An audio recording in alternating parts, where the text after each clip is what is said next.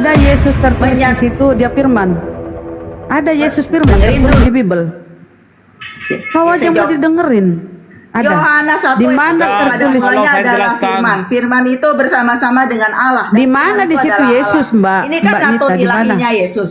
Nah, Loh, kalau ayat 14, Anda yang bilang, firman itu Anda telah yang bilang, menjadi kan? manusia. Anda yang bilang. Diam di Yesus antara adalah kita. Anda yang bilang. Diam di Yesus antara adalah kita. Memang kita seorang telah Tuhan. Emang situ Nah, bukan diam dulu, manusia. diam dulu. Firman itu telah Oh, menjadi ada Gurunda. manusia dan diam Assalamualaikum di antara warahmatullahi kita. wabarakatuh, Gurunda. Nah, Ada Gurunda. Waalaikumsalam warahmatullahi nah wabarakatuh. kalau si ibu bilang, ibu bilang Lah bahwa ini kan baru beberapa firman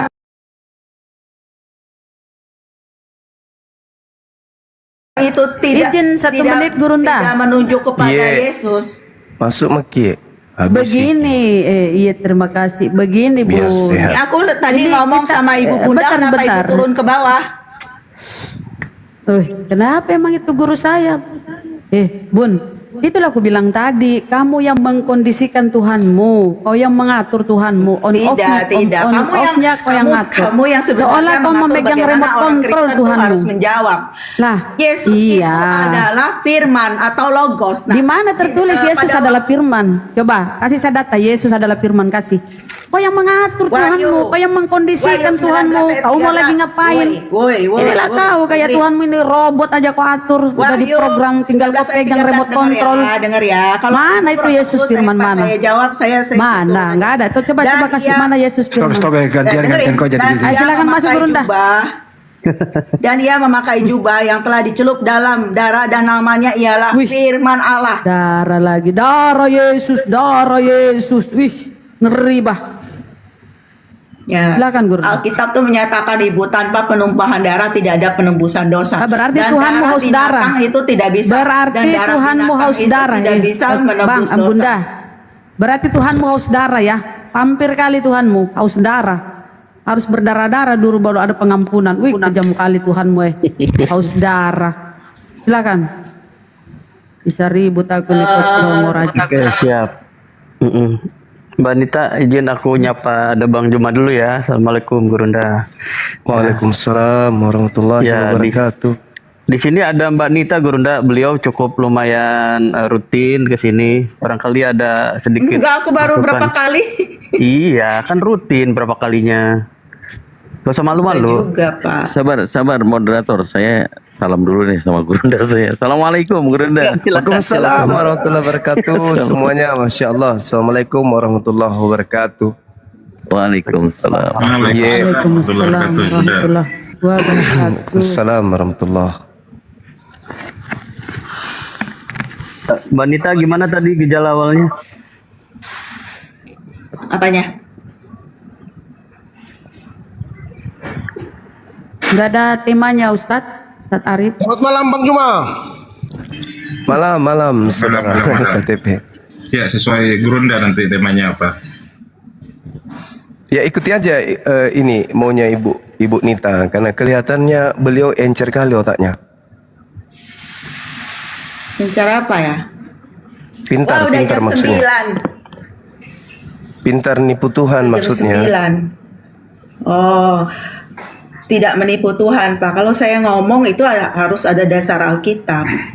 Masa menipu? Oh gitu ya. Iya nipu lah, masa Tuhan jadi orang, jadi manusia kayak mana itu. Tadi katanya tidak ada yang mustahil bagi Tuhan. Kalau tidak ada yang mustahil bagi Tuhan, berarti Tuhan juga bisa mati dong. Tapi saya ini pengen Oke, turun saya jawab nih, udah ya, jam saya jawab. 9. Boleh. Nah, gue masak aja, gue masak. Oke. Bentar lah Ya. dulu gue masak. Bentar dulu gue masak. Nanti ya, silakan Mbak Neta dulu dengan Gurunda. Silakan Mbak Neta. Hai. Udah aku mau turun. Kasih saya. Iya, kasih saya silakan waktu. dulu lah. Silakan. Silakan saya. Gue masak, diam dulu gue masak. Silakan Mbak Neta. Takut sama Gurunda ya? Bukan. Ya udah Silakan. sekali aja satu Silakan kali. silakan saya. Aku mau juga. turun, udah malam soalnya ini. Semalam Aku coba tuh aja. udah- Mbak Neta, semalam udah. udah beres. Wah. Mbak Nita kalau sama saya aja sampai jam 11 malam jadi. Giliran ada Bang Juma baru jam 9 Saya- udah pamit. Enggak, aku enggak. Saya Wah, nanti baca suami saya ayat suci marah-marah. Al-Quran satu ayat ya Ibu Nita, boleh ya? Ya. A'udzubillahi minasyaitonirrajim. Walladzina kazzabu biayatina wastakbaru anha ulaika ashabun nar hum fiha khalidun. Orang-orang yang mendustakan ayat-ayat Tuhan dan menyombongkan diri terhadap Tuhan, mereka itulah penghuni neraka, mereka kekal di dalamnya. Tanda-tanda orang sombong itu, mereka berfirman sendiri menggantikan Tuhan. Apa yang tidak pernah difirmankan Tuhan, difirmankan sendiri karena mereka sudah merasa diri mereka itu Tuhan. Sudah merasa diri mereka ini sudah pantas berbicara tentang Tuhan seenak perut. Dikatakannya pencipta langit dan bumi jadi bayi, pencipta langit dan bumi mati, pencipta langit dan bumi kemudian turun ke bumi dan seterusnya. Itu orang-orang seperti itu orang sudah tidak bertuhan, itu orang nggak percaya kepada Tuhan, sehingga mereka bikin konsep sendiri. Sehingga mereka disebut Tuhan atau anak Tuhan. Itulah yang seenak perut berbicara, tidak berdasarkan terhadap firman Tuhan yang datang kepada kitab para nabi. Maka di dalam pengajaran Yesus, yang berbahagia itu adalah mereka yang mendengarkan firman Tuhan dan menjaganya. Kalau orang-orang yang mau berbahagia di dunia dan di akhirat, maka jangan mengada-adakan kebohongan. Harus mendengarkan firman Tuhan dan menjaga firman Tuhan itu. Nah, mana yang firman Muslim Tuhan? tidak percaya Yesus adalah seorang Kristus, seorang anak Allah. Nah, mana yang firman Tuhan? Perjanjian lama kah atau perjanjian baru? Kata Ya, Yesus, tadi- berbahagialah orang yang mendengarkan dan menjaga firman Tuhan. Nah, pertanyaan saya kepada Ibu Nita nih, yang mana yang firman Tuhan nih? Perjanjian lama kitabnya Yahudi atau surah-surah Paulus, Lukas, Markus, Matius, Yohanes yang hanya dituliskan berdasarkan penyelidikan saja? Silakan, Bu. Enggak, itu jadi panjang. Aku kan udah mau turun. Cuma saya mau balas nih. Kalau dalam Alkitab itu di Wahyu 5 ayat 21 tuh dikatakan ya. Nah, ini yang berkata Yesus di ayat 6 ya. Firman-Nya lagi, kepadaku semuanya telah terjadi. Aku adalah Alfa dan Omega, yang awal dan yang akhir. Ya. Itu bukan ayat Yesus, 7, Bu. barang siapa menang. Ya, itu Ibu, mengenai Yesus. Nah, ini ayat 8 itu ini bukan kategori Yesus. orang-orang yang nih, tapi orang-orang penakut, orang-orang yang tidak percaya, orang-orang Ibu. keji, orang-orang pembunuh, orang-orang sundal, tukang-tukang sihir, penyembah-penyembah Yohanes berhala dan 1, semua Wahyu pendusta, 1:18 mereka itu bukan akan ucapan mendapat Yesus, Bu. bagian mereka di dalam lautan yang menyala-nyala oleh api dan belerang. Inilah kematian yang kedua. Jadi kalau ukuran Alkitab itu semua orang penakut. Penakut apa? Tidak mau mengakui Yesus. Wih, Orang-orang yang ini, tidak percaya, moderator, tidak percaya ngomong terus kepada dia. Yesus. Orang-orang keji dan bla bla bla bla. Ya, aku memang udah mau turun, Ibu. Jadi Kristen Jangan ini, gitu dong, ya Bu. itu tadi, orang Kristen ini adalah orang yang tidak percaya kepada Tuhan, sehingga mereka lebih percaya kepada pengarang-pengarang yang tidak diketahui sendiri oleh Yesus. Kayak kitab Wahyu. Yesus tidak kenal kitab Wahyu. Yesus tidak kenal kitab-kitab yang lain. Kami umat Islam itu menggunakan dalil-dalil yang ada di Bible itu. Kenapa? Karena kami menghargai. Kenapa kami menghargai? Karena itu adalah karya ilmiah. Karya ilmiah siapa? Orang-orang dulu yang hidup beberapa ratus tahun yang lalu, yang melakukan penyelidikan, mengumpulkan kesaksian-kesaksian, peristiwa-peristiwa mereka catat, kemudian itu yang kami sampaikan. Kami sampaikan bukan berdasarkan firman Tuhan. Tapi kalau Kristen enggak. Karangan-karangan orang ini dianggap firman Tuhan. Firman Tuhannya dibuang ke dapur. Itu orang Kristen tuh, kebiasaannya tuh kayak Wahyu 1:18, akulah Alfa dan itu bukan, itu firman siapa, Rek? Yesus tidak pernah mengatakan itu. Ucapan Yesus itu paling kuatnya terindikasi ada di 4 kitab kanon. Itu ucapan Yesus yang tinta merah. Kalau yang ditulis di Pulau Patmos itu bukan lagi ucapan Yesus itu. Itu ditulis tahun 100. Yesus sudah tak ada di dunia. Nggak ada lagi. Penulis yang ada di Pulau Patmos itu tidak mendengarkan lagi dan tidak melihat lagi kesaksian-kesaksian orang yang hidup di tahun 30 sampai 33. Yesusnya, kenapa saya katakan bukan dia yang berkata, aku Alfa dan Omega? Karena Yesus mengatakan dalam Yohanes 8:42, aku datang ke atas muka bumi ini bukan atas kehendakku sendiri. Lah, berarti bukan dia yang awal. Karena yang awal itu yang maha berkehendak. Ternyata dia akui, aku datang ke dunia bukan atas kehendakku. Berarti bukan dia berkehendak, tapi atas kehendak Bapa. Nah, berarti Alfa dan Omega ini iblis yang ingin menyamai Bapa. Itu sederhananya. Hanya setan yang ingin menyamai Tuhan. Yesus mana mau? Yesus itu ketika dia datang mengajar sebagai guru di tengah Bani Israel, dia adalah orang yang soleh. Dia orang Muslim yang taat. Tidak pernah dia ingkar apalagi melawan kepada Tuhan. Lah ini kok ada muncul makhluk roh di padang gurun. Akulah Alfa dan Omega. Siapa itu? Itu sudah pasti bukan Yesus. Itu Kristus. Kristus palsu. Itu Ibu Nita. Jadi belajar lagi. Makanya saya katakan tadi otak Anda encer. Saking encernya itu nggak bisa membedakan mana yang benar, mana yang salah. Semua Ibu telan seperti telan bubur. Belajar lagi Jawab Bu Nita. ya, itu aku Iya. di mute, aku nggak tahu dari sejak kapan di mute, tapi kan aku Iya. tadi katakan. Silakan kalau Anda berdasarkan jawab. Alkitab Wahyu 21 ayat 8. Aku nggak tahu itu pas aku ngomong udah di mute belum. Orang penakut, orang tidak percaya. Tidak percaya itu ya tidak percaya kepada Yesus Kristus. Dan Wahyu ini kan ditulis oleh Yohanes. Yohanes itu murid Yesus ya.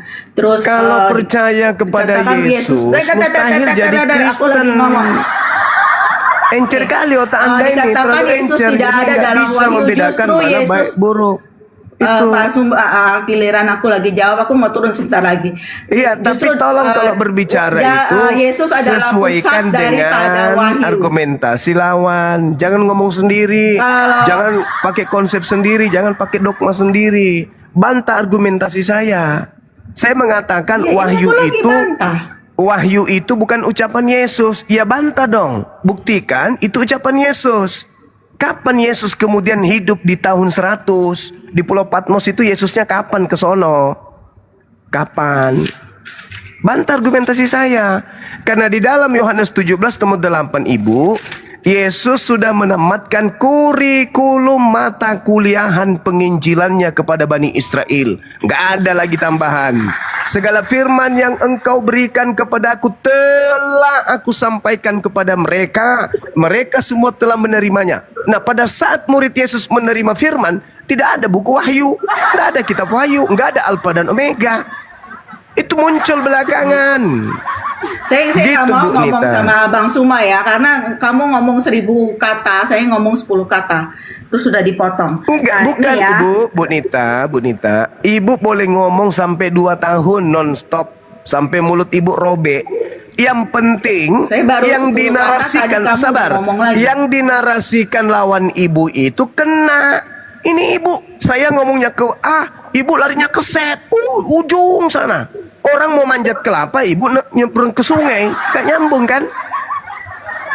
Ibu ngomong Itu nggak sendiri. mungkin, karena saya udah mau turun Pak. Kalau orang mau turun tuh ciri-cirinya dia ngomong Ibu kayak mau singkat jualan padat. sayur di sini. Sementara yang kita bahas di sini adalah ikan. Ya nggak laku Yesus lah jualan adalah Ibu. pusat daripada kitab Wahyu. Dan kalau Iya, dikatakan Mama itu Yesus tidak ada atau Yesus itu palsu, yang jahat, yang busuk, yang sesat, yang Yang najis, jahat segala lah macam itu tidak yang akan ingin bisa menyamai masuk dalam Tuhan. surga. Akulah Alfa Tidak dan akan Omega bisa yang masuk jahat dalam lah itu. surga. Sedangkan Wahyu Bu itu Nita. bicara mengenai surga, Pak. Bu Nita, kalau anaknya Maria mengatakan akulah awal, akulah akhir, dia penjahat. Karena dia ingin menyamai Tuhannya. Di mana otak Ibu? Yesus itu tunduk berserah diri kepada Bapa. Loh kok tiba-tiba di Pulau Patmos akulah awal, akulah akhir. Terus Bapak mau kemenakan Bapak? Mau disenya gitu sama Yesus? Itu Kalau di iblis. dalam Alkitab ya, kalau memuliakan Yesus itu memuliakan Bapa, gitu loh. Nenekmu Seperti kiper. pikiran kamu, Maksud bapaknya kemana, daripada bapaknya memuliakan kemana. Yesus, memuliakan Bapa, bukan menyembah Yesus, menyembah Bapa. Memuliakan Yesus Tapi- itu maksudnya tapi ini seluruh ucapan perdebatan Yesus yang panjang, menjadi Wah. skala prioritas kerasulannya kepada Bani Israel, barang siapa yang percaya kepadanya, percaya Bapa. Memuliakan ucapan Yesus, memuliakan Bapa. Lah yang di Wahyu itu bukan ucapan Yesus, Cak Ayu. Ya udah, saya udah mundur hampir setengah jam dari waktu saya tadi. Ya belajar lagi ya, Bu ya, saya belajar. pamit dulu. belajar. Oh tidak, Ya, Bu. tidak usah. Saya tidak usah Ya, ya saya Allah. belajar firman Tuhan. Faman Yang harus saya azlamu belajar mimman ngadepin iftara orang-orang. 'ala Allahil kadziba aw kazzaba bi ayati ulaika yanalu nasibuhum minal kitab.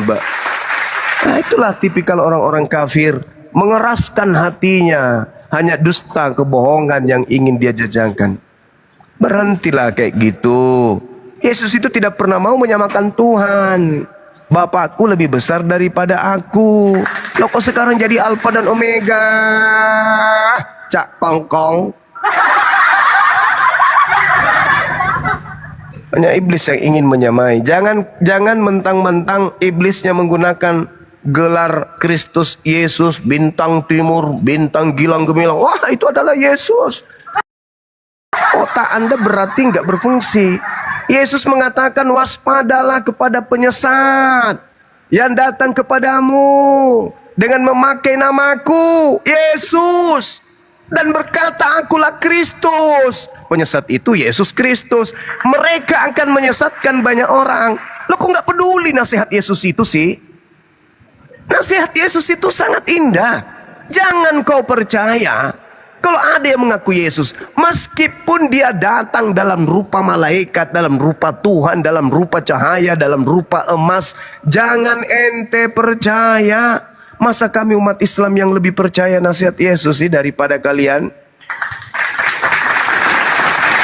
Hanya gara-gara ingin menjual agama Romawi kuno yang sudah kemudian melakukan kamuflase mengatasnamakan ajaran para nabi dari Yahudi, kalian rela mempensiun dinikan otak. Aduh, saudara-saudaraku, inilah. Berpikirlah dengan jernih. Ya, silakan teman-teman sekalian. Ya, selamat malam. Ya, malam. Saya jawab ya. Silakan Bang, silakan. Ya. Saya juga heran. Seperti Bang Juma kan percaya ayat-ayat Alkitab sebagian kan. Kemudian yang sebagiannya Anda nggak mempercayai. Seperti di Matius Lukas, Anda bilang bahwa itu bukan firman Tuhan, betul ya? Karena ditulis oleh tangan-tangan Iya, manusia. betul. Betul ya. Iya. Nah, sementara yang lain pun Anda sering kutip sebagai pembenaran Anda. Jadi saya tanya, Anda sebetulnya berdiri di mana? Oke, saya jawab. Nah gini, tunggu dulu. Belum. Saya belum selesai. Karena Iya. Alkitab itu mulai dari Kejadian sampai Wahyu itu adalah satu kesatuan yang nggak bisa dipisah-pisahkan. Kalau Anda percaya satu pasal harusnya kan Anda mempercayai semuanya. Nah, kalau berbicara tentang Lukas misalnya kan, Lukas memang itu kan, kata Lukas itu hasil penyelidikan Lukas, benar, kami sebentar itu, dan itu adalah tulisan-tulisan. Masya Allah, subhanallah. Lalu Bang kemudian Ferry, syukran Bang. Lalu kemudian di dalam Lukas itu kan ada itu di Lukas 1 tuh ayat yang ke-18 ketika dia Lukas menceritakan tentang Zakaria kan. Ketika dia masuk berdoa di dalam mihraj itu, di situ kan malaikat Jibril menampakkan Lukas, memberitahukan dia bahwasanya dia akan mempunyai seorang anak. Syukron. Ya kan? Saya bacain ya. Di dalam Lukas 1 ayat 18. Lalu kata Zakaria kepada malaikat itu, bagaimana tahu bahwa hal itu ini akan terjadi? Sebab aku sudah tua dan istriku sudah lanjut umurnya, kan gitu. Nah, di dalam Maryam ayat yang ke-18 di sana dikatakan, dan Zakaria berkata, ya Tuhanku, bagaimana aku akan mempunyai anak? Padahal istriku seorang yang mandul, dan aku sendiri sesungguhnya sudah mencapai usia yang sangat tua, kan? Nah, lalu kemudian di Lukas ayat ke-28 juga dikatakan sesungguhnya engkau akan menjadi bisu, katanya kan, dan tidak dapat berkata-kata sampai hari ketika semuanya ini terjadi, karena engkau tidak percaya kepada perkataanku yang apa nih, yang akan dipenuhi pada waktunya, kan? Di sini dikatakan bahwa Zakaria itu akan menjadi bisu, tidak dapat berkata-kata. Nah, kita lihat di dalam surat Maryam ini dikatakan di sini ayat yang ke-10. Ya. Apa di sini dikatakan? Dan Zakaria berkata, "Ya Tuhanku, berilah aku suatu tanda." Allah berfirman, Tandanya ialah engkau tidak dapat berkata-kata dengan manusia selama 3 malam. Padahal engkau sehat, katanya kan. Dan ini kan narasi-narasi di dalam Al-Quran ini, Maryam ini adalah tulisan-tulisan kisah-kisah yang dibawa oleh Lukas. Ya. Nah, kalau misalkan Anda berkata bahwa ini bukan firman Tuhan, karena ini catatan Lukas, bagaimana di surat Maryam ini? Apakah Maryam ini bukan firman Tuhan juga? Karena ini kan Saya jawab. cerita-cerita Lukas ini. Boleh dijawab? Oke, baik. Jadi begini, Bung. Al-Quran itu wahyu dari Allah. Kami beriman kepada Allah dan apa yang datang kepada Nabi Muhammad, membuktikan berita yang Anda bawa hari ini adalah suatu kebenaran yang mutlak, absolut, orang berakal sehat percaya. Satu, Nabi Muhammad tidak ada pada peristiwa tersebut. Kedua, Nabiku tidak bisa bahasa Yunani. Ketiga, Ibrani tidak bisa, Aramaik tidak bisa. Nabiku tidak pernah bertemu dengan orang-orang Yahudi yang memberikan kesaksian-kesaksian peristiwa-peristiwa tentang Zakaria. Berbeda dengan Lukas. Lukas menuliskan, kalau Anda lihat di dalam Lukas 1, nomor 1, nomor 2, nomor 3, dia berbicara kepada Theophilus.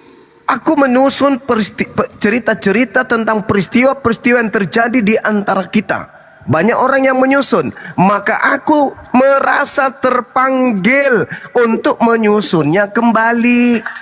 Lukas mengakui dia menyusun kembali tentang peristiwa yang pernah terjadi.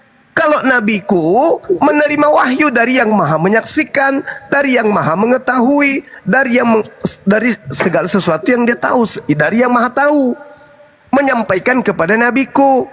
Al-Quran itu wahyu dari Allah. Sedangkan Lukas melakukan penyelidikan.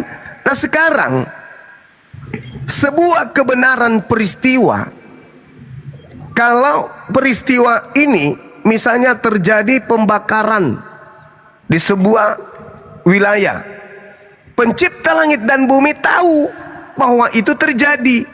Kejadian itu diwahyukan kepada nabinya. Wahai nabiku, telah terjadi kebakaran. Valid, sahih. Itu udah pasti. Kenapa? Karena yang memberitakan adalah pencipta langit dan bumi yang maha melihat kejadian. Di sekitar tempat kejadian tentu ada wartawan. Ada wartawan menceritakan cerita-cerita itu. Ada nggak kesamaan? Ada. Tapi yang satu beritanya dari surat kabar robek karena datangnya dari wartawan lepas tanpa perusahaan. Yang satu dari Sang Maha Melihat. Ada kesamaan berita karena sama-sama menyaksikan keadaan. Kenapa saya menggunakan kitab saudara? Ya itu tadi. Coba Anda lihat surat kabar. Surat kabar apa yang biasa Anda baca? Misalnya pedoman rakyat atau apa gitu ya. Kalau di kota Makassar ini Pajar. Di dalam pemberitaan surat kabar itu ada kebenaran nggak? Ada. Kebenaran yang muncul kemudian di dalam surat kabar itu, karena dia benar sesuai dengan fakta real di lapangan, apakah menandakan bahwa itu firman Tuhan? Tidak. Sepalit apapun pemberitaan di dalam surat kabar, sesempurna apapun cerita itu, sesahih apapun, sepalit apapun, secocok apapun cerita itu, selaras dengan cerita goresan tinta manusia dengan keadaan peristiwa, itu tulisan tidak akan naik level menjadi firman Tuhan. Tapi isinya kebenaran, tapi bukan firman Tuhan. Itulah kenapa Bang Suma pakai, karena itu catatan-catatan dari wartawan. Berarti ada unsur kebenaran di dalamnya, tetapi bukan firman Tuhan. Sampai di sini paham? Baik, saya jawab. Silakan. Boleh? Silakan. Oke, baik ya. Tunggu dulu. Anda tadi berkata bahwa Nabi Muhammad tidak pernah bertemu dengan orang Yahudi, ya kan? Lalu, ketika Nabi Muhammad, Bible. bentar ya. Ketika Nabi Muhammad menerima wahyu yang konon itu Jibril di Gua Hira misalnya kan, ketika dia pulang ke rumahnya, dia menemui istrinya, lalu kemudian istrinya menjumpai Waraqah bin Naufal. Waraqah bin Naufal seorang pendeta Yahudi, Rabi Yahudi yang buta ya, betul Bang Juma? Iya. Nah, lalu kemudian di surat Yunus ayat 94. Maka jika engkau Muhammad berada dalam keraguan-raguan tentang apa yang kami turunkan kepadamu, maka tanyakanlah kepada orang yang membaca kitab sebelummu. Sesungguhnya telah datang kebenaran kepadamu dari Tuhanmu, maka janganlah engkau sekali-kali engkau termasuk orang yang ragu, katakan. Jadi di sini yang pertama, yang jelas Nabi Muhammad bertemu orang Yahudi sebagai rabi pendeta Yahudi pada masa itu. Kemudian di sini dikatakan Tuhan juga menyuruh Muhammad untuk bertanya kepada orang yang membaca kitab sebelum Quran diturunkan. Jadi kalau Anda berkata dari mana dia tahu, kemungkinan dia bertanya kepada orang-orang yang membaca sebelum Quran diturunkan. Ya, jadi kita kembali kepada ke Lukas tadi ya. Nah, kalau Anda berkata memang kitab Lukas itu bukan firman Tuhan karena ditulis oleh tangan manusia atau hasil penyelidikan Lukas, saya sebagai orang Kristen justru saya lebih yakin, percaya, karena Alkitab itu adalah tulisan atau catatan-catatan manusia tentang kesaksian, tentang sejarah yang terjadi di masa lalu. Ketika Lukas berkata, setelah aku menyelidikinya, maka aku telah menulisnya, katanya kan. Artinya apa yang Lukas lihat, apa yang Lukas dengar, itulah yang mereka catat, yang mereka tulis, sehingga di dalam Al-Quran pun dikatakan bahwasanya apa yang ditulis Lukas itu dicatat di dalam Al-Quran. Nah, kalau misalkan Anda berkata bahwa tulisan Lukas itu bukanlah firman Tuhan karena ditulis oleh Lukas, lah kok dipakai di dalam Al-Quran gitu? Sementara di Al-Quran dikatakan bahwa itu firman Tuhan, Tuhan yang menyampaikan katanya. Nah, kalau misalkan Al-Quran itu di sejarah Zakaria firman Tuhan, bagaimana dengan catatan Lukas? Karena apa yang dinarasikan di Lukas itu tentang Zakaria itu yang ditulis di Maryam, tentang kelahiran Yahya misalnya atau Yohanes, tentang Zakaria yang masuk berdoa, tentang kelahiran Yesus juga sama persis. Bagaimana Anda mengatakan Lukas bukan firman Tuhan sementara Al-Quran yang dicatat di dalam Maryam ini Anda bilang itu firman Tuhan? Bagaimana konsepnya? Apakah mungkin Lukas nyontek di Quran atau Quran lah yang nyontek di Lukas? Saya nggak tahu. Oh, tanda robek. Coba itu Tadi saya sudah menjelaskan, Cak Ayu, udah aku jelaskan. Nah, inilah susahnya kalau kita serius kepada orang Kristen. Di atas batok kepala itu nggak ada wadah untuk nerima penjelasan kita. Susahnya itu di situ. Kelemahan saya itu di situ, saya nggak mampu kemudian membuat orang Kristen ini paham tentang apa yang menjadi pesan yang sudah saya jadikan sebagai jawaban. Kelemahan saya itu di situ. Anda cuman bisa bertanya, tapi Anda tidak punya wadah untuk menerima jawaban. Bertanyanya bagus, nerima jawabannya yang lobet.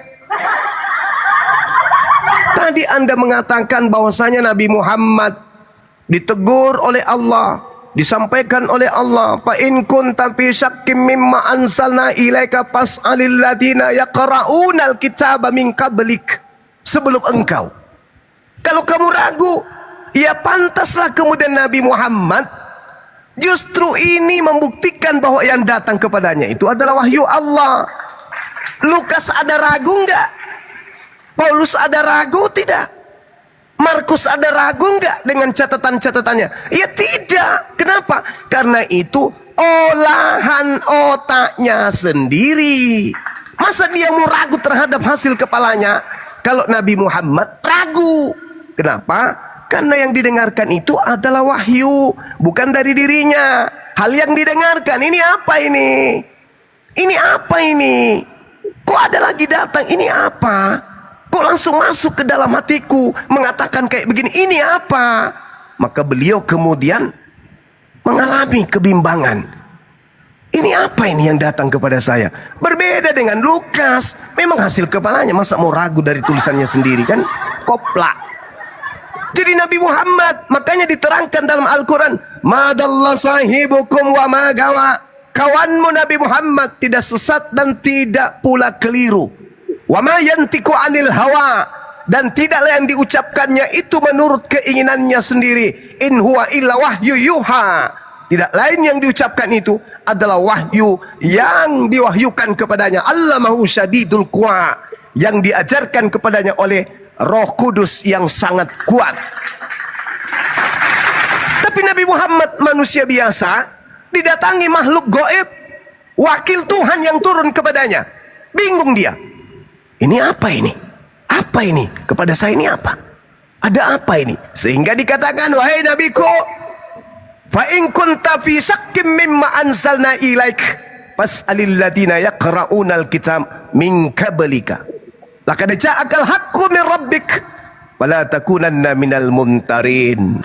Kalau kau ragu tentang apa yang aku wahyukan kepadamu, maka tanyakan kepada orang yang membaca kitab sebelummu, tapi bukan kitabnya Kristen. Yang dimaksud di situ adalah kitab para nabi. Tanyakan kepada mereka. Tapi pertanyaannya, apakah nabiku kemudian ragu? Tidak. Nabiku gak ragu. Dia cuma bertanya, ada apa ini? Ada apa? Lama-lama dia tahu, oh ini, sabar, ternyata ini adalah wahyu.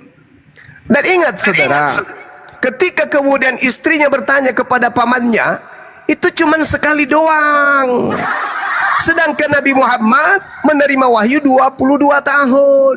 Itu hanya mengatakan, oh suamimu itu sudah dinubuatkan di dalam kitab Taurat.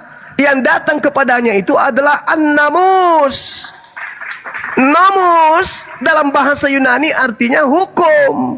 Oh, yang datang kepada suamimu itu adalah yang membawa hukum kepada Nabi Musa, yaitu Torah. Jadi Taurat dalam bahasa Yunaninya namus. Yang datang kepada Nabi Muhammad an-namus, yang membawa hukum kepada para nabi. Itu yang terjadi.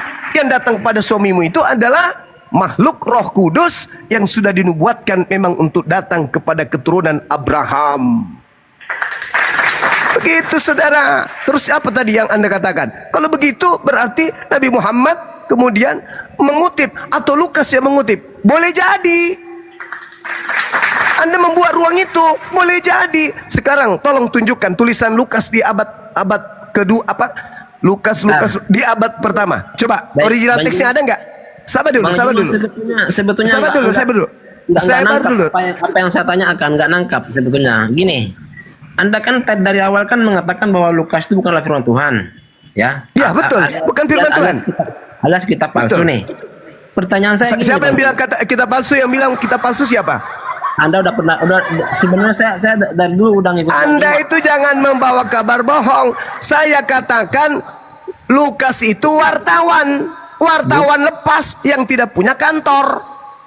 Wartawan lepas yang menceritakan tentang peristiwa-peristiwa yang terjadi, sehingga apa yang dibawa ada kebenaran di dalamnya, tetapi ada juga tahayul, ada juga khurafat. Makanya Al-Quran saya mengatakan bahwasanya fawailul lilladzina yaktubuna al-kitaba bi aydihim tsumma yaquluna hadza min indillah.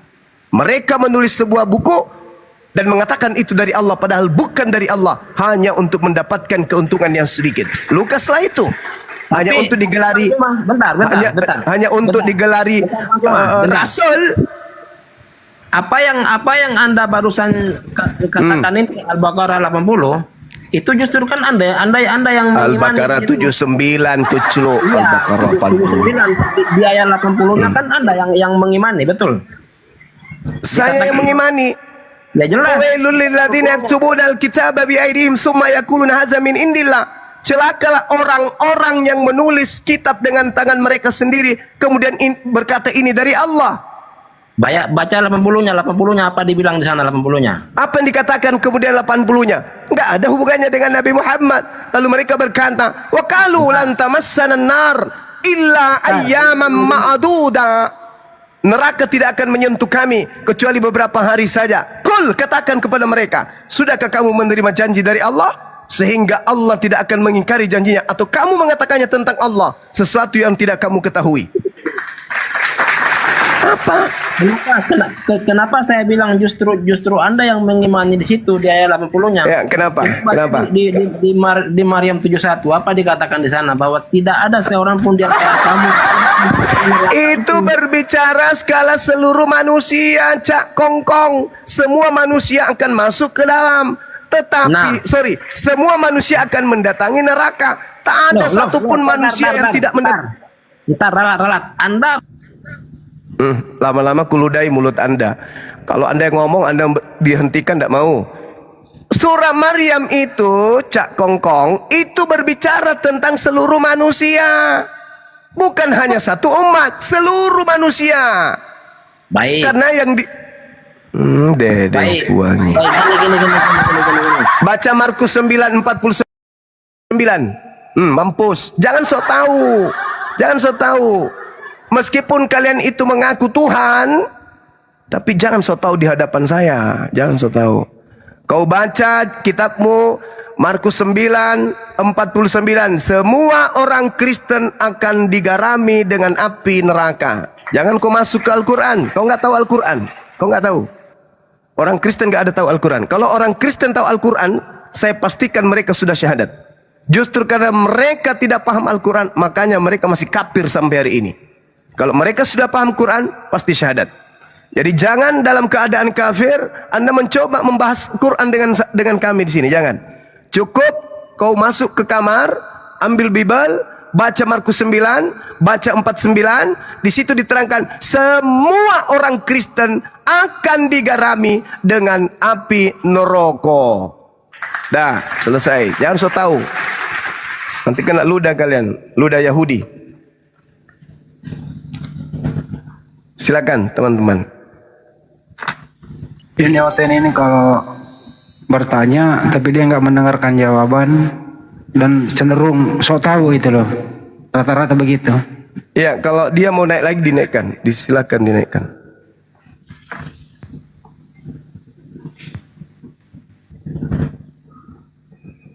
Kita juga nggak bisa, saudara Ibel, saya juga tidak bisa membuktikan dan tentu Anda juga tidak bisa membuktikan apakah terjemahan yang baru dibuat tadi pagi di Lukas yang Anda bacakan tadi, Lukas 1 itu nggak niru di terjemahan Al-Quran. Nggak ada jaminan.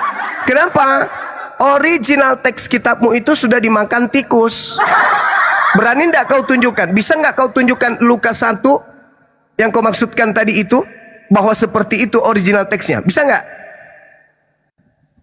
Sampai kau bertelur, kau tidak akan pernah bisa menemukan itu. Jadi di mana sumbernya Lai mengambil?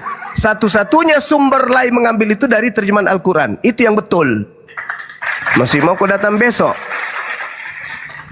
Coba kau sumbernya Lembaga Bible Indonesia mengatakan kemudian Zakaria mengalami kebisuan. Itu dari mana dia ambil sumber? Dari dari Hong Kong.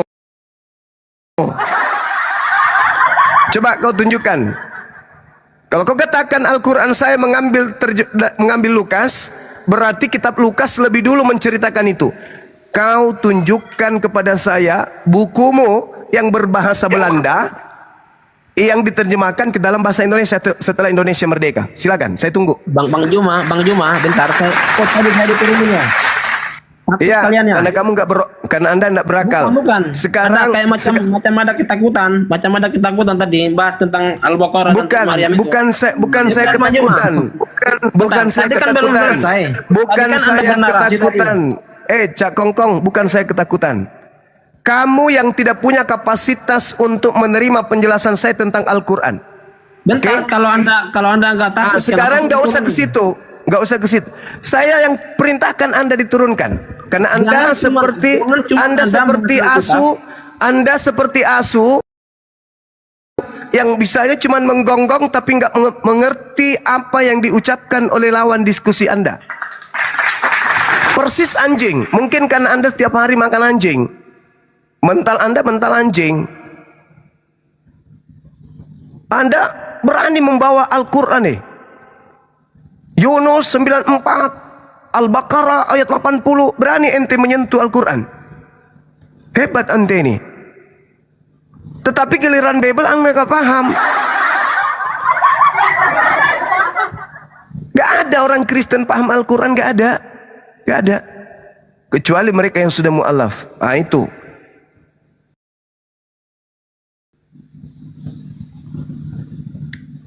Silakan Anda tunjukkan original teks kitab saudara yang membahas tentang Lukas di mana Zakaria diceritakan membisu. Silakan.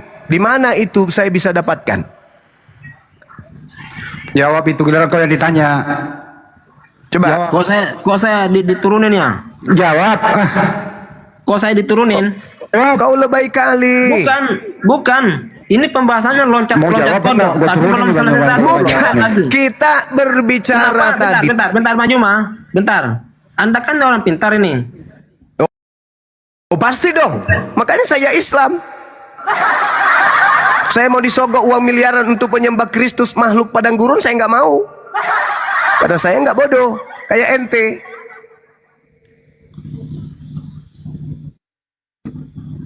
Makanya kurangi makan asu. Kurangi sedikit makan asu itu, direm-rem sedikit lah. Kalau kebanyakan menggonggong dia terus ya. Iya. Kurangi makan asu. Kalau Anda mau bicara tentang surah Maryam, tanya kepada kami. Apa maksud surah Maryam itu? Tanya. Jangan Anda mengambil kesimpulan. Kalau bertanya tentang Markus 9:49, tidak perlu saya tanya ente. Kenapa? Karena pemahamanmu dengan pemahaman saya terhadap dalil tersebut lebih kena saya, lebih percaya saya kepada isinya daripada ente. Karena kalau ente membahas Markus 9:49, Anda biaskan nanti kemana-mana. Anda biaskan. Oh itu maksudnya kodok bersolek. Nah sekarang Anda tunjukkan original teks daripada Lukas yang menceritakan tentang Zakaria. Kalau tidak, Bang Juma. Kalau tidak, berarti Anda lah punya kitab yang mencontek Al-Quran punya terjemahan. Gitu saudara. Baik. Bang Juma, dengar Bang Juma. Kalau saya mau deklarasi, gantiannya. Ya, tapi pakai ilmu dong, pakai otak gitu loh, pakai nalar. Kayak ketakutan kalian semuanya. Ketakutan sama Kristen, gak ada yang ketakutan. Sama Kristen apa yang saya takuti? Bang Ebil, begini Bang Ebil, tuduhan bahwasanya Al-Quran menjiplak Lukas itu tolong dibuktikan dulu, itu aja deh. Iya itu dulu, yang kau loncat-loncat, Cak Kongkong, selesaikan itu dulu. Ketakutan kita diseruduk anjing gila. Justru yang terkesan ketakutan itu ente. Kok kami pula yang ketakutan? Apa yang saya takutkan sama Kristen? Main mute. Ya karena kau kacau. Nggak ada diskusi. Karena kamu kacau. Saya kan minta original teksnya. Original teksnya saya minta. Silakan saudara. Diskusi kita masih panjang waktu, masih baru jam berapa ini? Bisa kita diskusi sampai 3 bulan nonstop ke depan. Tapi satu-satu original teks Lukas dulu kamu tunjukkan. Saya mau lihat. Silakan. Kan tadi Anda menuduh toh Al-Quran yang mencontek Lukas. Nah, yang dicontek tidak mungkin bahasa Indonesia, karena pada zaman nabiku abad ke-7 kitabmu belum ada bahasa Indonesia. Maka tunjukkan kitab yang dicontek nabiku di abad ke-7 itu kitab mana? Silakan. Harus ada bukti kalau kamu nuduh. Silakan. Loh. Belum Kenapa? step 1 loncat lagi sana kemari, giliran disenggol Kan nanti itu langsung nurunin. awalnya. Hei, itu awalnya. Itu awalnya saudara. Anda yang loncat ke surah Maryam segala macam. Itu awalnya dulu. Kita masih membahas tentang Zakaria yang Anda bawa kan. Surah Maryam dan Lukas 1. Nah sekarang Anda mengatakan bahwa nabiku yang menyontek. Nabiku hidup di abad ke-7. Minimal kitabmu tertulis itu di abad ke-6, ke-5, ke-4, ke-2, 1. Silakan Anda tunjukkan. Kitabmu yang dicontek oleh nabiku itu kitab yang mana? Kok kabur? Kabur. Kali ini kabur, kali ini dia kabur. Kabur dia. Nabiku hidup di abad ke-7. Anda 7 nyontek. Berarti nyontek abad ke situ, abad itu. Nah sekarang mana kitab yang dicontek itu yang mana? Tunjukkan. Original teksnya di abad ke-7 itu apa? Kitabnya. Ada. Ini loh orang Kristen. Masa ngomong. Doang mah gampang. Iya. Yang ada Lukas itu menggunakan bahasa Indonesia. Dari mana sumbernya? Ya, jangan-jangan dari terjemahan Al-Quran lagi.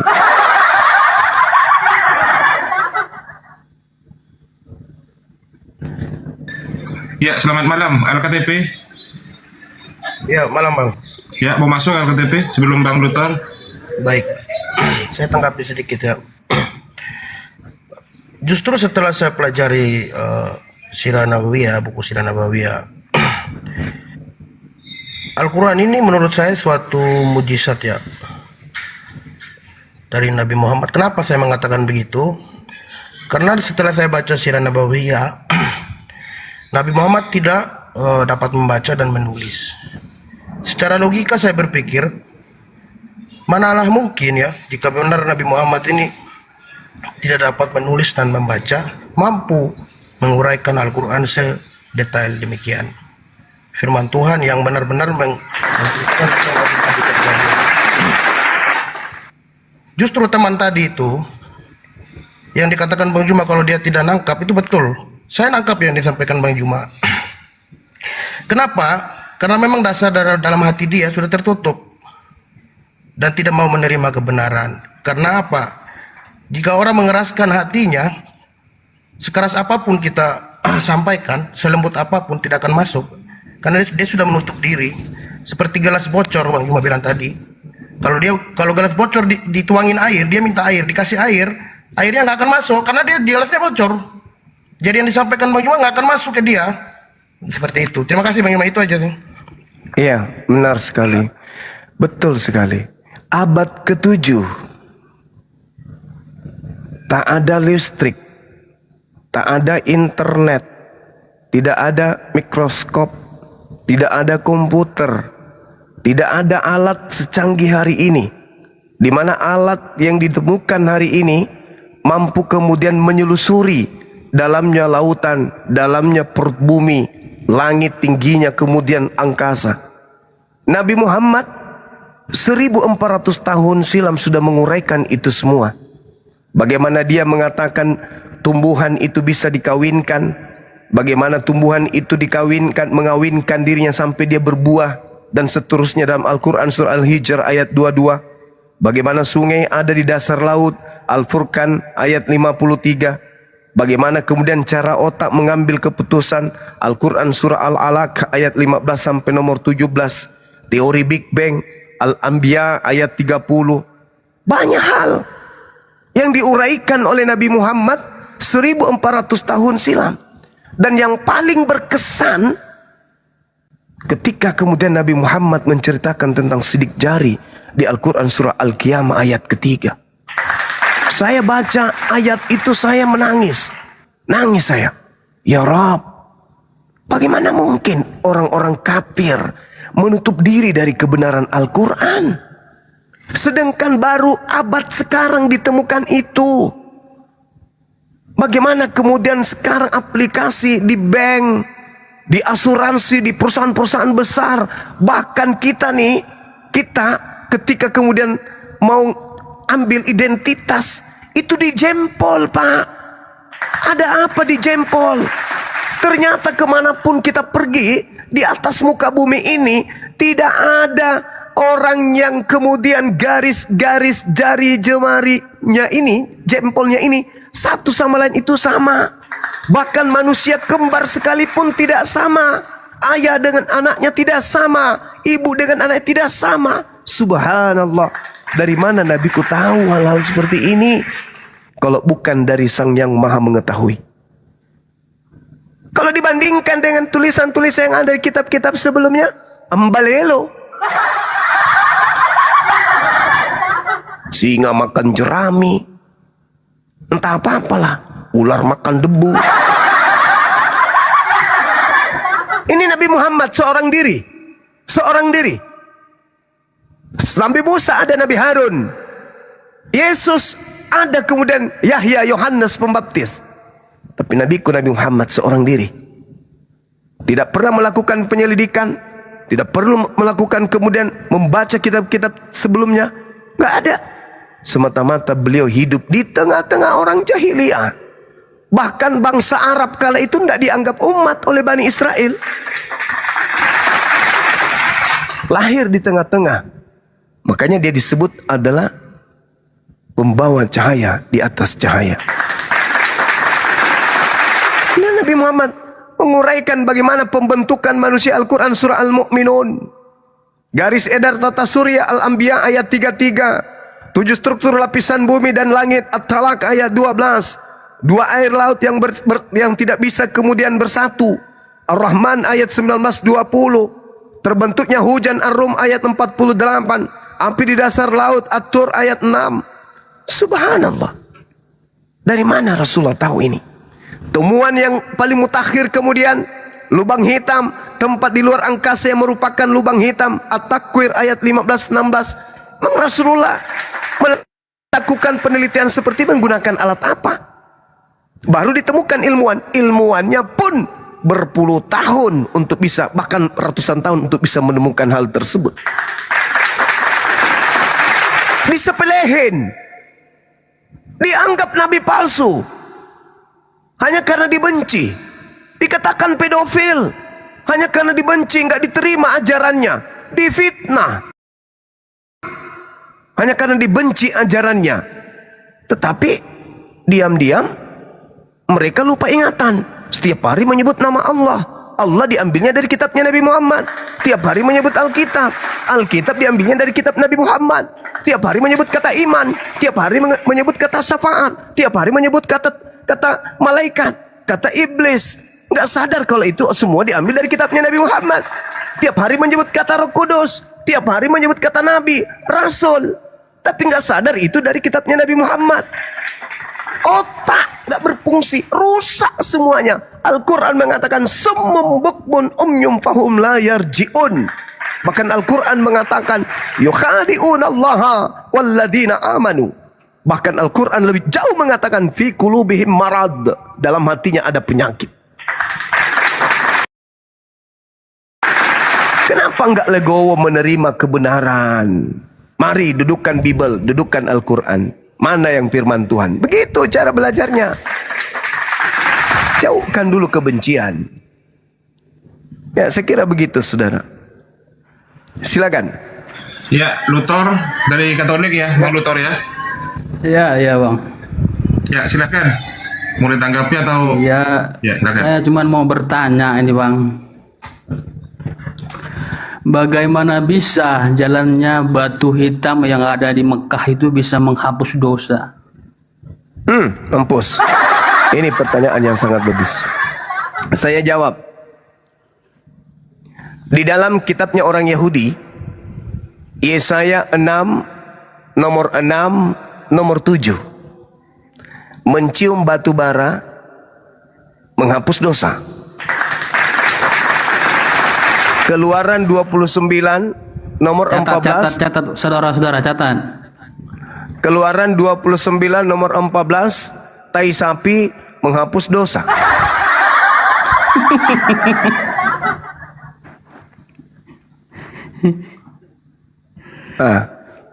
Itu jawabannya. Oh, itu jawabannya. Iya, sekarang Anda baca silakan. Kejadian 29 nomor 14. Anda baca. Kejadian berapa itu, Bro? 29 nomor 14.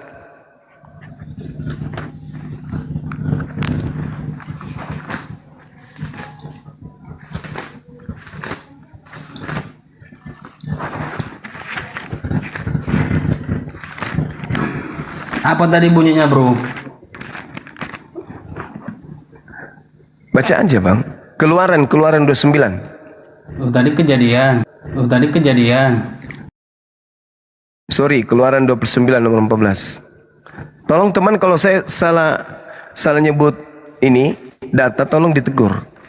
Keluaran 29 ayat 14. Di sini bercerita, tetapi daging lembu jantan itu kulit dan kotorannya harus kau bakar habis di luar perkemahan, itulah kurban penghapus dosa.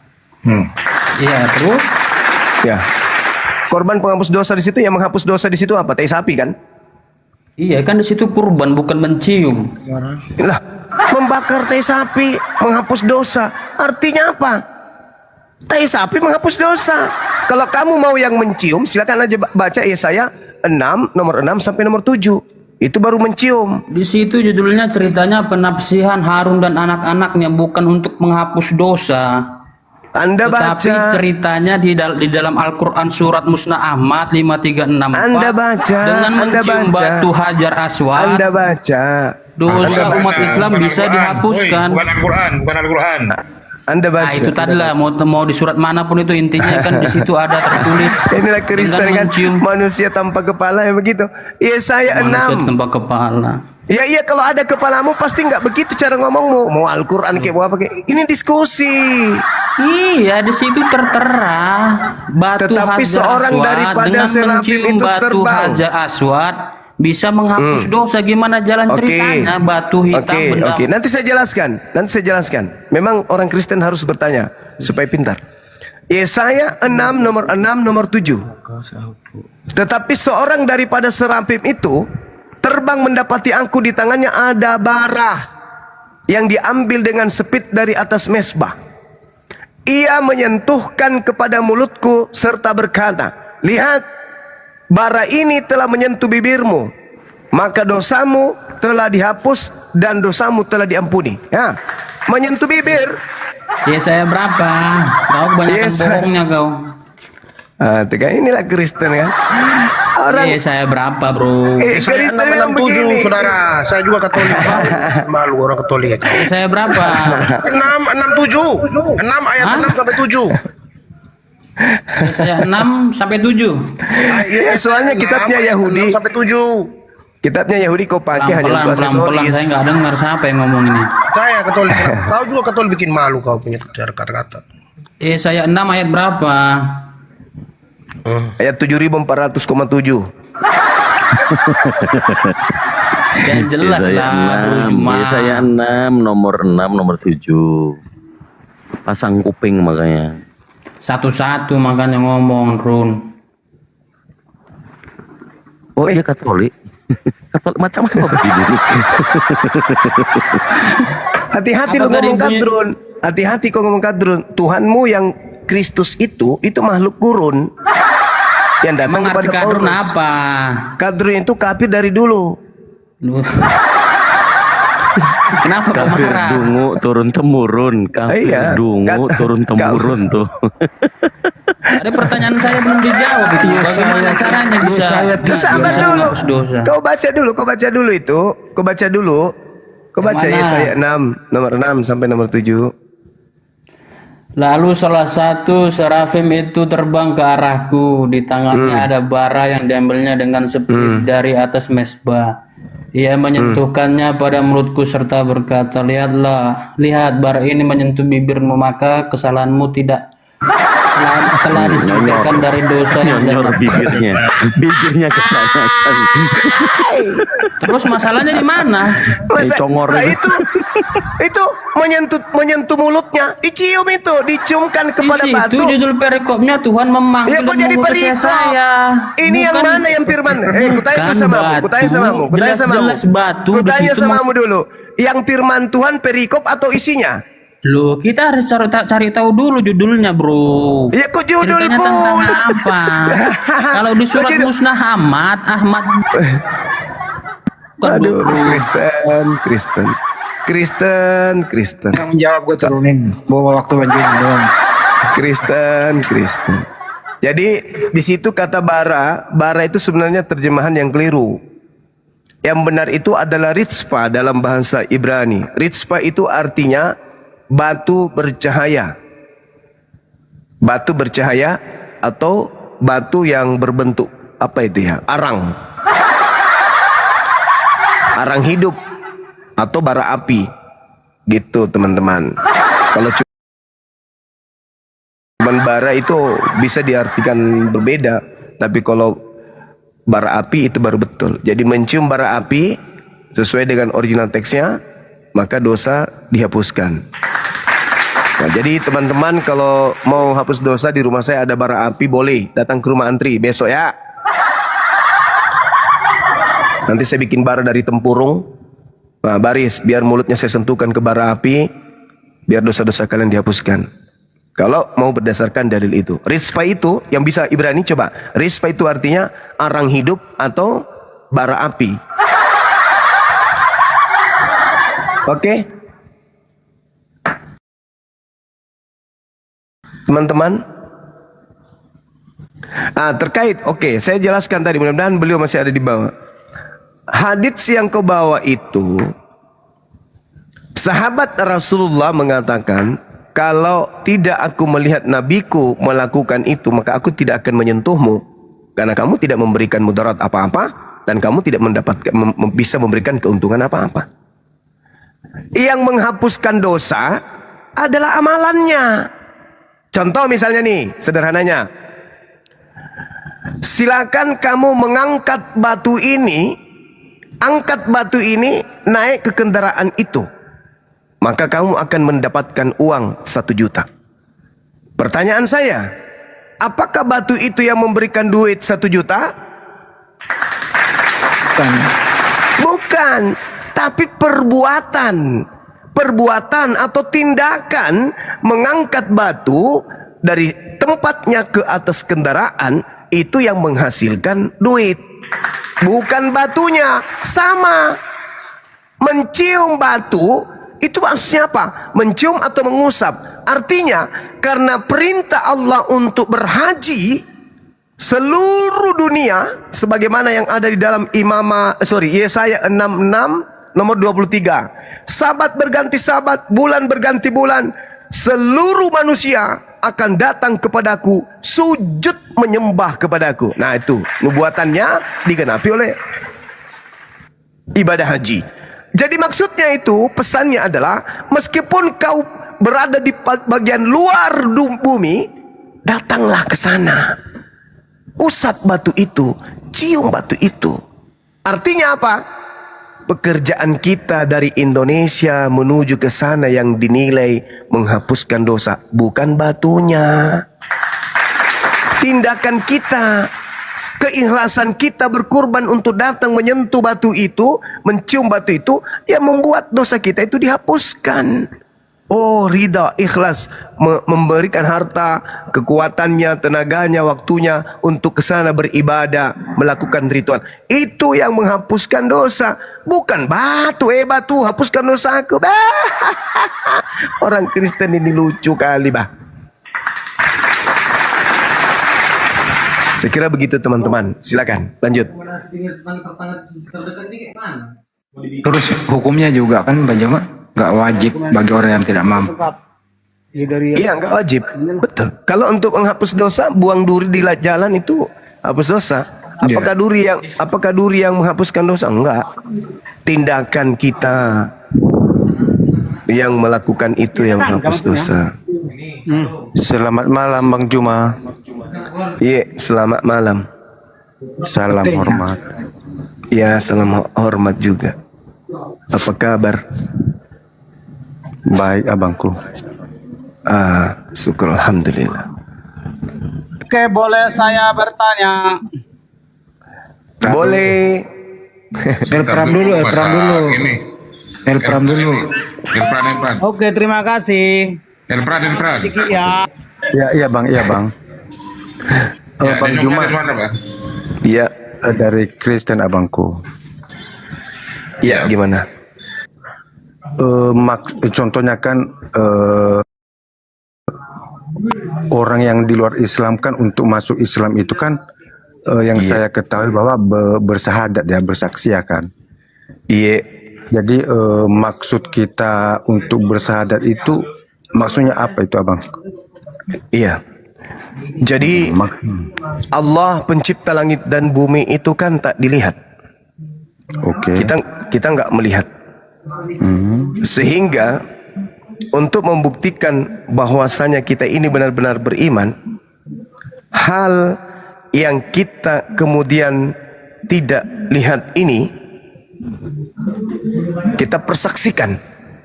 Aku bersaksi.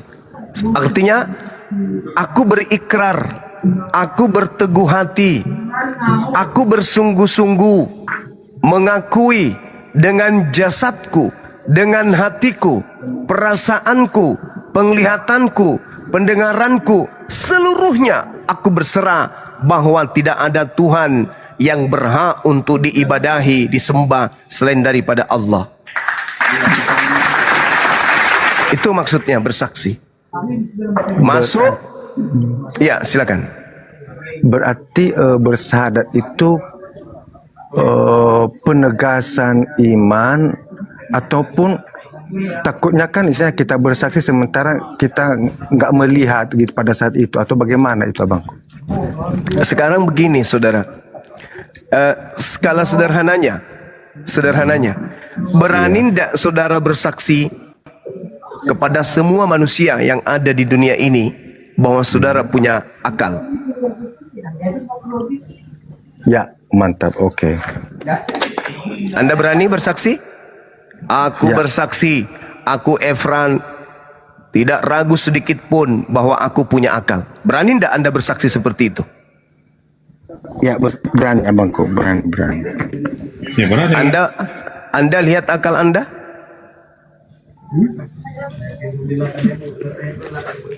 Anda lihat akal Anda? Kalau melihat akal, Apakah Anda apakah melihat? Tidak. Tapi Anda yakin ada akal. Kenapa Anda yakin ada akal? Karena Anda bisa menyusun kata-kata, Anda bisa menelaah pembicaraan orang, Anda bisa melihat dengan baik, bisa membedakan ini warna hitam, putih, coklat, karena ada akal.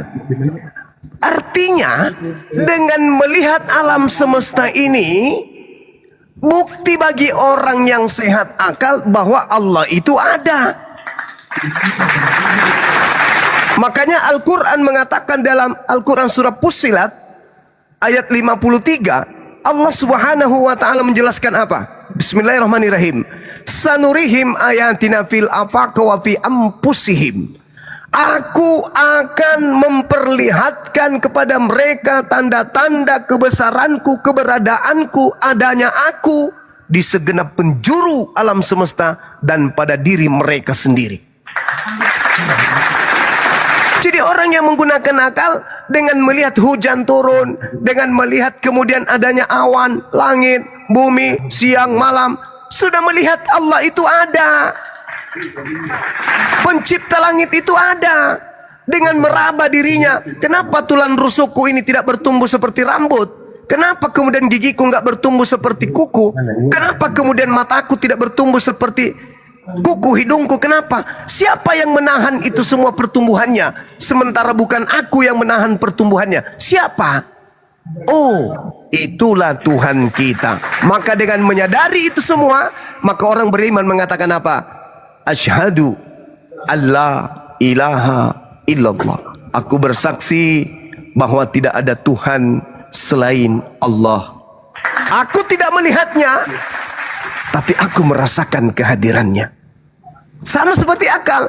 Aku tidak melihat akalku, tapi aku menyadari sepenuh hati, tanpa paksaan, ridha, ikhlas, mengakui, tidak takut dituduh berbohong, dengan mengatakan, aku bersaksi, aku manusia yang punya akal.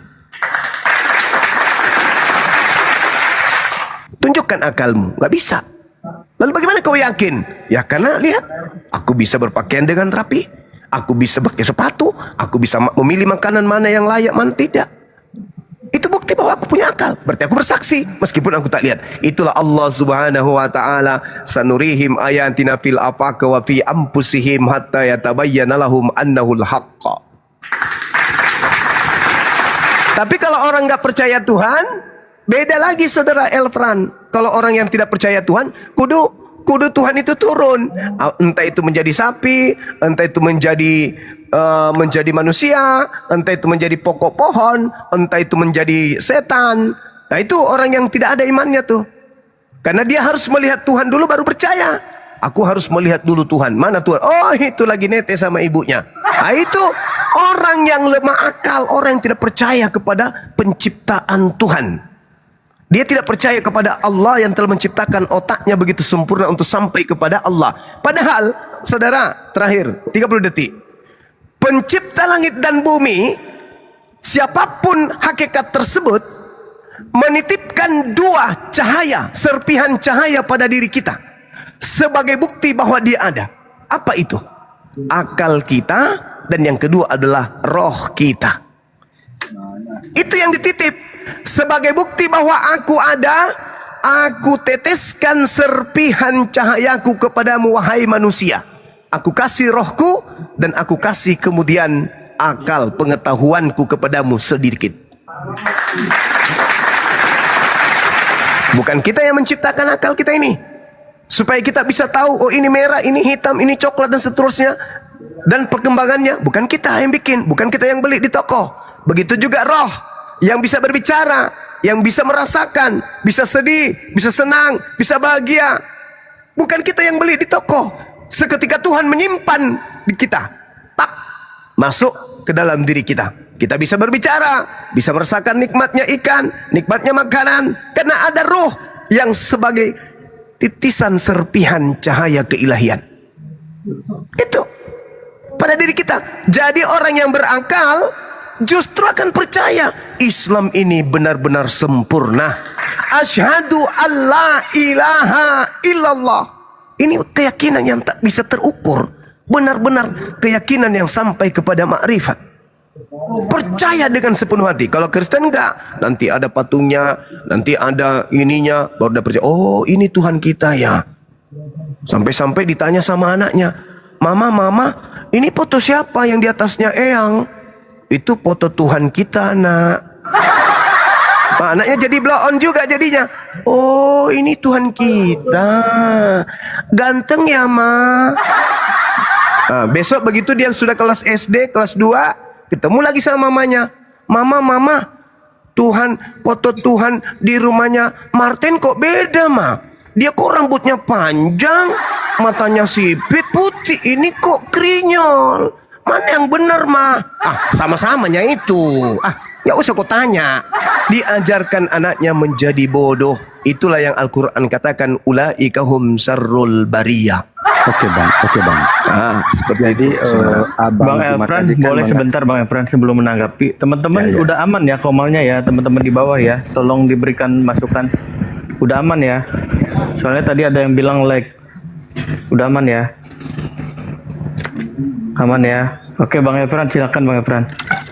Oke Bang Juma, penjelasan Bang Juma tadi kan saya paham ya. Berarti udah satu poin bahwa penjelasan syahadat itu berarti bukan kita harus bersaksi, tapi memang itu penegasan atau pengakuan iman kan begitu. Jadi abang analogikan tadi bahwa akal saya bisa saya lihat nggak?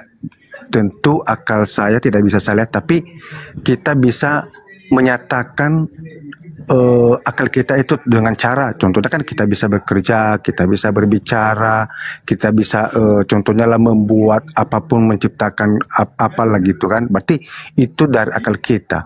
Jadi akal itu ada, berarti ada sumbernya kan, isinya ya tubuh kita, kan ada tubuh kita. Jadi kalau ditanya siapa yang membuat kue bakpao, berarti ada wujudnya yang nyata, contohnya kan tubuh saya, meskipun itu bersumbernya dari akal itu, karena tanpa tubuh juga abang tidak bisa punya akal. Kalau ada akal tanpa ada tubuh bagaimana juga kan begitu. Jadi saling berhubungan begitu. Jadi yang saya tanyakan di sini, abang bawakan tadi kepada Tuhan Sang Pencipta, ya kan? Jadi kalau Tuhan Sang Pencipta kan orang abang mengatakan bahwa itu adalah namanya Allah. Jadi Allah ini menciptakan segala sesuatunya itu dengan apa, abangku? Oke. Baik. Jadi gini, saudara. Alam semesta ini ada. Kira-kira yang mengadakan hakikat yang ada atau hakikat yang tidak ada? Coba saudaraku, alam semesta ini ada. Kira-kira yang mengadakan sesuatu yang ada itu adalah hakikat yang tidak ada atau hakikat yang ada? Jelas ada, bang. Mantap sekali. Makanya salah satu sifat pencipta langit dan bumi itu wujud. Wujud itu bahasa Arab, artinya ada. Berarti Allah pencipta langit dan bumi yang kami sembah itu ada, wujud. Nah, dari mana asalnya ini semua? Berasal dari sesuatu yang tidak ada menjadi ada. Kenapa demikian? Karena kita bukan pencipta. Alam semesta ini bukan pencipta. Maka sumbernya adalah sesuatu yang ada, lalu kemudian diadakan. Sama analogi sederhana. Anda lihat di atas plafon ada sebuah benda bulat memancarkan cahaya. Kita mengenalnya dengan sebutan bola lampu. Ya. Bola lampu inikah yang membuat dirinya nyala? Tidak. Lalu siapa yang membuatnya nyala? Ada, mungkin puluhan kilo dari tempat kita. Di sana sumbernya. Lalu apakah kita melihat aliran yang datang dari sumber ke balon itu? Tidak. Kita nggak lihat. Ketika kemudian di sana hidup, maka bola lampu ini hidup, nyala dia. Kalau di sana mati, maka mati, padam dia. Nah, pencipta langit dan bumi ini maha hidup, tidak ada matinya. Maka alam semesta ini selamanya hidup. Maka orang yang mati tetap hidup, tidak mati, karena bersumber dari hakikat yang hidup. Nah, kalau Anda berkata dari mana alam semesta ini menciptakan? Allah menciptakan segala sesuatunya dari sesuatu yang tidak ada, kemudian Allah adakan. Innama amruhu idza arada syai'an ayyakula lahu kun fayakun. Allah hanya mengatakan ada, maka semuanya ada. Jadi, maka semuanya jadi. Di dalam Yesaya 55 nomor 11, aku Tuhan hanya memberi perintah, dan apa yang keluar dari mulutku berupa firman perkataan tidak akan kembali kepadaku dengan sia-sia sampai sebelum terjadi apa yang kuperintahkan. Mazmur 33 nomor 9, dia hanya memberi perintah, maka semuanya ada. Dia hanya memberikan titah, maka semuanya jadi. Innama amruhu idza arada shay'an ayakula lahu kun fayakun. Maka Al-Quran mengatakan apa? Innama tunziru manittaba'a dzikra wa khasyar rahmana bil ghaib. Fabashshirhu bimaghfiratin wa ajrin karim. Sesungguhnya engkau hanya memberi peringatan kepada orang-orang yang mau mengikuti peringatan dan yang takut kepada Tuhan yang Maha Pengasih, walaupun mereka tidak melihat Tuhan tersebut. Maka berilah mereka kabar gembira dengan ampunan dan pahala yang mulia. Ini Al-Quran yang mengatakan itu. Oke, mantap Seperti abangku itu, ya. saudara. Mantap, Silakan. mantap. Pijan mantap ya. Jadi sedikit-sedikit udah punya isinya memahami juga ya mengenai pemahaman abang. Jadi abang tadi analogikan seperti bola lampu yang ada di rumah kita kan begitu. Jadi sebagai penerang gitu. Jadi abang analogikan ke Tuhan itu. Jadi kita tahu ada bola lampu, bisa ada cahaya karena ada arus ya kan. Jadi jadi kalau kita lihat hanya bisa melihat bola lampu. Jadi kan kita tahu bahwa ada sumbernya. Sumbernya itu pasti ada mesinnya kan. Jadi kalau wujud itu ada, berarti kita cari sumbernya. Kok bisa ada cahaya di rumah, bisa ada bola lampu, kemudian ada cahaya. Berarti ada sumbernya itu, wujudnya ada, yaitu mesinnya. Begitu. Jadi yang saya tanyakan kembali ke Tuhan Sang Pencipta ini. Bagaimana cara Tuhan Sang Pencipta yang biasanya orang Islam kan, contohnya Allah, kalau nggak salah, bisa menyatakan dirinya kepada manusia, sebab dia itu kan Maha Kuasa, Sang Sumber, Sang Pencipta. Jadi bagaimana cara Allah ini, Tuhan ini untuk menyatakan dirinya bahwa dia itu ada? Abang tadi katakan bahwa Tuhan itu ada seperti zat, kan zat. Jadi maksud zat itu kan wujud. Berarti wujud itu ada. Wujud itu ada seperti apa? Kalau memang wujud itu ada, bagaimana menyatakan wujudnya itu bahwa dia itu ada? Dan manusia yang diciptakan sama seperti kita yang diberikan akal, ya. Jadi kita bisa mengenal eksistensi atau Allah itu bagaimana wujudnya. Seperti itu abangku. Iya. Jadi gini saudara, Pencipta langit dan bumi itu tidak memiliki kelemahan, tidak memiliki setitik noda pada hakikatnya. Maka tidak bisa Pencipta langit dan bumi, Allah, itu diserupakan dengan makhluk. Karena sesempurna apapun makhluk itu punya kelemahan. Langit ini megah, mewah kali langit ini, menampung segala macam galaksi. Tetapi ada masa di mana dia lemah, hancur lebur. Apakah seperti itu gambaran Tuhan? Tidak bisa. Kalau langit saja punya kelemahan, bagaimana dengan makhluk yang ada di dalamnya? Maka kita tidak bisa menggambarkan Tuhan itu. Seperti apa wujudnya? Laisa kamitslihi syai'. Pencipta langit dan bumi itu tidak serupa dengan makhluk. Sama seperti 2 Samuel 7:22. Tuhan yang maha tinggi, maha adil, itu tidak serupa dengan makhluk. Lalu bagaimana kita bisa kemudian berinteraksi dengan beliau, dengan hakikat pencipta ini? Sekarang saya mau tanya kepada saudara, kira-kira kalau Anda berbicara, wahai Tuhan pencipta langit dan bumi, kira-kira yang Tuhan ini dengar enggak saudara? Secara iman kita, kalau kita meyakini bahwa Tuhan itu ada, pasti Tuhan itu mendengar. Ya, terlepas daripada kita yakini, dari kita yakini Tuhan yang mana, yang pasti penjaga alam semesta ini pasti maha mendengar. Annallahu sami alim, dan maha mengetahui. Karena kalau beliau tidak maha mengetahui, bagaimana komponen ekosistem kehidupan kita ini, habitat-habitat yang ada ini bisa bertahan?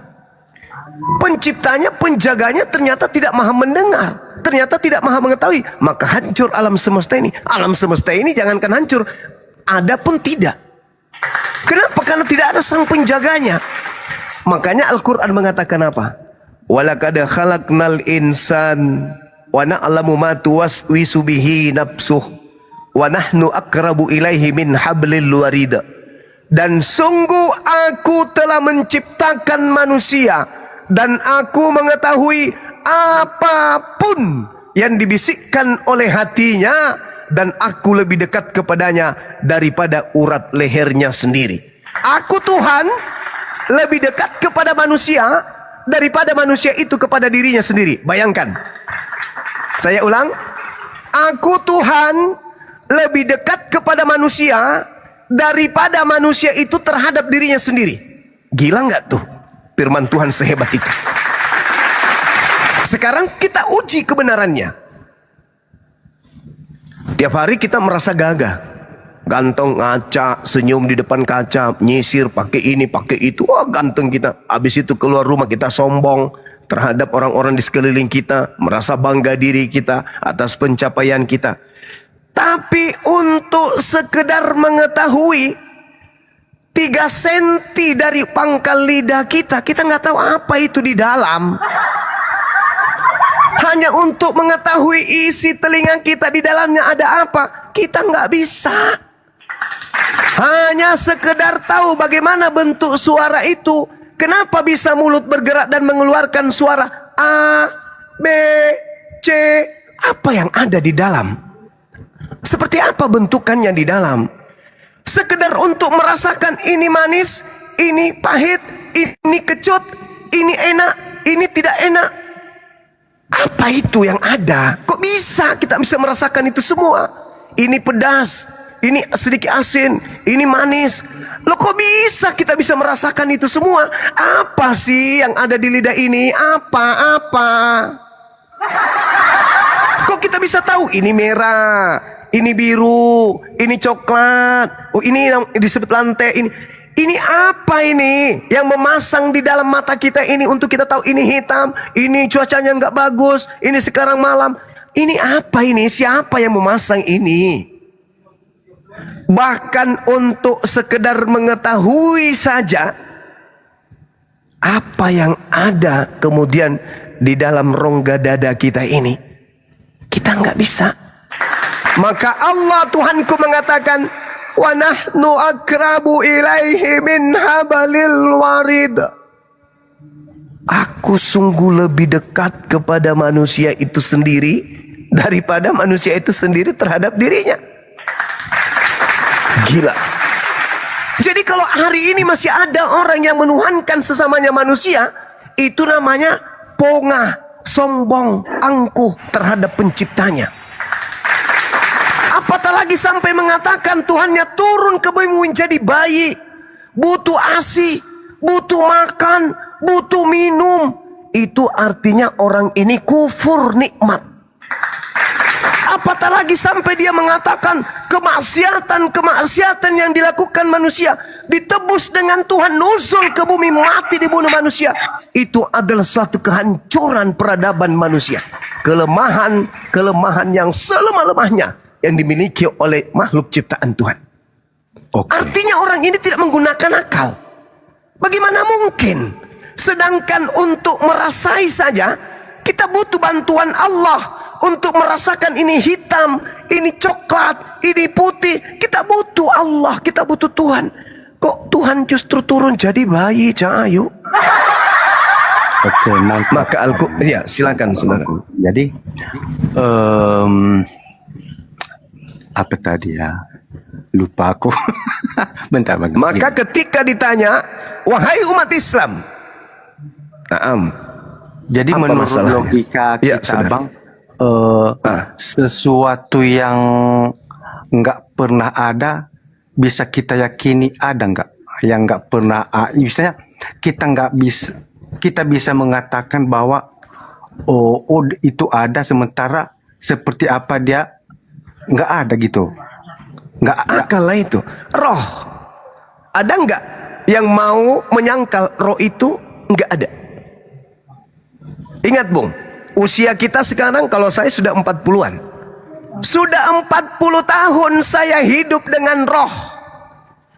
Ngomong dengan roh, makan dengan roh, tidur dengan roh, berjalan dengan roh. Tanya saya, Seperti apa engkau mengenal rohmu? Nihil pemberitaan. Tak ada orang yang mengenal dirinya, ya Allah. Ini roh. Sejak kita dilahirkan, keluar dari rahim, tak pernah sedetik pun kita berpisah dengan roh kita. Tapi apakah kita tahu? Apakah kita tahu, Bang Suma? Hei Bang Suma, apakah kau mengenal dirimu? Tidak. Tapi bisa kita bisa menyatakan roh itu ada. Kenapa? Karena kita kan roh itu kan dengan nafas kita itu kan bisa menghembuskan nafas kan. Jadi jelas ada gitu kan. Ada. Tapi apakah mengenal? Jadi apakah kita kenal? Kita mengenal roh kita itu kan dengan nafas itu kan seperti angin kan begitu. Apakah kita kenal nafas. Seperti apa wujudnya? Tapi kan kalau ada, meskipun kita tidak bisa melihat nafas itu kan. Tapi apakah kita mengenal? Apakah kita tahu wujudnya seperti apa? Ini yang kita temani selalu. Kita lebih mengenal orang lain daripada mengenal diri kita sendiri. Tapi sekarang saudara itu mengenal roh kita itu kan ya pasti kita bisa menyatakan roh itu ada, kita bisa hidup terus dengan hembusan nafas itu kan pasti kita bisa rasakan. Iya, kita rasakan. Mengalami. Tapi apakah kita mengenal? Apakah kita mengenal wujudnya? Jangankan roh. Sekarang Anda pejamkan mata Anda. Pejamkan mata Anda, bayangkan wajah Anda. Anda bisa bayangkan? Tidak bisa. Anda bisa membayangkannya kalau Anda membayangkan wajah Anda dalam foto. Anda bisa membayangkannya ketika Anda bercermin. Anda bisa membayangkannya ketika Anda melihat HP. Anda bisa membayangkan itu semua. Itu wajahmu sendiri loh. Wajahmu sendiri. Bohong kalau Anda bisa membayangkan wajah Anda sendiri tanpa membayangkan foto di cermin, atau Anda lagi sedang berdiri di depan cermin, atau Anda sedang melihat foto Anda sendiri. Ini diri kita sendiri. Maka Al-Quran mengatakan, wa nahnu akrabu ilaihi min hablil warid. Aku lebih mengenal engkau daripada engkau mengenal dirimu. Jadi seperti yang saya katakan tadi bahwa kita bisa mengenal roh itu ya dengan kita hidup, yaitu nyata, dan hembusan nafas kita itu kita bisa rasakan meskipun kita nggak melihat sosok seperti apa roh kita itu. Jadi dengan Sang Pencipta ini udahlah kita percaya bahwa dia itu ada kan begitu. Jadi untuk kita sebagai manusia ini kita mengenal dia itu, apalagi dia sebagai Maha Kuasa untuk menyatakan bahwa dirinya itu ada. Kalau hanya sebatas dia itu wujud ada, sementara kemahakuasaan itu kita nggak bisa mengenal dia. Jadi bagaimana gitu? Sementara kita aja sebagai sang roh, karena kita hidup, terus kita bisa merasakan nafas kita itu sendiri gitu. Jadi apalagi sebagai Sang Pencipta itu sendiri yang katanya dia wujudnya itu benar-benar ada. Oke, benar-benar ada. Seperti apa wujud Tuhan itu? Ingat, meskipun tidak melihat secara seperti apa dia itu. Jadi untuk mengenal diri Tuhan Sang Pencipta itu bahwa itu wujudnya itu ada, wujud ada, tapi seperti apa wujudnya ada, tapi seperti apa wujud itu, agar kita sebagai manusia mengenal dia itu wujudnya itu ada, benar-benar ada gitu dia Abang. Ya, sebelum Anda bertanya seperti itu, Nabi Musa lebih dulu minta kepada Allah. Nabi Musa minta, apa kata Nabi Musa? Ya Allah, aku tahu engkau itu ada. Aku yakin engkau itu ada. Tetapi aku ingin melihat engkau seperti apa engkau, wahai ya Allah. Aku ingin tahu kamu itu seperti apa wujudnya. Apakah kemudian Nabi Musa dapat melihat Allah? Tidak. Ketika Nabi Musa kemudian datang ketika Allah kemudian memperlihatkan dan berfirman kepada Nabi Musa, Nabi Musa kemudian minta, ya Allah, aku ingin melihatmu seperti apakah engkau, meskipun aku tahu bahwa engkau itu ada, engkau itu pasti nyata, tapi aku ingin melihat kamu itu seperti apa. Aku ingin lihat kamu bagaimana. Allah kemudian menjawab apa? Karena Allah tidak mau mengecewakan Nabi Musa, maka kata Allah, lantarani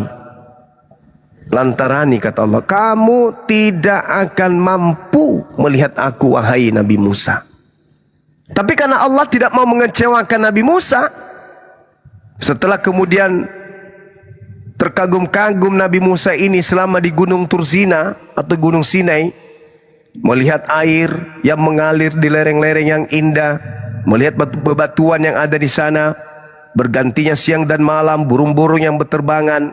Lalu kemudian Allah berfirman kepadanya, walakin inzir ilal jabal fa in istaqarra makanahu fasawfa tarani. Di dalam Al-Quran surah Al-Araf ayat 143. Wahai Musa, coba kamu lihat gunung-gunung batu di sekitarmu. Hai Musa, kalau kamu melihat mereka mampu menampung kedatanganku, maka engkau pasti bisa melihat aku. Apa yang terjadi kemudian? Allah lanjutkan, falamma tajalla rabbuhu lil jabal. Waktu Allah baru niat mau datang ke bumi untuk memperlihatkan diri kepada Musa, belum juga datang, ja'alahu dakka, maka semua gunung batu itu hancur lebur, tak mampu menampung kedatangan Allah. Wa harra Musa saifa. Ya, Abangku, berarti suara Allah itu bisa didengar. Allah bisa menyatakan diri dalam 3 hal, melalui malaikat, melalui wahyu, melalui tabir. Allah kepada Nabi Musa itu melalui tabir, di balik tabir. Sama Tabirnya seperti apa, Abangku? Tabir Allah itu untuk menyatakan dia itu tabirnya apa? di balik pohon. Salah satunya di balik pohon. Suara terdengar seperti di balik pohon. Sama seperti Berarti suara Allah itu bisa didengar, Abangku, ya? melalui tabir. Sama Tapi bisa seperti didengar, ya? ya, didengarkan oleh Nabi Musa, tapi melalui tabir. Kemudian sama seperti saya kepada Anda, melalui tabir, melalui HP, Anda mendengarkan suara saya. Tetapi yang bersuara di depan Anda itu bukan saya. Itu adalah, apa itu namanya? Speaker dari HP Anda itu yang berbicara dengan Anda. Itu yang dimaksud tabir. Ya, tapi meskipun saya nggak mengenal Abang secara fisik, tapi kan pasti saya yakin bahwa tubuh wujud Abang kan ada, kan begitu? Ya, Allah itu wujud. Allah itu ada. Tapi tidak bisa kita lihat, kita tidak bisa kemudian menyamakan Allah itu seperti apa. Kenapa? Karena yang ada dalam pengetahuan kepala kita dan yang ada yang ditampung oleh penglihatan kita, semua hanya bisa makhluk, hanya bisa melihat makhluk. Alat yang ada pada diri. Ya, Abangku, bisa kita katakan bahwa untuk mengetahui bahwa Allah itu ada ya dengan iman, berarti hanya dengan iman saja? Atau Iya, dengan iman yang didasari oleh akal. Tadi berarti imani saja ya gitu ya. Berarti kita mengimani saja. Oh, beda. Kalau imani saja itu Kristen. Loh, tapi kalau kan kami enggak. Abang, iya, saya setuju dengan Abang bahwa Allah itu seperti Abang nggak bisa menyerupai apapun yang ada di dunia ini gitu, karena Dia itu maha kuasa. Jadi dengan pernyataan seperti berarti kita mengimani Allah itu ada ya, karena memang kita nggak bisa seperti apa Dia, berarti mengimani saja, kan begitu? Diimani dengan akal bahwa kita sadar seperti meja tidak akan pernah bisa tembus. Bagaimana meja bisa mengetahui Tuhan yang membikinnya? Begitu juga kita manusia. Karena kita disetting, tubuh kita ini disetting, otak disetting untuk tidak bisa tembus melihat kemudian wujud Tuhan itu seperti apa. Jadi di Islam itu akal dan iman. Kalau yang mengimani saja itu di Kristen, Tuhan mati. Apakah yang mati itu Tuhan? Tuhan. Dipaksa mengatakan Tuhan, imani saja. Apakah yang dikandung Maria itu Tuhan? Tuhan. Padahal akalnya sudah tahu itu manusia. Imani saja. Oke, Abangku. Apakah yang netek itu Tuhan? Tuhan. Dia sudah tahu itu. Akalnya sudah tahu itu manusia, tapi karena imani saja, ya mau tidak mau bilang saja Tuhan. Kalau pencipta langit dan bumi, Islam itu nggak begitu. Islam itu akal. Kenapa Tuhan itu tidak bisa dilihat? Bukan karena mau diimani saja, tidak. Karena memang kapasitas pencipta langit dan bumi itu hakikatnya tidak bisa tersentuh oleh cakrawala makhluk. Berarti kita yakin bahwa Allah itu kan sebagai sang pencipta, meskipun secara eksistensinya kita nggak bisa, karena kita memang hanya manusia terbatas gitu. Jadi dengan apa ini menciptakan segala sesuatunya abangku, dan menurut iman Islam ya pengen tahu gitu seperti apa gitu. Dengan kehendak, innama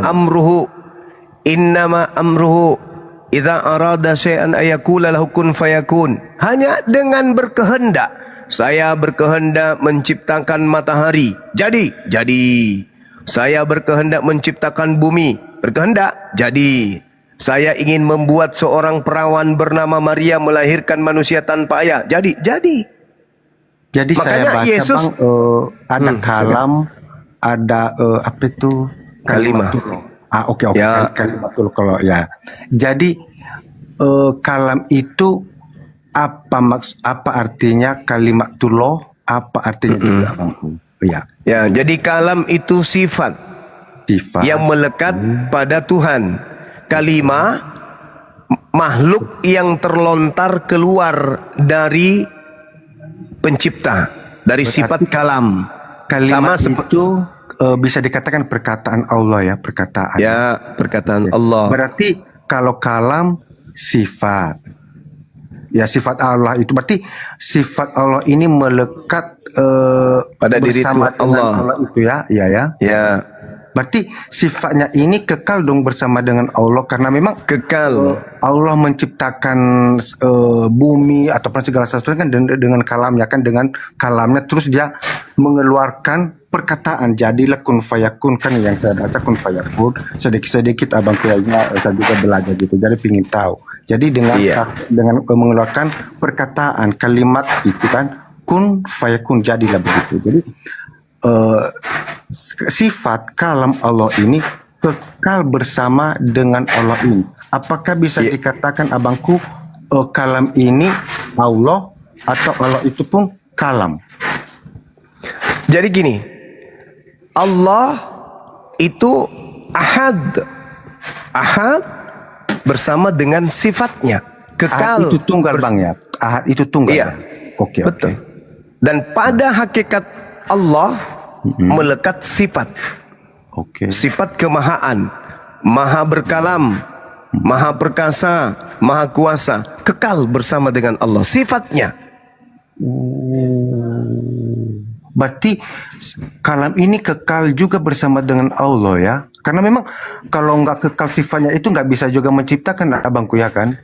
Ya kan, hakikat Allah itu memiliki sifat. Nah, sifat-sifat Allah itu melekat. Sama seperti Abang, bentar dulu. Baru saya paham loh sama Abang Juma. Kenapa? Karena ada juga kan saya masuk di Komal kan, katanya kalam itu firman, kalimat telah juga firman. Jadi aku bilang, kok aku lebih paham kalau sama Abang Juma. Kenapa Abang Juma? Meskipun baru kali ini aku masuk ya, karena kata Abang Juma kan kalam itu sifat, katanya bukan, itu firman. Jadi bingung gitu loh. Berarti kalau kalam itu sifat memang kekal bersama dengan Allah, jadi bagaimana Allah menciptakan kalau nggak ada sifatnya kan kekal bersama dengan dia kan abangku. Jadi katanya kalam itu firman, kalimatullah juga firman. Jadi bingung kok, kalam firman kalam. Jadi kalau kita lihat, kalau kalimatullah itu kan kalimat, berarti terdiri dari beberapa kata kan abang. Nah, jadi makanya itu keluarlah perkataan Allah itu kun fayakun. Itu kan kalimat. Jadilah terang manusia jadilah manusia, kan begitu. Izinkan saya berbicara. Oke, lanjut abangku. Ya, jadi pada diri Allah itu adalah hakikat tunggal absolut.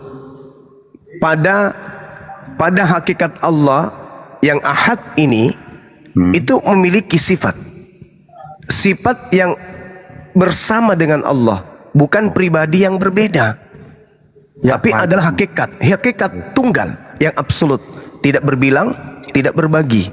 Pada hakikat yang tunggal ini, memiliki sifat-sifat, di antaranya kemampuan berfirman. Nah, dari kemampuan berfirman inilah Allah menciptakan. Jadi terang, jadi ini, jadi itu. Jadi kalau seibarat manusia yang disebut kalam itu adalah mulut. Mulut yang melontarkan kemudian isi ide. Jadi ketika dia mengatakan mulut ini, jadilah nasi, jadilah beras, tidak mulut ini yang turun menjadi beras, bukan mulut ini yang menjadi nasi. Saya ingin makan pisang, bukan mulut yang menjadi pisang, tetapi seketika apa yang diucapkan oleh mulut ini, karena mulut ini adalah mulut sang penguasa, maka seluruh yang mendengarkan berbondong-bondong menyiapkan pisang. Nah, sama ketika dia berkata, lahirlah seorang manusia bernama Yesus tanpa ayah. Lahir, tapi bukan mulut Tuhan yang turun ke bumi menjadi Yesus. Jadi seibarat pisang dengan Yesus itu derajatnya sama. Sama-sama berasal dari instruksi Tuhan. Berarti bisa Makanya dikatakan abangku, kalam itu Allah itu sifat. Bisa. Oh, dengar, kalau dikatakan begitu, begini, Anda misalnya Anda punya sifat pemarah, bolehkah saya katakan Anda adalah pemarah? Pemarah adalah Anda. Bukannya apa ya? Karena memang saya pengen belajar gitu tulisnya. Mohon maaf dulu abangku ya, karena baru aku paham sama Abang Juma serius. Kenapa? Karena dari mungkin beda, mungkin ilmu abang mungkin ya bukannya dibilang lebih tinggi dari mereka, tapi mungkin lebih dalam ilmu abang. Baru aku paham ini bang, bahwa kalam itu sifat dan melekat bersama dengan Allah itu sendiri, kan begitu? Oke, mantap. Dan kalam itu bukan makhluk. Ya, seluruh makhluk, mantap. Ya. Seluruh makhluk itu berasal dari kalam. Seluruhnya berasal dari kalam. Ya, nah, sebelum antara kalam dengan ciptaan ada yang disebut kalimah. Ya, oke. Jadi kalimah ini yang kemudian menginstruksikan apa yang kalam inginkan. Kalam menginginkan misalnya Maria. Kalam menginginkan Maria hamil. Marianya, bukan karena kalamnya yang turun. Kan, bang, karena kalamnya itu kan, karena kuasa kalamnya itu.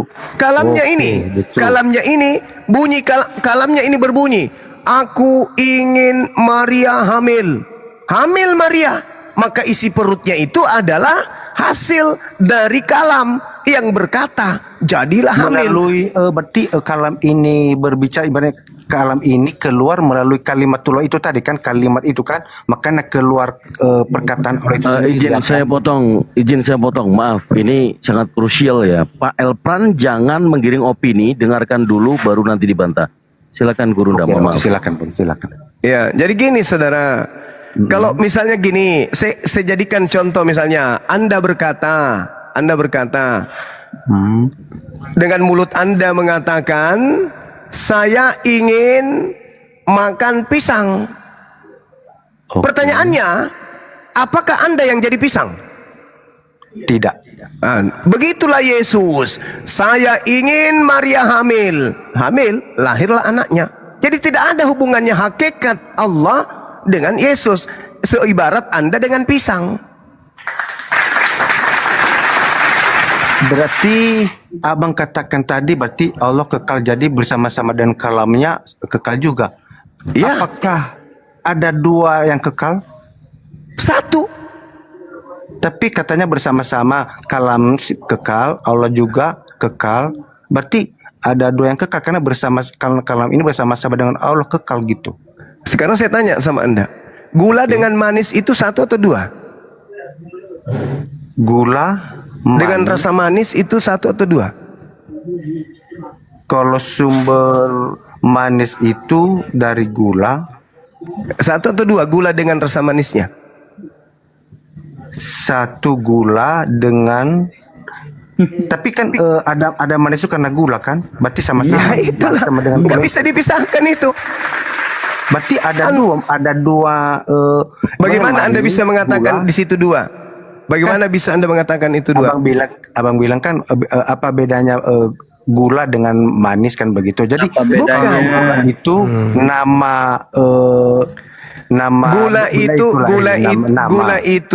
gula itu adalah wujudnya. Ya. Sifatnya manis. Ya, Antara sifatnya wujud gula manis. dengan rasa manis bisa nggak dikatakan dua pribadi?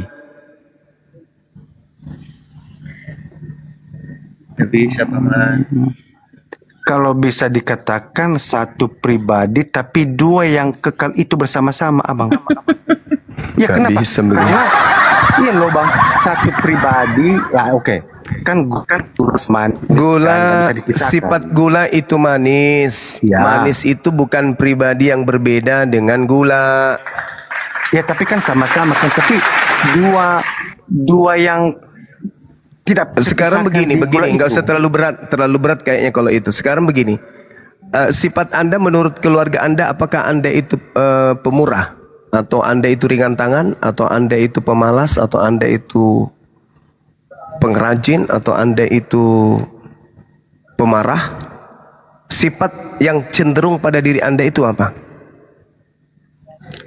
Ibaratnya kalau sifat itu kalau saya penyabar, oke. Nah, penyabar. Apakah penyabar dengan Anda dua pribadi yang berbeda?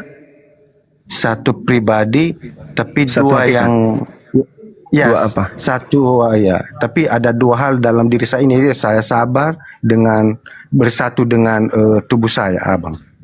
Bisa nggak berpisah? Tidak bisa berpisah. Tidak bisa. Tapi bisa dibedakan. Bisa dibedakan? Sifat sabar saya, ya, sifat sabar saya dengan tubuh saya yang menyatu dalam tubuh saya. Kalau menurut saya, Bang. Sabar Anda ini bias dari mana? Bias dari mana ini? Dari tubuh saya kan. Nah, Keluar sifat penyabar saya dari tubuh saya. apakah sabar Anda itu bisa menjadi pribadi lain? Karena saya tidak maha kuasa, sabar saya itu nggak bisa menjadi pribadi yang lain. Karena saya nggak maha kuasa, Bang. Karena saya terbatas. jadi maksud Anda kalau emang kuasa Tuhan itu bisa merubah dirinya menjadi banyak Tuhan gitu? Enggak, kalau abang bawakan ke pribadi saya ini, kalau abang Ya bukan itulah karena saya nggak bisa membuat Anda mengerti tentang sifat Allah dengan Allah itu sendiri. Maka saya kasih anak analogi. Apakah sifat Anda dengan Anda itu dua pribadi yang berbeda? Misalnya sifat Anda keluar dari Anda menjadi ayam. Setelah menjadi ayam, ayam ini mati menebus ayam-ayam yang lain. Habis itu kembali lagi ayam ini menjadi Anda sifat. Bisa. Ke sifat ini dulu Bang, ini secara apa? Iya, bisa nggak sifat Anda tadi itu keluar jadi ayam? Mana ada sabar jadi ayam. Nah, nggak bisa kan? Nggak bisa. Untuk merealisasi, contohnya kan sabar itu kan kekal bersama dengan saya kan, karena Ya, berarti sabar bersama dengan saya. Berarti sabar adalah Anda. Sabar adalah Anda yang tidak Tapi bisa bersama terpisah dengan karena saya. itu sehakikat dengan Anda. Itu diri Anda. Sifat Anda adalah diri Anda. Bagaimana Anda bisa memisahkan antara sifat Anda dengan diri Anda? Nggak bisa. Kecuali Anda ingin menganalisis. Apa? Sabar kan beda, kan namanya kan sabar. Itu kan sifat saya. Tubuh saya beda, tapi sifat dengan tubuh saya tetap satu. Bisa dibedakan tapi tidak bisa dipisahkan. Tidak Namanya bisa, sabar. saudara. Sifat Anda yang penyabar itu dengan Anda, itulah Anda. Sifat penyabar Anda adalah Anda. Orang mengenal Anda itu penyabar. Berarti yang penyabar ini siapa? Ya Anda. Penyabarnya Ya, Anda saya. dengan Anda nggak bisa dipisah. Jadi kan apakah sabar sama dengan sifat saya, apakah sama dengan tubuh saya, kan beda Bang. Loh, Secara logika. sabar itu sifat yang melekat pada tubuh Anda. Gimana orang ini? Iya, melekat Anda satu dalam tubuh saya, tapi beda sifat dengan tubuh saya. Lalu sifat Begitu, Anda Bang. itu yang Anda maksud sifat ini apa? Sifat ya seperti yang ku bilang tadi kan, sifat itu kan contoh, sifat saya kan penyabar, jelas satu dengan saya, tapi sifat sabar saya dengan tubuh saya kan beda, tapi nyatu dengan tubuh saya. Nah, Secara logika, itu dua Bang. pribadi. Itu dua pribadi. Bukan dua pribadi, tapi bisa dibedakan, tapi tidak bisa dipisahkan. Karena sifat saya beda dengan Bang Juma, izin. Iya, Menurut saya silakan. sifat beliau ini yang paling menonjol itu bukan penyabar tapi pembohong, Bang Juma. Oh, tidaklah penyabar abang, enggak lah. Nggak bisa. Ya kan Anda begini ingin loh, Mas, itu menggiring logika, Bang. opini Yesus nggak bisa. Yesus itu 100% ciptaan Tuhan Enggak yang secara logika berasal lah abangku. dari Jangan dari dulu sifat ke situ. pencipta. Sifat saya kan penyabar, sabar itu kan satu ya kan, sabar kan beda dengan tubuh saya. Meskipun ya. tidak tetap kekal bersama-sama dengan sifat saya yang sabar itu, tapi kan ada sabar dan tubuh saya kan begitu. Tapi satu hakikat, satu dalam tubuh saya nggak bisa dibedakan, bedakan si sabar dengan tubuh saya, tapi tidak bisa dipisahkan. Bagaimana? Nggak bisa. Nggak bisa dipisahkan sifat Anda dengan Anda. Nggak bisa. Ya namanya sifat. Udah beda dengan tubuh. Tubuh sifat kan beda. Kalau Tapi kan tetap kalau dipisahkan. tidak ada Anda, tidak ada sifat. Tidak mungkin sifat itu ada, Anda tidak ada. Ya justru itu abangku. Makanya tidak bisa dipisahkan abangku sifat dengan tubuh saya. Iya, Itu. karena sifat itu, karena yang sabar itu adalah Anda. Siapa yang sabar tadi? Bukan sabar itu saya, tapi menyatu dengan saya. Secara logika. Yang sabar siapa? Yang sabar siapa? Yang sabar saya, tapi sabar Ya, bukan berarti saya. Anda, sifat Sabar Anda ya bukan Anda. Sabar bukan tubuh saya. Bagaimana abang? Kan Lalu sabar itu apa? Sabar bukan tubuh saya kan, ini tubuh saya mengeluarkan sifat sabar, ya kan? Ya. Berarti sabar saya itu bersama-sama nyatu dalam tubuh saya. Apakah Ya, tubuh berarti saya sabar, sama dengan sabar itu saya? adalah Anda. Sabar itu adalah Anda. Sabar itu adalah Anda. Sifat yang melekat pada diri Anda. Yang sabar Anda. Sabar bisa dikatakan saya karena sabar ini menyatu bersatu dalam tubuh saya. Jadi meski beda sabar beda dengan tubuh kan, abangku sifat tubuh kan beda. Tapi sama bisa dikatakan saya karena sabar saya, sifat saya satu dalam tubuhku. Kalau tidak Anda, kalau Anda tidak punya sifat, Anda bukan makhluk. Ya justru itu nggak bisa dipisahkan sifatku dengan tubuh saya kan.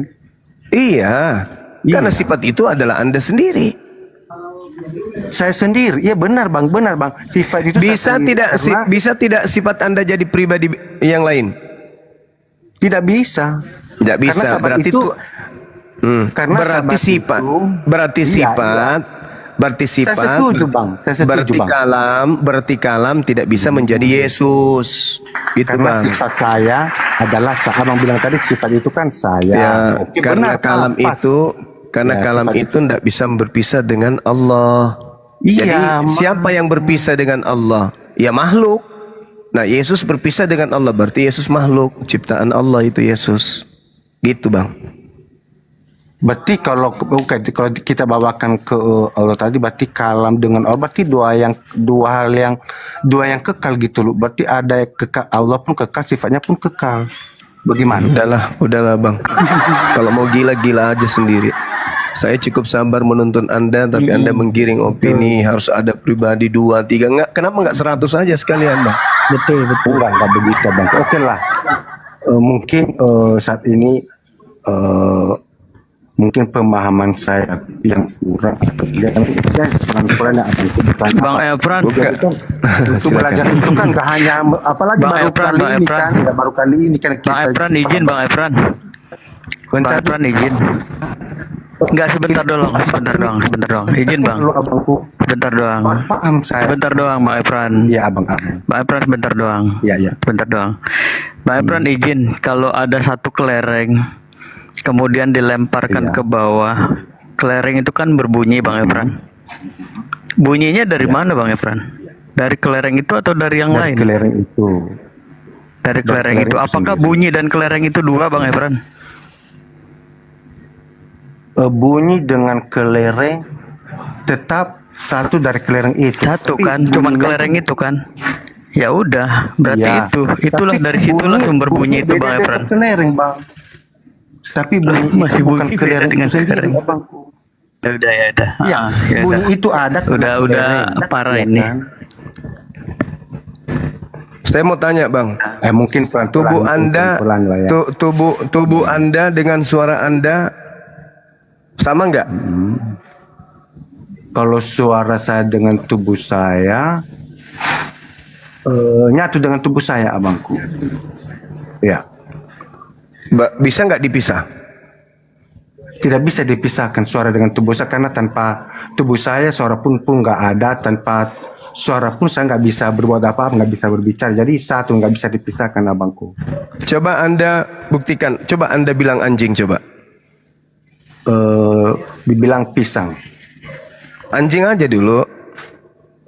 Masa yang bagus-bagus loh. Bukan karena Anda sudah tahu jawabannya. Tidak. Nah, coba bilang anjing. Udah kita pisang. Oke, pisang saya katakan, keluarkan suara. Coba bilang lah, bilang perkataan pisang. Oke, kalimat pisang, kata-kata pisang. Oke. Coba bilang lah. Berarti Anda pisang. Keluar kata-kata pisang bukan saya. Tapi suara itu kan nyatu dengan saya. Bukan suara yang nyatu dengan abang, itu kelirunya itu di situ. Yang bersatu dengan Anda itu alat mengeluarkan suara. Sama seperti kalau saya mengatakan, apakah Anda dengan Anda itu satu? Sama? Tidak. Anda itu adalah sesuatu yang berasal dari Anda. Ya. Apakah Anda adalah ludah Anda? Tidak. Ludah Anda adalah sesuatu pribadi baru yang keluar dari Anda. Apakah Anda itu adalah kentut? Tidak. Kentut adalah sesuatu yang diproduksi oleh Anda. Jadi apa yang keluar dari Anda itu bukan Anda. Ya. Sedangkan sifat itu tidak keluar. Sifat yang ada pada diri Anda itu tidak keluar, tetap melekat. Yang keluar itu adalah pribadi baru. Seperti kotoran yang keluar dari Anda, liur, ludah, conge. Itu pribadi baru. Yesus itu sesuatu yang keluar dari Tuhan. Berarti dia bukan Tuhan, dia adalah kotoran dari Tuhan, alias makhluk ciptaan Tuhan. Kalau kita kebawakan sifat tadi, karena kalau contoh yang abang bilang kan kan begitu kan, itu bukan sifat. Itu bukan sifat. Makanya aku bilang bang, kalau kan nggak sama-sama terus dengan saya kan. Kedudukan Yesus pada diri Tuhan itu sama seperti Tapi kalau sifat saya satu dengan saya, nggak bisa dipisah. Ya, itu yang nggak bisa dipisah. Yesus mengatakan apa? Aku datang dan keluar dari Bapa. Dong. Jadi dia bukan Bapa, karena dia adalah sesuatu yang keluar dari Bapa. Segala sesuatu yang keluar dari Tuhan itu bukan Tuhan. Karena Tuhan itu entitas tunggal absolut. Tidak bisa diganggu gugat. Tidak bisa berbagi, tidak bisa berpisah, tidak bisa kemudian dia dibagi 2, dibagi 3, dibagi 4, dibagi 5 dan seterusnya, nggak bisa. Karena dia adalah absolut tunggal yang hakikat tunggal yang absolut, tidak bisa terbagi, tidak bisa kemudian mau dipilah-pilah. Sedangkan Yesus bisa dibagi, Bapa, Yesus, Roh, manusia yang lain dan bisa. Berarti dia bukan Tuhan. Segala sesuatu yang keluar dari Tuhan, ingat, bukan Tuhan.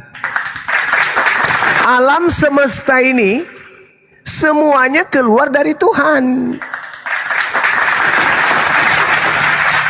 Makanya konsep Kristen pada mulanya adalah firman-firman menjadi daging, daging Yesus adalah firman itu sendiri. Itu keliru. Kenapa?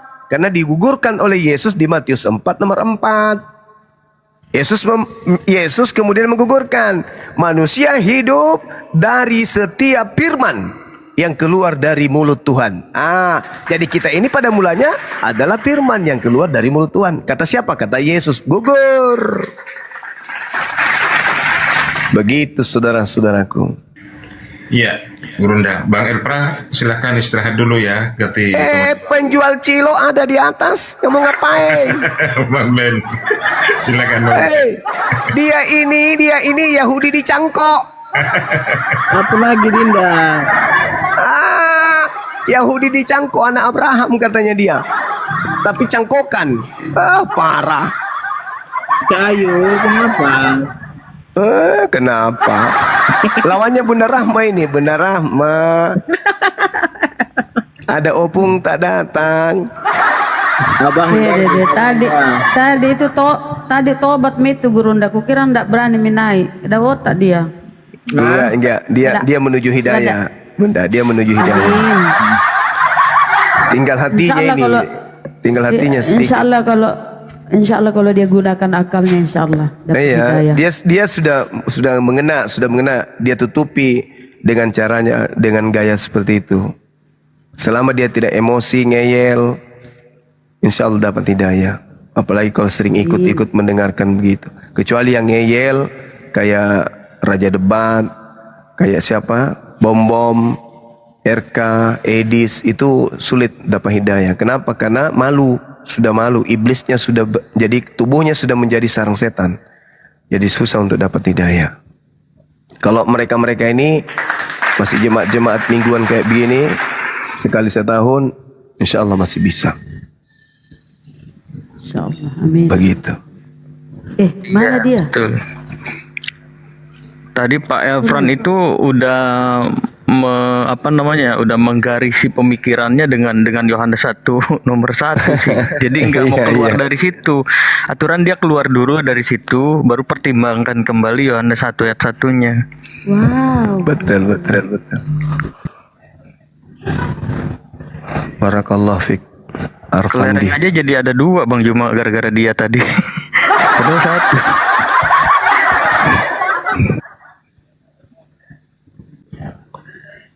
Nggak bisa kita digiring, saudara-saudara. Semalam aja tuh ada yang pura-pura, saya ini heran, kenapa Kristen itu bodoh? Bodoh Kristen itu. Mau-maunya dia tampar pipi kiri, alah, jualan kecap. Dia ingin jual kalau ajarannya itu luar biasa. Habis itu kesemes langsung. Mampus dia, malu sendiri. Bingung dia mau ngomong apa. Oke, silakan teman-teman. Saya bikin kopi dulu ya sebentar. Kalau ada yang keras-keras, izinkan saya masuk ya. Boleh kan? Siap. Oke, lanjut. Bunda. Kang Dito, ada di bawah Kristen Kang Dito? Yang naik Kristen ya teman-teman, kebanyakan yang Islam. Iya, Pak Ustadz ini lagi dilihat-lihat dulu. Itu yang diharapkan sama Gurunda. moderator. Iya, lagi dilihat-lihat dulu nih. Soalnya Muslim semua kelihatannya. Iya, kalau izin saya speed sedikit ya menganalisa tadi si Pak Elpram itu ya sangat kelihatan sekali gitu loh, menjebak di tentang kalam ini. Masya Allah, luar biasa Gurunda, Masya Allah. Jadi kenapa tadi saya potong, karena kelihatan ada tersinyalir itu penggiringan opini untuk meminta remis gitu ya. Tapi kita semuanya bisa lihat semuanya. Jadi tolong buat teman-teman Kristen, silakan yang intelek aja. Wah, kalau udah cangkok Yahudi ini ya mending nggak usah lah, sepak aja lah. Tolong yang Islam batalkan permintaannya yang Islam. Ya, biar yang Muslim dulu, biar yang Muslim. Biar yang Kristen. Iya. Ya kan, ketawa dia kan. Ini Yahudi cangkok. So, kenapa? Rupanya dari pagi siang gitu. Jadi kayak kita aja. Apa muncul mulu lu Kang? Muncul aja di beranda gua. Kan? Dia ngikutin saya teman-teman. Kang Dito mulu yang muncul di beranda ya, nggak ada yang lain. Coba undanglah yang level pendeta gitu loh, atau yang sedikit coba yang kekeh gitu loh, yang kuat argumentasinya tentang Kristen gitu kan. Coba dulu telepon dulu suruh sini, atau jangan-jangan kau sudah nggak diterima di Kristen. Bahasa apa Kang? Bahasa apa? Kalau udah males, kalau udah orang ngakuin cangkok Yahudi ini males aku. Iya toh. Kalau diskusi, kalau takut. Nggak ada apa yang ditakutkan, nggak ada. Kang, apa judulnya Kang? Udah, sampai kapan kau akan menjadi orang yang linglung begitu? Linglung. Sampai kapan kau jadi orang linglung? Di mana saya linglungnya? Ya kalau nggak linglung, kalau di interview sama Bang Handi, Masa masih belum sadar juga? Kapan di interview sama Bang Andi? Saya pun baru jumpa sama Bang Andi. Ya udah. Apakah kamu sudah tidak menuhankan Yesus? Menuhankan? Apakah Yesus menuhankan Bapa? Tengok dulu. Gimana?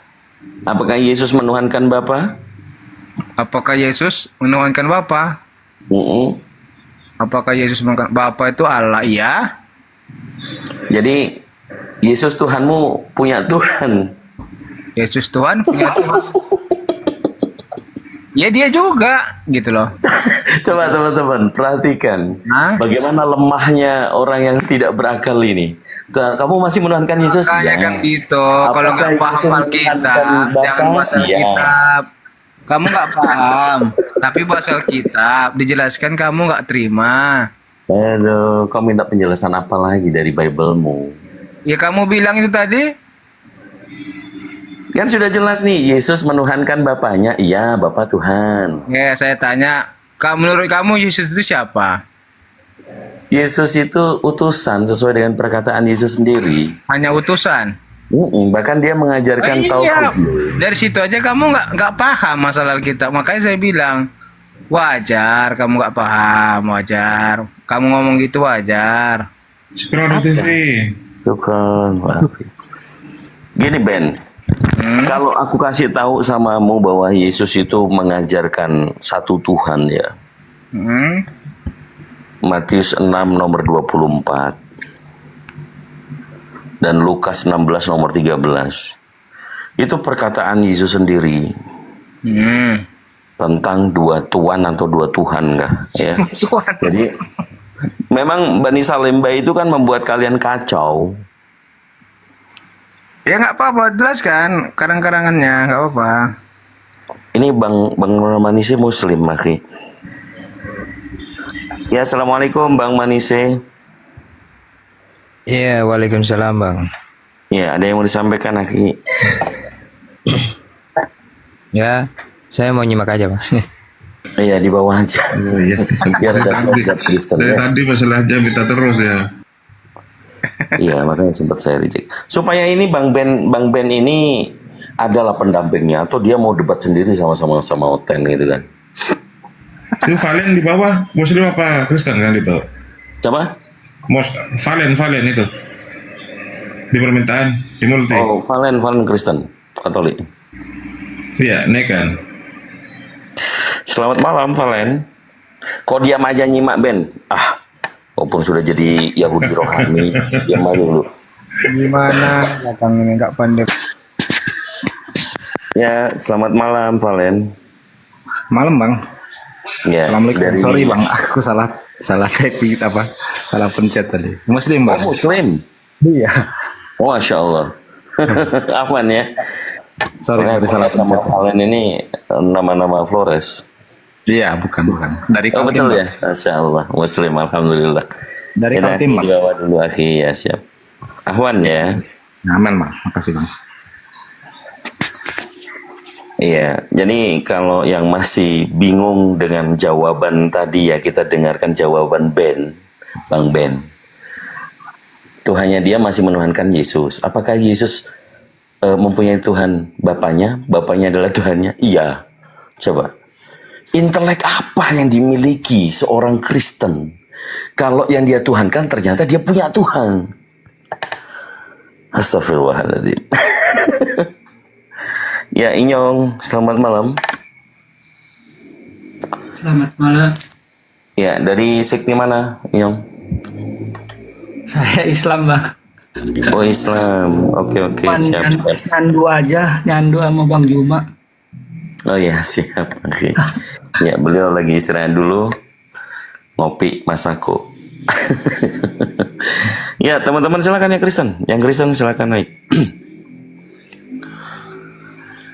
Ya, mudah-mudahan tercerahkan ya, meskipun Bang Ben ya kan beliau tidak menghujat. Beliau juga ya hanya ingin belajar berargumentasi.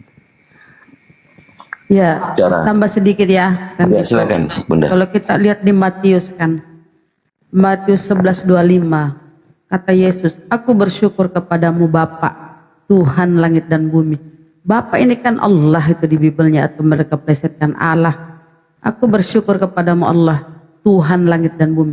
Udah jelas kan kata itu Yesus yang bersyukur. Masih aja menuhankan Yesus, coba.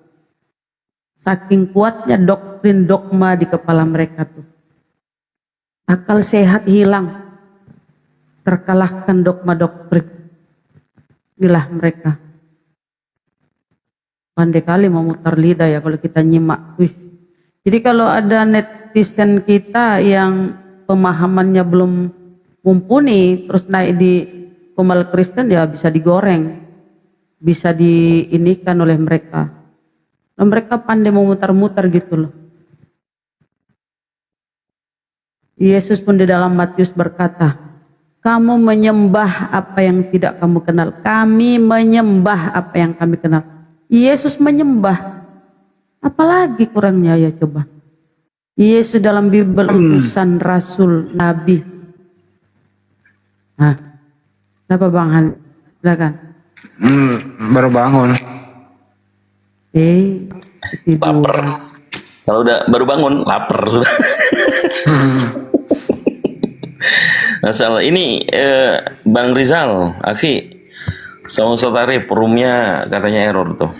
Iya, ini udah digeser-geser roomnya dari tadi. Mungkin karena baru update kali, mungkin updateannya nggak terlalu bagus kali yang barusan ini ya, yang hari ini. Kan update tuh hari ini di Play Store. Oke, baik, mumpung masih anget, izin dulu sampaikan satu ayat yang saya bacakan di dalam surah Ali Imran ayat ke-20. A'udzubillahi minasyaitonirrajim. Bismillahirrahmanirrahim. Fa in hajuka faqul aslamtu wajhiya lillahi wa manittaba'an. Wa kullil ladzina utul kitaba wal ummiyina aslamtum fa in aslamu faqad ihtadaw wa in tawallaw fa innama 'alaikal bala wallahu basirul bil ibad. Kalau teman-teman sadaqallahul adzim, kalau teman-teman melihat ya, ini yang kita sampaikan tentang kalau dalam artinya dari Sabik Company terjemahan. Kemudian jika mereka membantah engkau Muhammad, katakanlah, aku berserah diri kepada Allah, dan demikian pula orang-orang yang mengikutiku. Dan katakanlah kepada orang-orang yang telah diberi kitab dan kepada orang-orang buta huruf, sudahkah kamu masuk Islam? Jika mereka masuk Islam, berarti mereka telah mendapat petunjuk.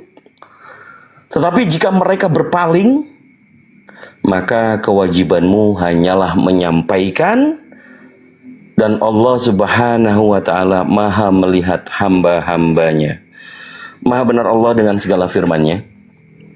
Bagaimana yang tugas kita sebagai apologet Islam Indonesia, meskipun susah, meskipun sengit, meskipun sulit, hidayah itu diterima oleh lawan diskusi kita, tetapi saya yakin ada saudara-saudara Kristen yang menyimak. Kenapa kita tidak langsung vulgar, ayo masuk Islam, ayo masuk Islam. Kenapa? Karena Al-Quran semuanya sudah menjawab dan memberitahukan kepada kita semuanya.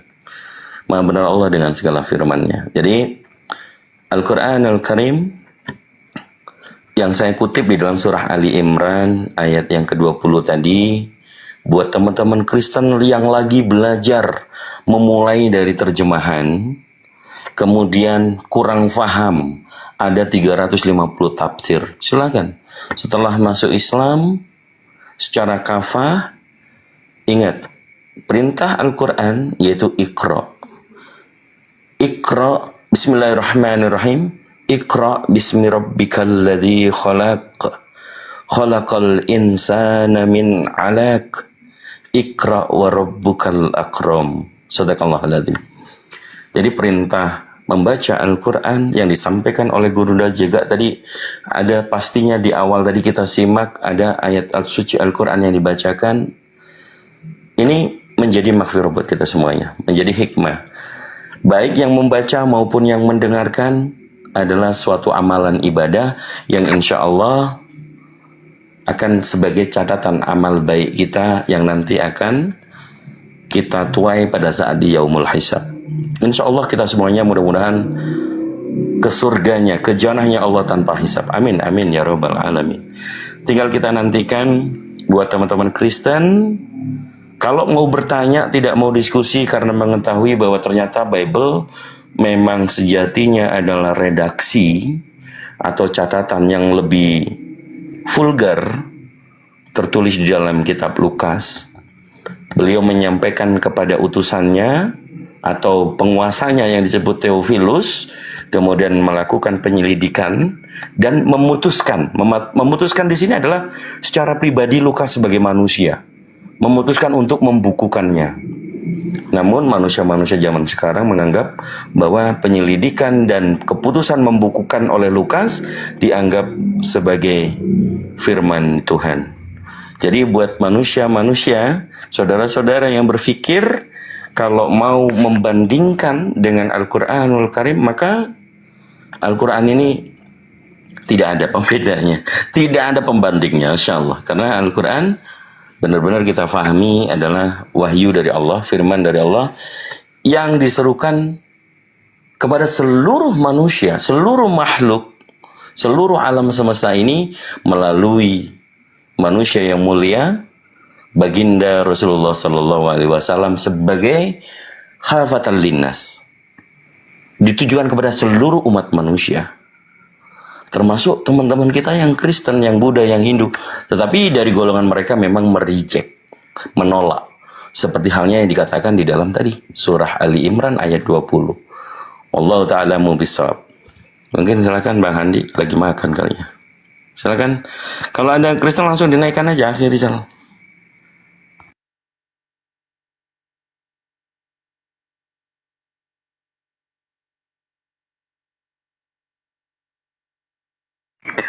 Ya, Rajenif Infin. Selamat malam, Kristen atau Muslim? Silakan. Rajeninfin. Rajeninfin. Rajeninfin, monitor, selamat malam. Delay ya. Rajeninfin, selamat malam. Kayaknya kosong dia sih. Belum duduk. Oh, belum duduk. Sudah duduk. Sudah duduk di atas. Di bawah belum kelihatan. Ini rupanya Komal internasional ini. Betul. Baru dikasih temen tadi ini, saya uji cobain. Oh, sama berarti. Iya, yang kemarin itu kan sudah nggak bisa lagi, Bang gitu. Kan nggak bisa, sudah minta download itu, download nggak bisa kan? Kubuang. Ini baru ini.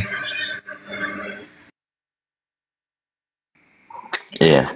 Punya Kang itu juga seperti itu ya, sama ya tadi ya, sejak tadi. Yang ini saya yang nomor 13 ini internasional. Oh, iya. Jadi bebas sudah. Dibebaskan dari bahasa binatang, pemakan nasi gitu kan. Silakan buat teman-teman saudara-saudara Kristen ya. Mungkin ada salah satu kaum intelek ya dari teman-teman Kristen pasti ada. Silakan, kita butuh kita merindukan dialektika yang semi formal ya. Mungkin mengedepankan pengetahuan daripada mengedepankan yang namanya defending. Sudah diketahui bahwa memang tertulis begitu tapi ditolak gitu. Itu yang kadang buat kita ini males gitu loh ngadepin. Tapi kalau memang Anda dengan resiko dipermalukan atau ditertawakan, saya rasa itu jalan pintas orang-orang itu ya. Ya silakan buat teman-teman Kristen. Dinantikan.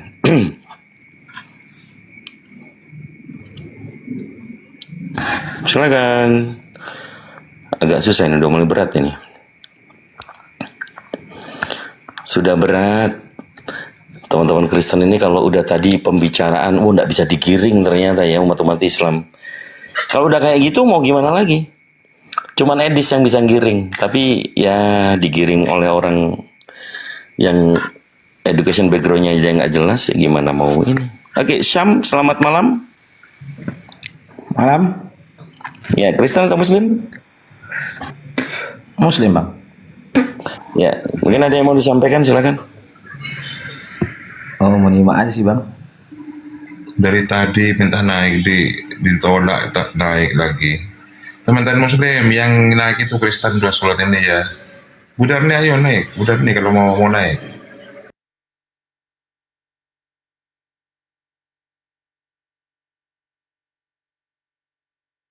Ini mudah-mudahan Peling bajai, malam bangku peling bajai. Tora Albert,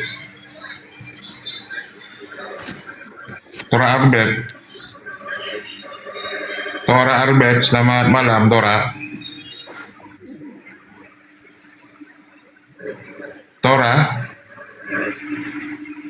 Kalau nggak ada suara di ini aja, turunkan aja kan itu.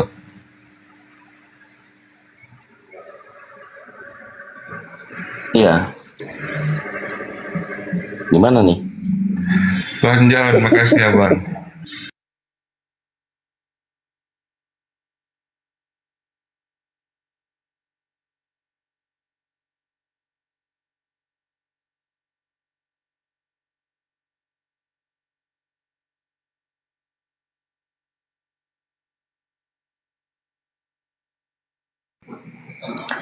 Ya, Bunda Rahma, kabarnya Oten. gimana? Silakan naik Oten. Ini apa ya, pengobatan gratis, pencerahan. Ayo naik teman-teman Kristen. Ya apa ya mereka ya? Mobilnya error lagi katanya. Apanya?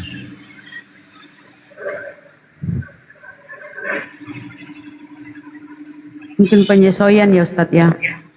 Iya, saya masih ini percobaan ini, uji coba sekarang ini Bunda. Bentar dulu ya. Di pengaturan mungkin.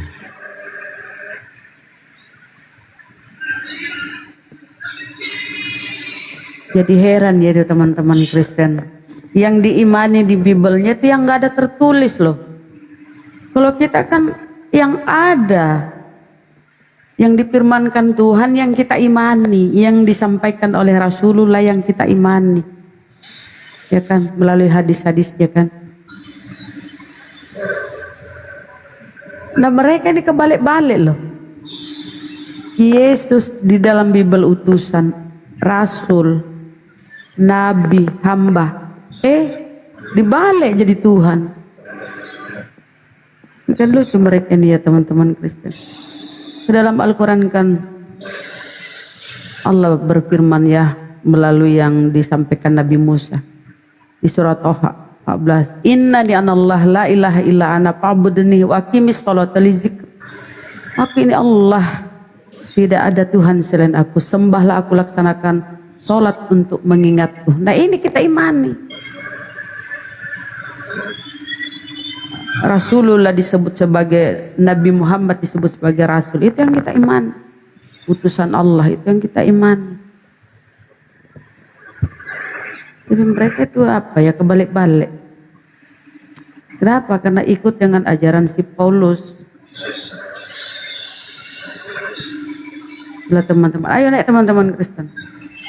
Pancing dulu Bang Dito biar mereka ini panas di bawah. Mau dipancing, kalau dipancing nanti monolog didemin sama Bang Handi, terdiam kita. Monolog. Tapi kalau teman-teman terserah mau request, kita mau buka apa ini, teknik pengujian Bible gitu atau gimana, terserah.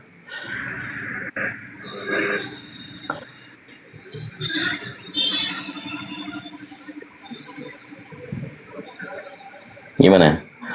Kalau Islam itu ya secara penamaan aja sudah sempurna Islam. artinya selamat. Dan itu memang dikonfirmasi oleh Allah, ya kan? Dari langit penamaannya. Misalnya ya Yahudi atau Judaism, itu kan dari salah satu nama ke-12 Bani Israel, suku Israel. Yehuda, Hindu dari tanah Hindustan, Buddha dari Siddhartha Gautama, tokoh di agama Buddha kan. Ya, Kristen itu penamaan dari Paulus, tokoh Kristen. Islam itu langsung konfirmasi dari Allah di surah Al-Imran ya, ayat 3. Saya kutip sepotong aja yang usah lengkap. Al-yaum akmaltu lakum dinakum wa atmamtu alaikum ni'mati wa raditu lakumul Islam madinah. Hari ini telah aku sempurnakan agamamu dan telah kucukupkan nikmatku bagimu dan telah kuridhoi Islam menjadi agamamu. Ini memang legalitas dari Sang Pencipta. Ya kan? Keren kan? Cara beribadah, cara ibadahnya itu universal, dimanapun bisa kita menyelesaikan. Di Afrika, di Cina, negara-negara manapun ya. Karena bacaan kita itu dalam bahasa Arab, dalam bahasa Al-Quran. Kita mudah menyelesaikan. Ucapan salam, ya, ucapan salam pun kita universal. Kalau mereka kan selamat pagi, entah siangnya bagaimana. Itulah agama dari langit ya. Jadi kenapa harus Islam ya? Islam itu sempurna.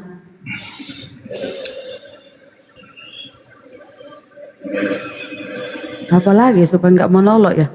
Ayo naik teman-teman Kristen.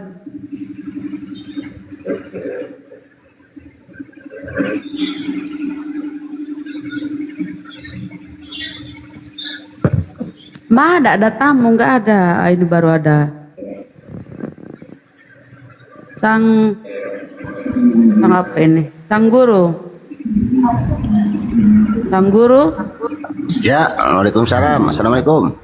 Oh, Muslim ya bang. Silakan, Muslim, Mbak. Apa yang disampaikan bang? Nggak cukup, nyimak aja. Makasih, ini rasanya ya di bawah aja. Oh, mama ya bang. Kasih.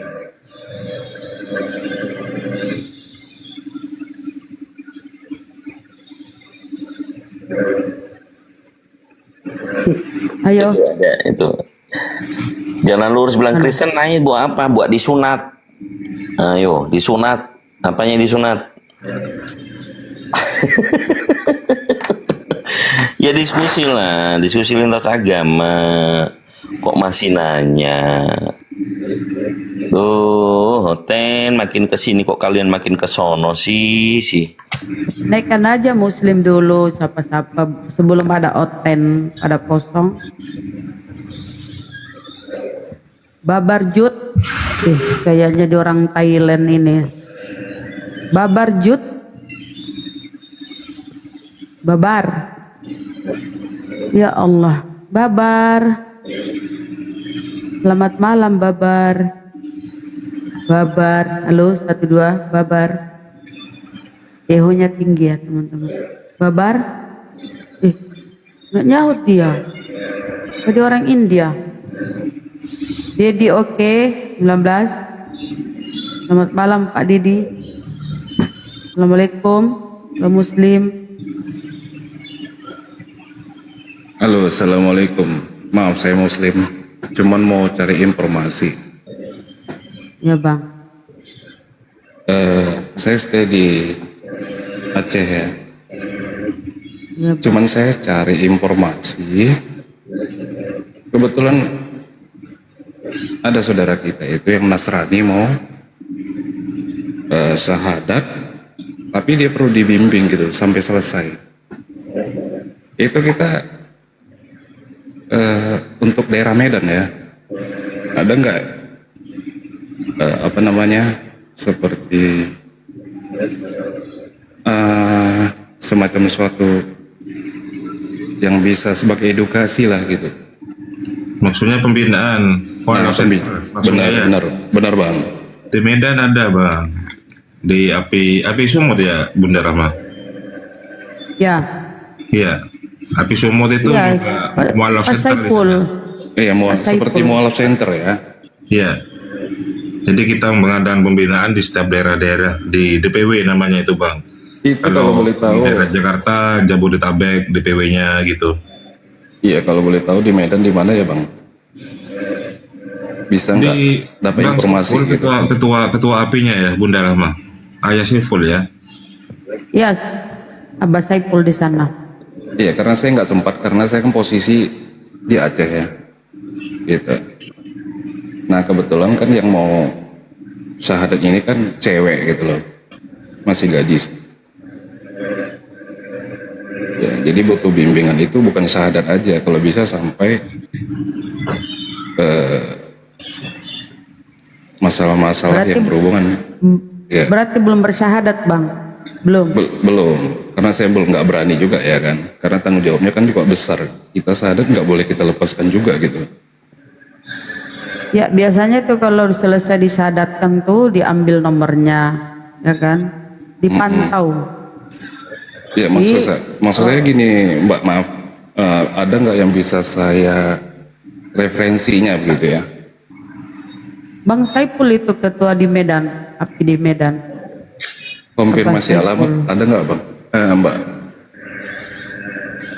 Begini aja, coba ini nomornya ke DM ke aku nomornya, baru aku kasih nomornya Bang Saiful. Oh siap, Itu, siap. Apa ada nomor? itu sudah mu'alaf atau mau syahadat abangku? Dia masih Nasrani ya, Bang. Oh ya di Komal Muslim aja. Di sini juga nggak apa-apa, boleh. Nanti Kebetulan dia nggak mau Bang, di perdebatan gitu dia nggak mau. Cuman kemarin saya coba bagaimana cara mengarahkannya aja Bang. Jadi makanya saya pikir mana tahu ada dari teman-teman saudara-saudara kita ini referensi yang bisa membimbingnya itu ya bagaimana dia itu setelah bersyahadat, bagaimana sebagai mu'alaf kan perlu bimbingan tuh gitu, seperti itu Bang. Boleh dikatakan gini, mungkin dari referensi ada satu guru yang bisa kita, ya maaf bukan apa-apa, bisa dibayar untuk ngajarin dia gitu loh. Itu sih Bang. Nanti saya coba DM Bunda ya, Bunda Rahma ya. Iya, boleh Bang. Iya, itu aja sih saya mau konfirmasi. Terima kasih banyak saudaraku. Tapi Bang, sebelum turun, kalau bersyahadat di Komal Api itu nanti dapat sertifikat. Sertifikatnya itu sangat membantu. Kalau ada yang diurus, itu menandakan bahwa benar dia sudah di Islam gitu loh, sudah bersyahadat. Kalau entah ya di tempat lain ya ada sertifikat atau enggak ya. Terus kami akan pantau apa kebutuhannya. Tapi terserah abang ya, terserah deh. Iya, karena saya posisinya kan nggak satu kota gitu ya. Saya memang orang Medan tapi kerja di Aceh. Gitu. Izin itu apanya, adiknya atau apanya Bang? Itu sebenarnya teman gitu loh. Oh teman. Jadi maksudnya itu kita arahkan kalau ada yang bisa bertanggung jawab di Medan untuk membimbing, ya udah kita serahkan ke dia. Kalaupun ada biaya berapa, itu kita biayain lah gitu. Seperti itu. Mungkin guru ngaji atau apa gitu. Seperti itu Bunda. DM ya Bang, nanti saya kasih nomornya Bang Saiful. Siap. Itu aja sih ya Bunda dan teman-teman sekalian. Terima kasih banyak. Assalamualaikum warahmatullahi wabarakatuh. Izin turun. Waalaikumsalam warahmatullahi wabarakatuh.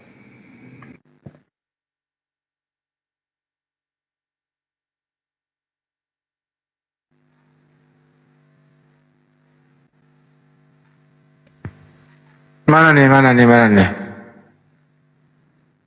Ada Bu Darni di bawah, nggak mau naik dia. Bu Darni mendik doang dia itu.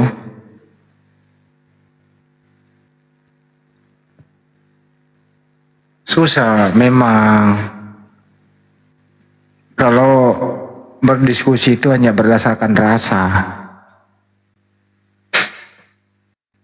diskusi itu di area publik kayak gini, apalagi mengenai perbandingan agama ya, itu bukan rasa, tapi data dan fakta yang masuk akal. Tapi kalau berdasarkan rasa ya ditabrak semua. Udah jelas misalnya nih, itu telur ayam loh itu gitu loh. Datang yang, Kak, itu bukan telur ayam, itu telur babi katanya gitu. Ya kalau udah begitu gimana coba diskusi? Sudah termindset di dalam benaknya itu, apapun yang lu nemuin pokoknya jangan terima itu gitu loh. Susah diskusi orang kayak gitu. Kayak ibu tadi tuh, ibu Nita ya, nggak bisa dirubah itu udah karat, udah jelas-jelas makhluk hidup itu. Yang namanya makhluk hidup itu pernah hidup di dunia ini. Kok jadi Tuhan? Nah jadi susah kan? Kalau lagi tadi satu ngomong kayak gini, yang awal-awal itu, siapa Tuhanmu? Yesus. Siapa Tuhannya Yesus? Bapak. Apakah Tuhanmu sama dengan Tuhannya Yesus? Mikir dia, lama banget baru diakui beda. Itu loh. Terus apa Kak katanya? Ini kok diputar-putar, diulang-ulang.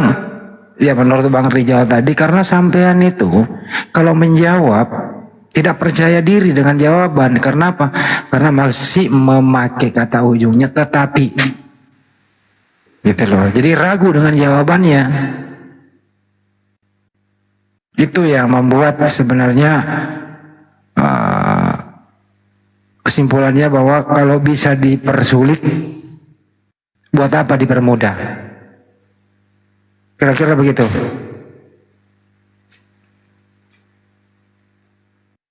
Ada yang baru naik, disambit dulu. Disambut. Halo. Selamat malam. Baik Song. Baik. Mau nanya Kak. Baik Song. Islam. Kristen Muslim. Non Muslim. Mau nanya Kak. Non Muslim. Ya. Mau nanya. Kau coba perjelas suaramu dulu Bang. Kau Mau Kristen. nanya kalau di Islam itu boleh. Kau Kristen Bang atau Islam? Ya mencari agama lah ya. Berarti kau nggak beragama? Seeking the truth, artinya nyari agama lah. Ya Bang, mau nanya Bang, di Islam itu boleh. Jelas dulu agama lu bro. Susah amat sih. Dikit aja. Agama lu apa dulu? Agama ya, agama saya. Gue ludahi lu nanti ya kalau gue tanya baik-baik ya. Kalau nggak mau jawab. Kenapa? Agama lu apa? Nyari agama. Lagi nyari, belajar. Oh agama apa? Belum ada. Dasar ngepet lo. Ini apa sih lo? Mending lu mati aja deh dari. KTP-mu apa di situ Bang? KTP-mu? KTP. Ya. Saya keluarga Muslim. Kenapa kok malu kali? Kau bukan keluargamu, kutanya kamu. KTP-mu apa? Mas Petra itu. Halo Bu Darni. Ya. KTP-mu apa? Ya Di Islam itu boleh naruh saham. Ini aja deh. Udah gitu KTP-nya itu. Udah gitu aja. Oh, kena mukanya itu. Kenapa diludah-ludahi? Saya pas lagi di sebelahnya. Mantap. Bu Darni kalau nggak minggir kena juga lah Bu Darni. Untung aja Bu Darni minggir dikit. Apa itu? Aduh, udah mau tidur aku tadi. Capek aku dari tadi udah debat. Aku tadi kan di tempatnya si Bang Pandi. Udah lama debatnya tadi, capek udah. Ini udah mau ngantuk. Bukuku pun di meja.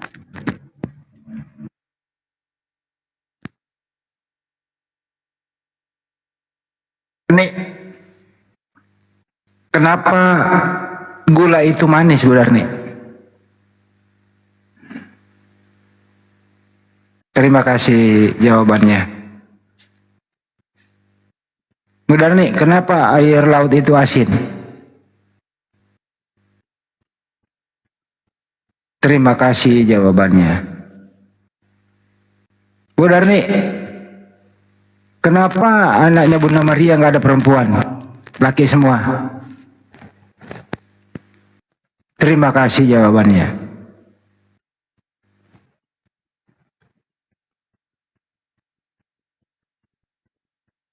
Itu doang sih. Benar nih capek katanya. Cahya, silakan Cahya.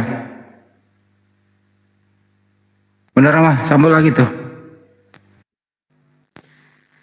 Tarja. Selamat malam Tarja.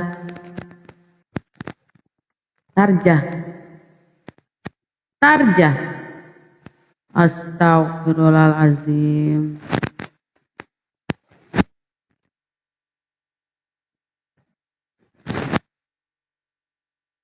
Jess.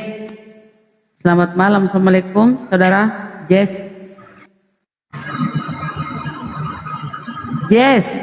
Ih. Oh Jess. Memang udah ada kok di atas. Nama lengkapnya itu Jessica dia. Ngomong-ngomong Jess, ini yang mau Allah Bang Andi, cuman sama orang tuanya diusir. Makanya saya kemarin komunikasi dengan Ustadz Adib, dia di Jakarta Selatan sekarang.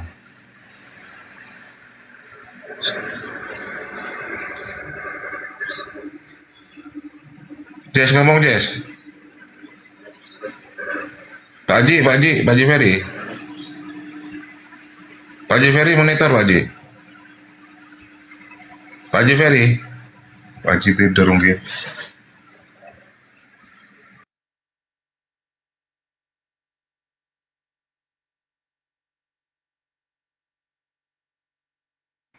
Ya, selamat malam, Jess. Selamat malam. Bisa dibuka mute-nya, Jess? Ya Om, selamat malam. Ada papahnya di kamarnya, ada papahnya. Oh, cuma nge-tapping. Itu yang jawab tadi tuh Jason Handi.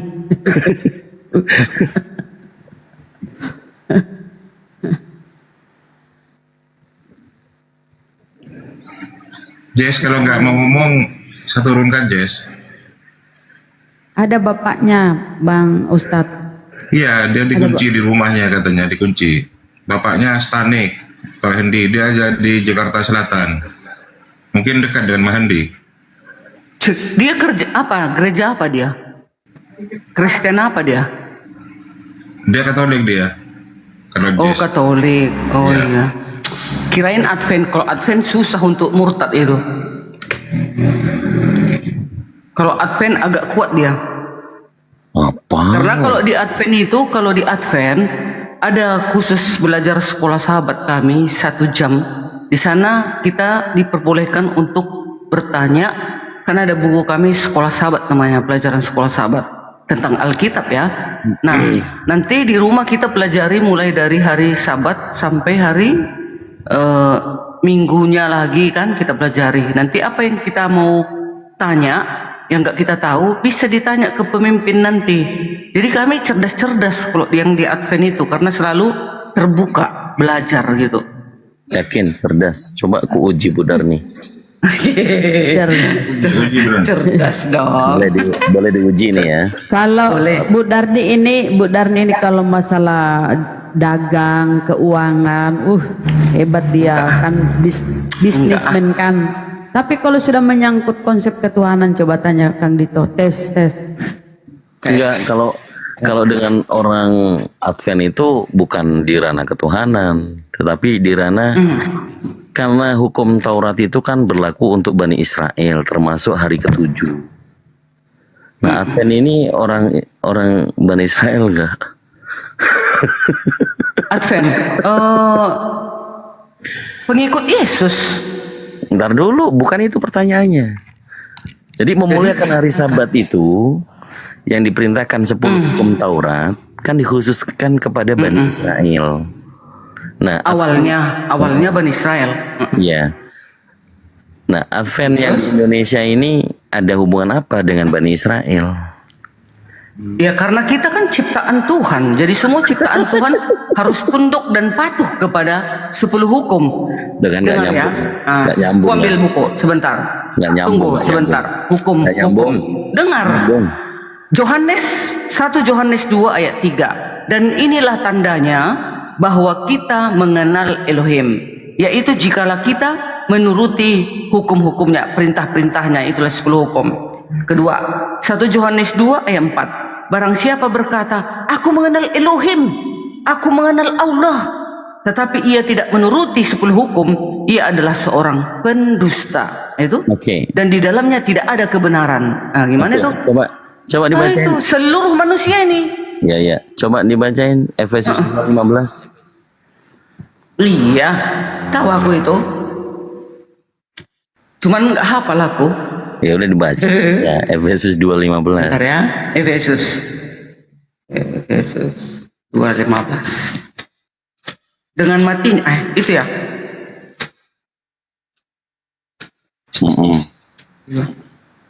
15. Dipersatukan hukum itu dengan Yesus. Judulnya aja udah dipersatukan di dalam Kristus. Ayat 15, ya. Sebab dengan matinya sebagai manusia, ia telah membatalkan hukum Taurat dengan segala perintah dan ketentuannya. Untuk menciptakan, enggak boleh. Untuk menciptakan, iya, teruskanlah. Itu makanya kedatangan Yesus ini dia. Untuk menciptakan keduanya menjadi satu. Manusia baru di dalam dirinya. Dan dengan itu mengadakan damai sejahtera. Nah, mengadakan damai sejahtera, nggak mungkin dia pembunuh, nggak mungkin dia penjina, nggak mungkin dia menyembah berhala, nggak mungkin dia menyebut nama Elohim sembarangan, dia menguduskan hari Sabat, dan seterusnya. 10 hukum itu damai sejahtera. Gitu. Baik, pertanyaan saya, dibatalin nggak hukum Taurat itu? Iya, dibatali, dipersatukan di dalam Yesus. Maksudnya bukan dihapus. Bukan dihapus. Dipersatukan di dalam Yesus. Nggak mungkin dong dihapus itu. Kalau dihapus itu, membunuhlah, mencurilah, berzinahlah, menyembah berhala lah. Apalagi? Tidak menghormati orang tua lah. Tidak menguduskan hari Sabat. Membunuh, mencuri, berzina, berdusta, mengingini milik sesamanya manusia. Kayak binatang lah hati kita ini kalau kayak gitu, kalau kita menghapus 10 hukum. Jadi 10 hukum ini adalah moral kepada seluruh umat manusia. Itu dia, luar biasa itu. Elohim kita itu diturunkan 10 hukum itu agar kita menjadi damai sejahtera. Ya enggak? Mana ada yang salah di situ? Jadi kami, umat Masihat, pen hari ke-7 adalah sisa umat pilihan yang masih setia kepada hukum-hukumnya. Gitu dia, saya. Iya dong. Nah, dengar ini, Joshua 4 ayat 7. Sebab itu, batu-batu inilah akan menjadi tanda peringatan bagi orang Israel untuk selama-lamanya. Batu-batu apa maksudnya? Batu 10 hukum. Bukan batu biasa yang kosong, tapi batu 10 hukum lah itu. Nah ini, Yosua 4 ayat 7. Itu untuk orang Israel, benarnya bukan untuk orang Indonesia. Iya dong, kan awalnya kan datang turun kebenaran di Bani Israel, benar itu. Lalu kita rupanya enggak pengikut Tuhan, kita rupanya manusia sekarang di luar dari Bani Israel. Ya kita kan ciptaan Tuhan, kita harus ikut. Makanya dikatakan Markus 2 ayat 27-28. Hari Sabat diadakan untuk manusia. Ya kita manusia harus dong menguduskan hari Sabat. Kenapa? Maaf ya, sedikit lagi, maaf. Coba kalian tanya seluruh tukang-tukang ilmu-ilmu yang ilmu jampilah, ilmu apalah, tanya mereka, tidak mampan dia mengambilnya itu hari Sabat, tetapi dia mampannya itu hari Jumat, malam Jumat Kliwon. Kenapa tidak mampan hari Sabat? Karena itu sudah dikuduskan, disucikan. Nah itu, jadi betul itu kawan-kawan, gak bohong. Dengar ya, Mazmur 19 ayat 8 sampai 11. Taurat Tuhan itu sempurna, menyegarkan jiwa. Peraturan Tuhan itu udah teguh. kembali ke Efesus 2:15 kembali. Ada yang Iya, dibatalkan di situ. dipersatukan. Iya, tapi dipersatukan. Teruskan ayatnya lagi dong, jangan diputuskan. Dipersatukan di dalam Yesus, menjadi keduanya menjadi damai sejahtera. Jadi kalau ada teman-teman kita mengatakan nggak perlu lagi hukum Taurat, itu sudah bayang-bayang, kata si Elia Maron. Elia Maron mengatakan bayang-bayang, membunuhlah, berzinalah kau, mencurilah kau. Makanya kau gantilah hari Sabat itu menjadi hari yang lain. Makanya Yesus nanti berkata, enyahlah kau, hai engkau Elia Maron, karena engkau telah merubah hukum. Katanya nanti, itu bagi orang Kristen memang itu. Yang tidak meniadakan 10 hukum tadi, merubah-rubah malahan, merombak. Udah dibilang kuduskan hari Sabat. Lalu datang manusia dengan enaknya kita menukarnya itu menjadi hari Kamis atau hari Senin. Itu hukum, tangan Tuhan mencatatnya itu loh di 2 loh batu kepada nabi awalnya. Atau hari Minggu. Assalamualaikum. Bilanglah hari Minggu, hari Senin, Selasa dan seterusnya. Siapa itu Nggak kafir ada disuruh berubah ke Minggu kita. itu? Nggak ada. Yang disuruh berhari Sabat. Siapa itu yang nyuruh pindah hari Minggu itu siapa itu? Ya itu mereka-mereka yang menukar lah. Ya tanya aja sama orangnya. Jangan aku hanya menyampaikan firman Tuhan. Makanya disuruh Tuhan, pergilah ke seluruh bangsa, ajarlah mereka, baptislah mereka dalam nama Bapa, Putra dan Roh Kudus. Kita sambung yang tadi sore bisa nggak, Bu Darni? Apa itu? Tadi sore kan ada. Ini kita ngobrol Ya, sebentar. ini yang paling Poin saya ada utama, 2. Poin saya ada 2. Hukum Cuma ini untuk yang paling utama. Dengar Pak. Nggak ada, nggak usah yang lain-lain kita. Enggak, ini ada 2 poin pelajari. yang saya mau sampaikan biar 2100 orang tuh tahu. Ada 2 poin. 1, Bu Darni musyrik. Kedua, Bu Darni nyembah berhala. Yuk kita ngobrol yuk. Boleh. Nah, soal musyrik tadi yang tadi sore. Kenapa Bu Ibu menyekutukan Tuhan? Tidak menyekutukan Tuhan. Ibu Darni tetap menuhankan penguasa itu, yaitu Elohim yang menyatakan dirinya di dalam Yesus. Yesus turun itu ke siapa? bumi. Yesus itu siapa? Yesus itu adalah firman Elohim yang Firmannya menjadi Elohim. manusia. Ya, turun ke bumi. Ibu satuin sama Elohim ya? Iya dah, memang itu namanya musyrik. itu dirinya Elohim itu Yesus, wujud Iya. Elohim di bumi. Bu, kalau Tuhan pencipta langit bumi beserta isinya, Allah Subhanahu wa taala yang Maha Tinggi, Maha Suci, itu saya menuhankan firman-Nya, saya menuhankan nabinya, saya menuhankan malaikatnya, itu musyrik. Nah, sekarang saya tanya sama Ibu, yang Ibu tuhanin siapa, Bu? Yang Ibu Tuhani ya Tuhan Yesus. Firman-Nya. Musyrik itu namanya. Oke, siap. Ya, Kenapa udah kelar ya musyrik? satu ya. Ya itu Enggak, Ibu menyekutukan dia sama Yesus- firman-Nya. Tidak, Yesus itu adalah wujud Elohim. Yesus adalah wujud Elohim. Mana Iya. bisa beda? Iya, dia firman-Nya musyrik itu, kan. Yang musyrik itu di 1 Tawari. Lah, 16 tawan dia ayat soal musyrik 26. daripada gue. Di luar, tunggu dulu. Di luar dari Elohimnya Abraham, Ishak dan Yakub adalah setan. Itu Baru menyembah aku Tuhan musyrik. lain. Ya udah itu musyrik namanya. Bukan, itu Menyembah salah Tuhan yang lain. sembah. Musyrik itu menyekutukan Tuhan yang benar. Hampir sama itu musyrik. Enggak, beda. Menyembah Allah Hampir yang sama, lain. hampir sama tapi nggak sama. Beda. Musyrik itu menyekutukan Tuhan yang tidak benar. Elohim. Yang penting tidak Elohim disembah. Itu salah sembah. itu Ibu berarti salah. berarti Nggak berarti bisa. Ibu beda. Udah itu lari tuh. Itu satu. Kedua, Ibu nyembah berhala. Bu, definisikan berhala dong untuk saya. Berhala itu apa sih? Ntar ya, berhala itu apa? Ya, berhala itu sesembahan yang sebentar ya.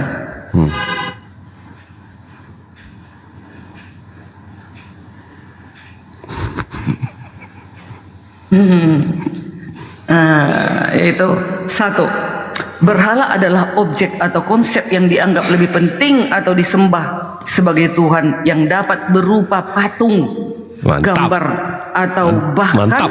sesuatu yang bersifat abstrak seperti uang, kekuasaan atau prestasi. Jadi gambaran bisa Tuhan yang disembah juga melanggar hukum kedua. Jangan membuat bagimu patung. baik Jadi gambaran apapun. Tuhan yang disembah ya, itu berhala ya. Kok gambaran Tuhan yang disembah? Yesus itu dirinya Elohim, bukan gambaran. Loh, kok wujudnya di bumi kan dia. tadi ibu yang bilang nyata. dia gambaran manusia, dia gambaran manusia, gambaran Elohim pada manusia, namanya Yesus. Ya. Kan tadi ibu sendiri yang bilang. Iya, itu menerangkan, menyatakan, mengatakan kepada manusia. Berarti ibu dia ini- menyembah gambaran Tuhan ya?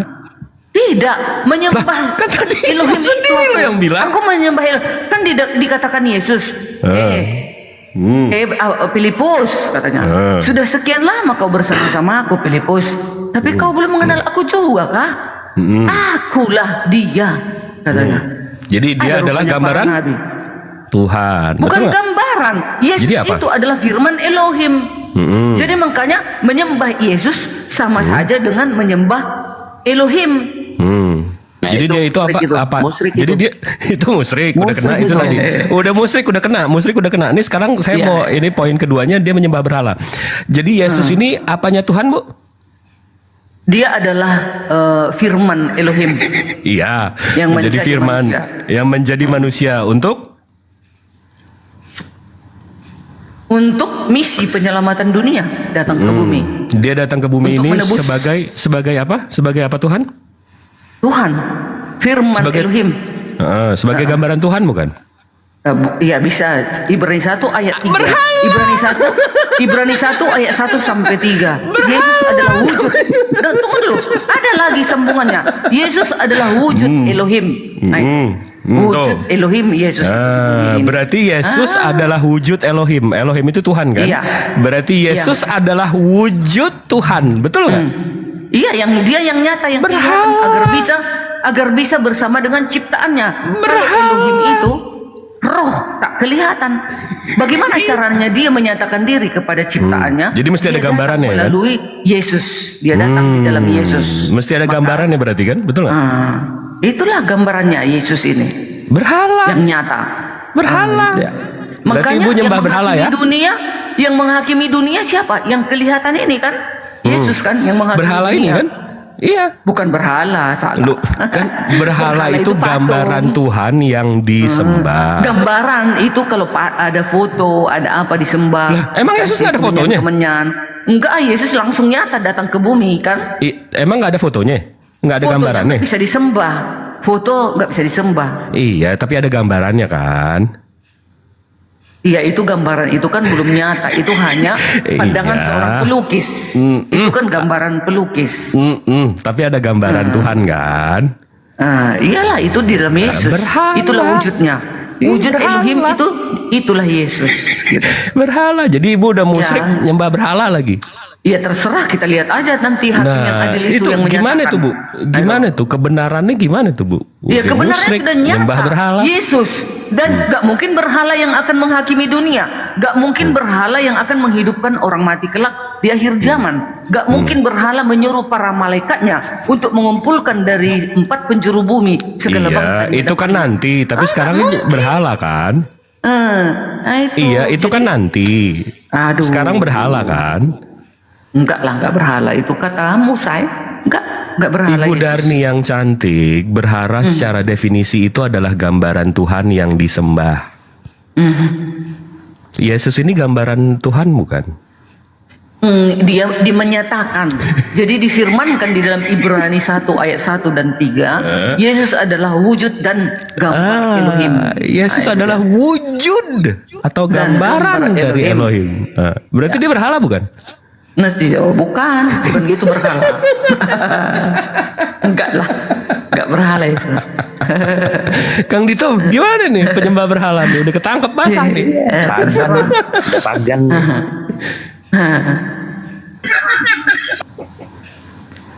Gitu ya.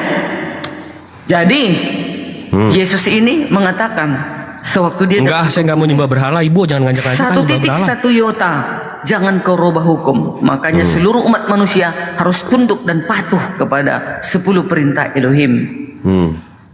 Jangan ngajak-ngajak nyembah berhala, buah. Nggak boleh. Ya, aku kan hanya mengabarkan karena Yesus mengatakan pergilah ke seluruh bangsa. Disuruh kita untuk menginjil agar semua umat manusia ini selamat. Ketika nanti Yesus datang, semua akan dibawanya ke dalam kerajaannya. Aku akan datang menjemput engkau. Di mana aku berada, engkau pun berada. Siapa yang berani? Para nabi bicara seperti itu. Aku akan menjemputmu. Di mana aku berada, engkau pun berada. Oh, luar biasa Tuhan kami. Sebenarnya Berhala Tuhan tadi. kita, bukan Tuhan kami. Tapi Berhala karena tadi. kalian menolaknya, ya gimana mau saya Iya, bilang? kalau berhala tadi sih semua penyembah berhala begitu, Bu. Terserah lah. Congor Darni katanya lagi di bawah. Ya. Nggak congor saya, memang betul. Aduh, Iya. Yesus itu adalah penguasa itu, guys. Ya. Nggak, Bu. Nggak Bu, mungkin Bu, lah Bu, manusia. Bu. Kalau saya tanya nih, Bu, simpel nih, Bu. Ini di rumah saya nih ada deposit box nih. Habis itu saya bilang sama Ibu, passwordnya, pinnya itu 1111. Saya ulang-ulang nih sama Ibu nih, 1, Bu, passwordnya 1111. Tiap hari saya ulang 1111. Begitu saya meninggal, Bu, begitu saya diangkat sama Tuhan, kan saya mati, kan kedagingan saya dong yang mati kan, roh saya kan nggak mati, betul nggak? Begitu saya mati, begitu roh saya diangkat Tuhan, ada bapak-bapak datang bilang, enggak, Bu Darni, pinnya itu 3333. 33333. Pinnya itu 3333. Kira-kira kalau Ibu Darni ke rumah saya mau buka safe deposit boxnya itu, Ibu masukin 111 apa 333 gitu? 111 lah. Nah, Kan yang punya bilang 111. Nabi-nabi sebelum Yesus bilang Tuhannya satu. Sampai Yesus bilang 1. Iya. Tiba-tiba si botak datang bilang 3. Ibu malah mencet 3 sekarang. Enggak, mana ada 3 Tuhan kami? Gimana Yaitu sih? Roh Bapa, Roh Kudus, Yesus. Elohim menyatakan dirinya dia kepada di dalam. Jadi Ibu percaya masih botak apa Roh Yesus? Kudus. Roh Kudus ini kan rohnya Elohim, nafasnya Elohim. Makanya kita hidup, manusia ini Nah, hidup kan dia karena percaya masih diberikan botak. roh kepada kita. Iya. Jadi di dalam tubuh kita ini ada Elohim, rohnya ada di dalam tubuh kita. Nah itu Yesus firmannya menjadi manusia, turun ke bumi. Itu siapa yang ngajarin? Jadi itu? ya Yohanes muridnya terkasih yang bersama dengan Yesus. Masa aku lebih percaya sama Bang Jibril dan teman-teman? Lebih percaya sama Muslim yang di Yesus, sini? lebih percaya sama Yesus dong. Percaya dengan apalah Yohanes lah. Enggak, lebih percaya sama Yohanes Yesusnya sudah dong. bersama-sama, makan minum sudah sama kemana-mana mereka. Lebih percaya sama Yohanes Yesusnya tahu dong. Tahu dong dia siapa Yesus itu. Lebih percaya sama Yesusnya dong. Nah, itu dia. Nah, tentu Yohanes menuliskan seperti itu dong, karena dia tahu siapa Yesus ini. Nah, nggak mungkin aku percaya sama Jibril dan Kang Dito dan Ferry, Handi, Arif dan Rijal. Nggak mungkin aku percaya. Gitu. Pasti aku lebih percaya muridnya yang langsung. Jelas sudah mengatakan Yohanes di dalam 20:17 Yohanes coba Ibu 1. baca, Bu. Yohanes 20.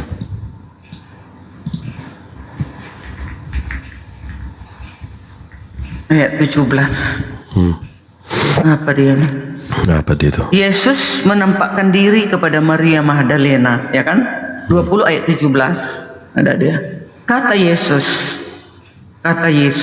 kepadanya, "Janganlah engkau memegang aku, sebab aku belum pergi kepada Bapa. Tetapi pergilah kepada saudara-saudaraku dan katakanlah kepada mereka bahwa sekarang aku akan pergi kepada Bapakku dan Bapamu, kepada Allahku dan Allahmu." Iya, benar. Jadi Tuhan Yesus di situ siapa, Bu? Dia berkata, sewaktu dia berkata di bumi dia menjadi manusia, keadaan sebagai Nah, manusia. itu enggak, Ibu Sekarang, jangan nambah-nambahin setelah- ayat Nah, tunggu dulu. dong. Apa di situ Yesus bilang Bapak Tuhannya sekarang- siapa? Iya, nyatanya sekarang setelah Yesus sudah pergi kepada La haula wala ilahi itu, quwwata illa billah. ilahinya, Ditambah, kan sudah tambah satu, lagi. udah menyatu. Jangan Udah ditambah menyatu dia, kan? iya, jangan ditambah-tambah. Di situ Tuhan Yesus siapa? Nah, terus Nah, dengar lagi ya. Yesaya berapa itu ya? Bentar ya. Ya dia lompat Oh, dulu. mana Ini itu? Yohanes 20:17 belum kelar. Tuhan Yesus di sini siapa? Tuhan Yesus. Ada ya? Tuhannya Ada ayat Yesus ini. di Yohanes 20:17 ini siapa? Iya, di situ dikatakan sewaktu dia berkata sebagai keadaan manusia, Bapa. Nggak ada di keadaan manusia di ayat ini bilang. Kan manusia dia di muka bumi ini, tentu dia berbicara seperti itu. Sebentar kepada, Tuhan. Gak mungkin dibilangnya kepada umat-umat. Sebentar kepada manusia. muridnya, akulah Bapa itu. Kenapa nggak mungkin kalau memang dia Bapak? Kalau Allah itu kan tidak kelihatan, roh, tak nampak, tak terhampiri Bapa itu. Gak bisa dilihat manusia dalam keadaan manusia. Ya? Gak bisa. Nggak tergapai sih sebenarnya, bukan nggak kelihatan. Makanya Elohim itu Kalau Tuhan saya tuh menyatakan wajib diri wujud tuh pasti melalui berwujud, firman-Nya. pasti ada. Enggak, di sini Bu, Yesus bilang Tuhan dia siapa Bu? Di sini dikatakan Bapa, Elohim. Tuhannya Yesus Bapak berarti ya? Iya, sebagai manusia dia berkata seperti itu suatu di bumi. Kok sebagai manusia sih? Iya kan dia datang sebagai manusia diturun ke bumi kan. Iya, tapi Tuhannya dia itu dia siapa? Elohim di sini Bapa. Iya, udah jelas kan Tuhan Yesus Bapak kan? Iya. Terus? Nah. Sekarang Ibu kenapa nyembah Yesus? Karena jika engkau Dia aja nyembah aku Bapa. menyembah Yesus sama dengan menyembah Bapa. Nah, Aku dan musyrik Bapa namanya satu. musyrik itu. Jika engkau melihat aku, engkau sudah melihat Bapa. Kan kata Yesus seperti Tuhan bertuhan nih, bener nih Tuhan bertuhan. Nyatanya Jibril sekarang dia berada di surga dan akan datang menghakimi. langit. Kenapa enggak Elohim yang datang turun menghakimi?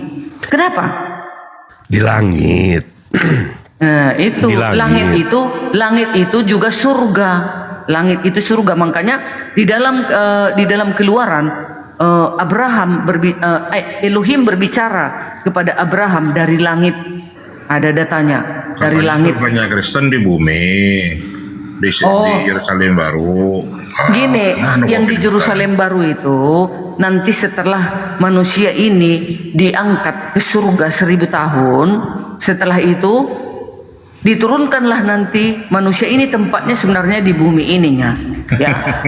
Baru diturunkanlah Yerusalem baru, kota baru. Makanya nanti di bumilah itu Yerusalem baru itu diubahlah nanti bumi ini tidak ada lagi noda-noda, tidak ada lagi kotoran-kotoran nanti di bumi ini. Semua kita akan suci adanya gitu. So, dunia baru, Yerusalem baru gitu. Tempat kita bukan di surga, hanya 1000 tahunnya kita nanti bersama dengan Yesus di surga gitu. Setelah itu Cuma 1000 tahun, baru Bu? kita baru nanti diturunkan ke bumi ini Yerusalem Nggak, baru. terus 1000 tahun itu kita ngapain Bu?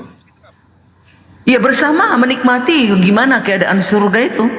Iya ngapain 1000 tahun? Nyanyi-nyanyi? Iya, menikmati gimana Katanya- keindahan. katanya nyanyi-nyanyi. Bagaimana? Iya, semualah itu. Bu, saya Namanya kita karaokean juga aja di sana 3 jam aja berbahagia. udah habis lagunya. Ini 1000 tahun nyanyi-nyanyi nggak Berbahagia. capek Bu.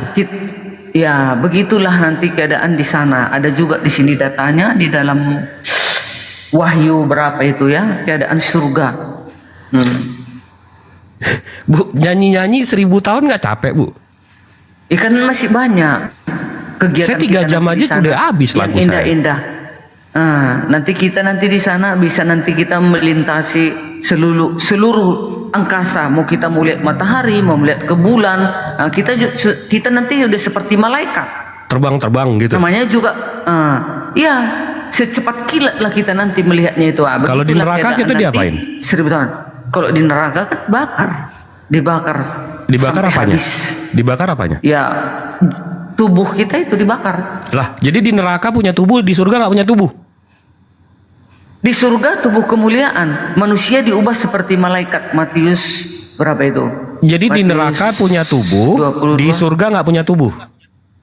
Di surga tubuh kemuliaan. Punya tubuh berarti? Iyalah tubuh kemuliaan. Bisa makan tubuh berarti? yang tanpa dosa. Bisa makan tubuh berarti? yang tanpa dosa. Iya, bisa makan berarti? Iya, karena ada juga di situ ditulis aku akan makan dan minum bersama. Berarti Kan di ada surga bisa ayatnya. makan dan minum juga. Ya, itu ayatnya. Bisa makan dan minum juga. Berarti ada kebutuhan lain dong. Ya, kalau sudah itu dicatat, bagaimana? Kita tunggu. Ya berarti ada kebutuhan lain juga dong. Bisa makan, bisa minum kan berarti ngerasain enak, berarti ngerasain pahit, Iya, ngerasain asin, iya. Tapi di manis. sana kita nanti di dalam 1000 tahun itu kita di sana tidak akan menikmati kesedihan, nggak ada lagi kita nikmati sakit, capek-capek cari uang, nggak lagi. Di sana kita hidupnya berbahagia bersama dengan Tuhan kita. Namanya kita sudah bersama Tuhan di sana, bersama dengan Sang Pencipta itu, ya kan? Nggak mungkin lagi ada di sana duka dan derita. Bahagialah di sana. Tapi kalau salah sembah gimana, Bu? Salah sembah ya masuk neraka lah. Masuk neraka kalau salah sembah.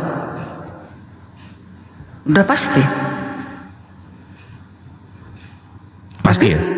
Iya dong, pasti dicampakkan ke dalam neraka. Kira-kira Elohim marah nggak? Kira-kira Elohim marah nggak ibu nyembah Yesus, bukan nyembah dia? Ya kalau menurut yang aku pelajari enggak marah. Karena Di dia Keluaran Elohim 20, itu, di setelah Keluaran sudah Yesus kan Yesus peraturannya sudah kembali. jangan ada ilah-ilah lain, sembah aku saja. Keluaran Ya. 20 nomor 3. Ibu nyembah ilah Yesus bukan ilah Elohim. Elohimnya Yesus. Kalau Iya, sudah kira-kira kembali dia ke marah katanya, nggak tuh? Kembali, Dia kira-kira kembali ke oneness. Kalau sudah dia jadi surga. wanes. Ah. Dia jadi wanes. Iya, di Kalau surga, dia kepentok di aja surga jadi Yesus. wanes. Makanya dengar ya, makanya ada ayat di dalam Yesaya, Nabi Yesaya, ya perjanjian lama itu ya, Nabi Yesaya. Inilah Tuhan yang kita nantikan itu, katanya. Inilah Tuhan yang kita nantikan itu. Mari bersorak-sorai, katanya. Begitu juga di dalam Quran surat Al-Qiyamah ayat 23. Mampus. Kalian Tadi akan kan udah melihat- sore saya bantah, itu nggak ada tunggu muka dulu. Tuhan di situ. Kalian akan melihat wajah Allah itu, ya kan? Wajah-wajah umat muslim akan berseri-seri begitu ngelihat Allah, bukan wajah Ya Allah. udah, Ibu jangan kan ngarang sama. dong. Ya, berarti kalau kalian berseri-seri wajah kalian melihatnya, berarti ada dong kalian lihat. Allah itu wajib wujud, harus ada, Ibu. Ya udah, ternyata nanti wujudnya aku berani jamin Yesus. Wujud itu apa sih, Bu? Artinya, Bu? Wujud yang nyata kita lihat. Wujud itu Itulah artinya wujud. apa? Coba Ibu jangan muter. Wujud itu artinya wujud. apa? Bentuknya Salah. wujud. Salah. Wujud itu artinya ada, Ibu. Wujud Ya sama udah. dengan ada. Ya udah benar lah itu. Nah, kalau yang Wujudnya Ibu itu nanti Yesus. yang Ibu maksud itu bentuknya gitu. Ibu mau tahu Wujud bentuknya sama kan? bentuk samanya itu. Beda, wujud itu ada, bentuknya itu manusia, bentuknya keyboard, bentuknya mouse, bentuknya hewan. Wujud sama Jadi- bentuk tuh beda. Jadi kalau wujud ada, apa Wujud yang itu yang ada. kalian lihat? Iya, apa yang kalian lihat ada itu nanti. Kalau wujud itu ada. Dia apa nggak yang setara ada itu? setara dengan makhluknya, Bu. Jadi kalau saya mau gambarin, kalau saya mau kalau saya mau bentukkan Tuhan saya, nggak bisa. Otak saya tuh nggak sampai. Kalau saya gambarkan nanti matanya 7, kakinya 8, nggak bisa. Dia nggak setara dengan makhluknya. Jibril, dengar ya. Wujud berarti keberadaan atau eksistensi sesuatu. Baru di Google Baik kan. itu benda, Wujud itu artinya sifat, ada kan? Atau konsep. Wujud juga dapat merujuk pada bentuk atau rupa dari sesuatu yang dapat diraba Buset, atau diamati. ini wujud buset. KBBI. Berarti wujud kau lihat nanti Allahmu itu ada dia. Wujud itu ada. artinya ada, Ibu. Ini artinya wujud. Ayo Iya. di situ di Google. Ini artinya wujud artinya keberadaan atau eksistensi keberadaan. sesuatu. Baik itu benda, sifat ataupun konsep. Wujud juga dapat merujuk pada bentuk atau rupa dari sesuatu yang dapat diraba atau diamati. Sama berarti kita nanti akan melihat wujud berarti Yesus. keadaan, berarti ada, exist, nyata. Itu artinya Bang wujud. Jibril, Bang Jibril, kalaulah nanti wujud Yesus di sana, Bang Jibril dan yang lain-lain akan Bu, dicampakkan ke Allah neraka. Subhanahu wa Ta'ala udah bilang dia tidak sama dengan makhluknya. Dia nggak mungkin mirip Yesus. Apa hadiahnya setelah kita masuk surga? Kalau kita juga tidak melihat wujud Elohim Kita nanti itu? bisa ngelihat, Apa tapi artinya? bentuknya kita nggak sampai. Otak kita tuh nggak sampai. Jadi Ibu. kapan kita melihat wujud Allah kita itu? Oh nanti, nah kalau saya Nanti kapan? ada momennya Nanti kapan? waktu. Iya nanti Kapan? begitu, Bu. Nih Ibu belum paham artinya iman nih. Ibu udah paham belum artinya iman? Bu, Ibu udah paham belum artinya iman? Jibril, kalau Bu, Ibu udah paham belum artinya iman? Iya, indera keenamku mengatakan wujud yang kita lihat itu adalah wujud Yesus. Bu Darni, Ibu paham nggak artinya iman? Iman yang tidak kepercayaan, yang iman itu artinya yang apa, Bu? Kita lihat, itu. Iman itu artinya apa? Kepercayaan. Percaya. Perlu dilihat nggak? Enggak. Ibu bisa lihat Yesus nggak? Ya sekarang enggak, tapi ada yang menyaksikan. Ada gambarnya kan? Ada gambarnya kan? Iya. Nah, ngapain diimanin? Kan Ibu bisa lihat. Mampus. Ya udah, kepercayaan. Nah, ya katanya percaya nggak perlu lihat kan? Oke. Sekarang iman adalah kepercayaan. Percaya nggak usah lihat kan? Apa hadiahnya kita manusia ini? Ibu, di akhir zaman. Iman artinya percaya nggak usah dilihat kan? Iya, sekarang kita di bumi ini. Oke, tapi nih kelak di surga, masa nggak ada janji Allah kita itu kepada kita? Percaya itu contoh nih, Ibu Darni bilang, Jibril, saya cantik. Saya percaya Ibu cantik, walaupun saya belum lihat Ibu. Itu namanya percaya. Pasti kata orang aku cantik kan begitu. Itu katanya kan, saya belum lihat. Namanya Berarti saya ada yang percaya, betul nggak? Enggak, mewakililah yang melihat aku itulah, maka dikatakan sama Bang Jibril aku cantik. Begitu juga dengan Yesus. Dulu Tunggu, jangan lompat ke Yesus dulu. Jangan lompat ke Yesus dulu. Detik saya lihat Ibu dan saya tahu, saya udah tahu nih, saya udah lihat langsung nih Ibu cantik. Perlu nggak saya percaya sama Ibu cantik? Kalau sudah dilihat ya nggak perlu lagi. Beda dengan Tuh tahu. Berarti kalau udah dilihat nggak usah diimanin ya? Iya. Nah, berarti itu murid-murid Yesus nggak beriman semua dong? Loh, kan dia nyata bersama dengan Yesus. Kan udah dilihat nih Yesus. Berarti murid-muridnya nggak beriman semua dong? Loh, kenapa dia bilang nggak beriman? Dia tadi bersama. Ibu yang bilang kalau udah lihat nggak usah dipercaya. Kan Beda, udah tahu, udah dilihat. Aku kan menanya, contoh kami di Kristen, Tuhan kami itu berjanji akan datang dan kami akan melihat wajahnya yang sebenarnya. Itulah kami lihat wajah Yesus. Ternyata orang Yahudi juga nanti kelak akan menanti-nantikan kedatangan Tuhannya. Ada ayatnya di dalam Yesaya. Inilah Tuhan kita yang kita nanti-nantikan. Mari kita bersorak-sorai. Kan katanya, berarti orang Yahudi juga melihat Tuhannya nanti kelak, tapi nggak ada disebutkan siapa Tuhannya, nggak ada. Itulah kebohongan Jadi mereka. ini murid-murid Padahal beriman nggak? Yesus- Jadi ini murid-murid beriman nggak? Dan di teman-teman Islam di Quran surat Al-Qiyamah, kalian juga akan melihat wujud Elohim Allah itu. Sama dong, ternyata wujud daripada Elohim kita itu kelak akan kita lihat. Tuhan saya nggak Yesus. Tuhan saya nggak menunjukkan diri dulu sampai nanti akhir zaman, Bu. Tuhan Ibu udah menunjukkan diri. Jadi hilang nilai iman tuh hilang di ajaran Ibu. Kenapa? Karena udah kelihatan Tuhannya. Oke. Kami memang sudah dinyatakan melalui Yesus. Udah. Benar. Jadi nggak usah beriman ya, Bu ya? Benar. Supaya kami manusia ciptaan ini tidak bertanya-tanya. Kami sudah jelas. Sekarang kaliannya sekarang capek kita di bumi ini. Itu tujuan iman Tapi itu. tidak ada janjinya. Bu, tujuan iman itu kita percaya tanpa melihat. Itu namanya iman. Itu namanya percaya. Kalau Tuhannya udah kelihatan, udah turun, hilang imannya, hilang percayanya. Sama kayak tadi saya bilang, Bu. Begitu detik saya lihat Ibu cantik, buat apa saya percaya Ibu cantik? Saya udah lihat.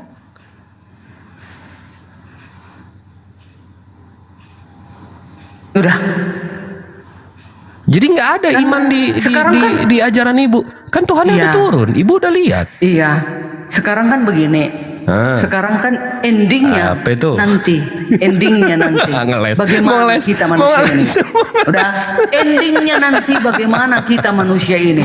Apa dong janjinya upah kita setelah kita sudah masuk ke dalam kerajaan surga? Masa kita nggak melihat wajah daripada pencipta kita itu? Aku nggak mau. Kalau tidak ada janji seperti itu, Tuhan saya nggak setara dengan makhluknya. Loh, Tuhan saya itu, Bu, Tuhan saya itu nggak bergantung, Bu, nggak bergantung terhadap apapun dan siapapun. Kalau Tuhan Ibu kan bergantung. Bukan, maksudnya gini loh, kan nanti kita masuk nih ke kerajaan surga. akhir zaman, udah selesailah dunia ini kan gitu. Naiklah kita ke surga. Tentu kalau kami di dalam kekristenan, kami melihat Tuhan kami, itulah Yesus nanti, wajahnya yang kami lihat, itulah wajah pencipta kami itu nanti kami lihat. Itu hadiahnya. Sekarang kalian, apa hadiahnya? Ya, Ngapain kan tadi kita di udah, surga nggak tadi kan melihat Ibu- Elohim? Nanti saya ditunjukin. Tapi kalau ibu tanya sekarang wujudnya gimana, berarti kalau saya bisa menggambarkan Tuhan saya, berarti dia bukan Tuhan, Bu. Iya, oke. Karena sekarang dia udah jangan bilang, Laisa kamislin sayun, dia nggak setara dan sama dengan makhluknya. Di situ iman saya. Itu namanya iman, saya percaya dia pencipta langit bumi beserta isinya. Bu, nggak usah kan dia turun ya Bu ya. Dia nunjuk beberapa nabi aja, udah 2 miliar muslim di dunia Bu. Gimana dia turun? Ibu Tuhannya udah turun cuma berapa sekarang Katolik? 1,4 miliar. Protestan 800 juta. Total kalian 2,4. Kami muslim 2 miliar. Tuhan kami nggak turun. Cuma nunjuk nabi aja dengan kekuasaannya udah 2 miliar yang ngikutin. Ibu Tuhannya turun, udah hilang hilang poin iman, udah nggak ada perlu iman lagi, nggak perlu percaya lagi, Tuhannya udah turun, cuma 2,4 miliar. Gimana tuh Bu? Iya, walaupun Yesus balapan Yesus- enggak disalib, kan bingung gitu. Kenapa bingung? Kan dia Ya datang- balapan enggak tapi disalib, bagaimana? Karena sudah ada dikatakan di dalam perjanjian lama, Yesaya ini adalah nabi. Aku adalah Allah juru selamatmu. Aku adalah Allah penebusmu.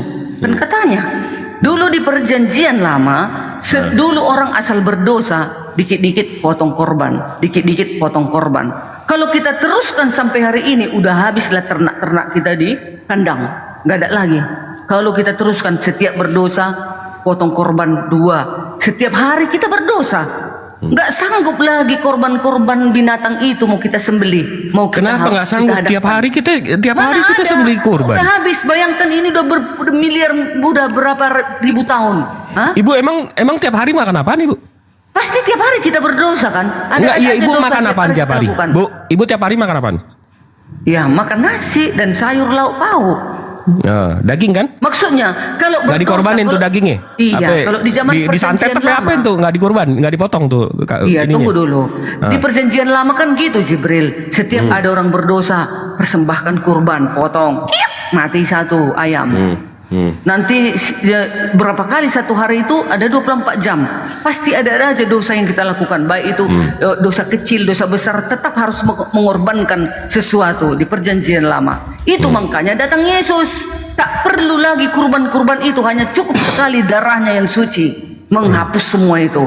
Jadi hanya sekali kita untuk Terus mengorbankan. buat apaan itu pengakuan dosa, habis itu tobat dalam Mana kekristenan? pengakuan dosa macam mana? Nggak ada pengakuan dosa. Dah Katolik? Oh itu nggak tahu aku. Tanya nanti Katolik. Di kami nggak ada pengakuan dosa. Oh, jadi Ibu nggak ada tobat? Kita harus bertobat, harus meninggalkan semua kejahatan-kejahatan kita. Oh, jadi dan bisa ngapus kembali. dosa pakai tobat? Iya, kan ada di dalam buku kalian juga mengatakan, Nabi Muhammad mengatakan tidak Enggak, dengan jadi- amalmu kau masuk surga, kan katanya. Iya. Bukan amalmu membuat kau masuk surga Iya. sama dengan kami. Iya, yang Hanya masuk- kasih karunia Bu, Yesus aduh, yang ini menyelamatkan ngegas kami. mulu. Bu, Aduh. Bu. Apa? Jadi Ibu di ajaran Ibu ada tobat nggak? Ada dong. Nah, Bertobat. terus ngapain mesti ngorbanin anak orang kalau bisa tobat Bu? Guna Yesus datang, guna Yesus disalib untuk menebus kutuk dosa itu. Nah, loh, aturannya dosa- kita mati langsung masuk neraka. Tapi karena ada Yesus. Kenapa? Tunggu dulu. Kenapa kita mati masuk neraka langsung? Kenapa itu? Iya, karena kita sudah tidak layak bersama dengan Elohim. Tidak Kenapa? layak. Kenapa? Jijik. Tuhan itu sudah melihat kita. Kenapa? Makanya harus Itu ada pendamainya. Kenapa itu? Kita pokoknya Tuhan jijik sama kita tuh kenapa? Iya. Karena banyak dosa yang sudah kita perbuat. Bukan dosa waris. Jangan lari. Dia Ibu mau ke Enggak. dosa waris kan? Kalau dosa waris itu adalah manusia pertama melanggar peraturan Tuhan. Yesus Itu kan yang nebus maka ada. dosa waris kan? Di mana datanya? Ya yang dari Korintus Paulus bilang Apa itu? Biar kita baca. Yesus menebus dosa dosa Adam. Coba ya, di mana? Bentar. Ayat. Sambil dicari saya bacakan dulu. Karena Roma 5:12 tuh. Karena Paulus amat lama berbicara, kami itu tidak dapat menahan kantuk. Akhirnya kami tertidur lelap. KPR 20 nomor 9. Nah sama kayak dengerin Bu Darni ngomong, kayak Paulus lagi ngomong lama kan. Nih, saya baca ini Roma 5. Alkitab ini. Bu Darni, saya baca ini dosa waris kamu nih. Roma 5:12. Sebab itu sama seperti dosa telah ke dalam dunia oleh satu orang, Adam maksudnya, dan oleh dosa itu juga maut. Demikianlah maut telah menjalar kepada semua orang karena semua orang telah berbuat dosa. Kolose 1:14, di dalam dia kita memiliki penebusan, yaitu penghapusan dosa. Maksudnya apa yang Yesus lakukan. 1 Korintus 15:22, karena sama seperti semua orang mati dalam Adam, demikian juga semua orang yang akan dihidupkan kembali dalam Kristus. Itu dalil-dalil penebusan dosa. Dosa Adam, betul nggak? Ya. Nggak mau ngakuin sekarang. Iya, tunggu dulu. Sekarang kan kita apa guna Yesus disalib kan itu sekarang? Menebus dosa Adam, dosa waris.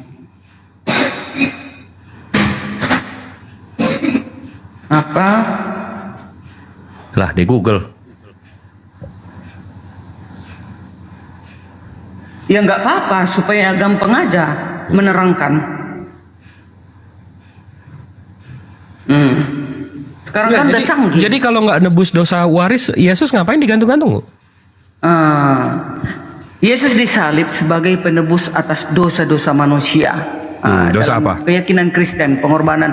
Dosa apa? Yesus di kayu salib adalah pembayaran atas dosa-dosa manusia sehingga manusia dapat diampuni dan dibebaskan dari hukuman.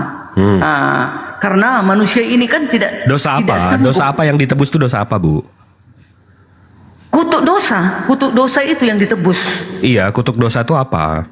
Kutuk dosa itu Yang konkret harusnya dong. manusia ini mati lalu langsung dibuang ke api neraka. Nah, itu. Tapi karena ada pendamai kita. Kenapa? makanya- Apa salah makanya saya? ada Apa Roma salah 8. saya? Apa salah saya sampai saya lahir, habis itu hidup, mati langsung masuk neraka? Apa salah saya?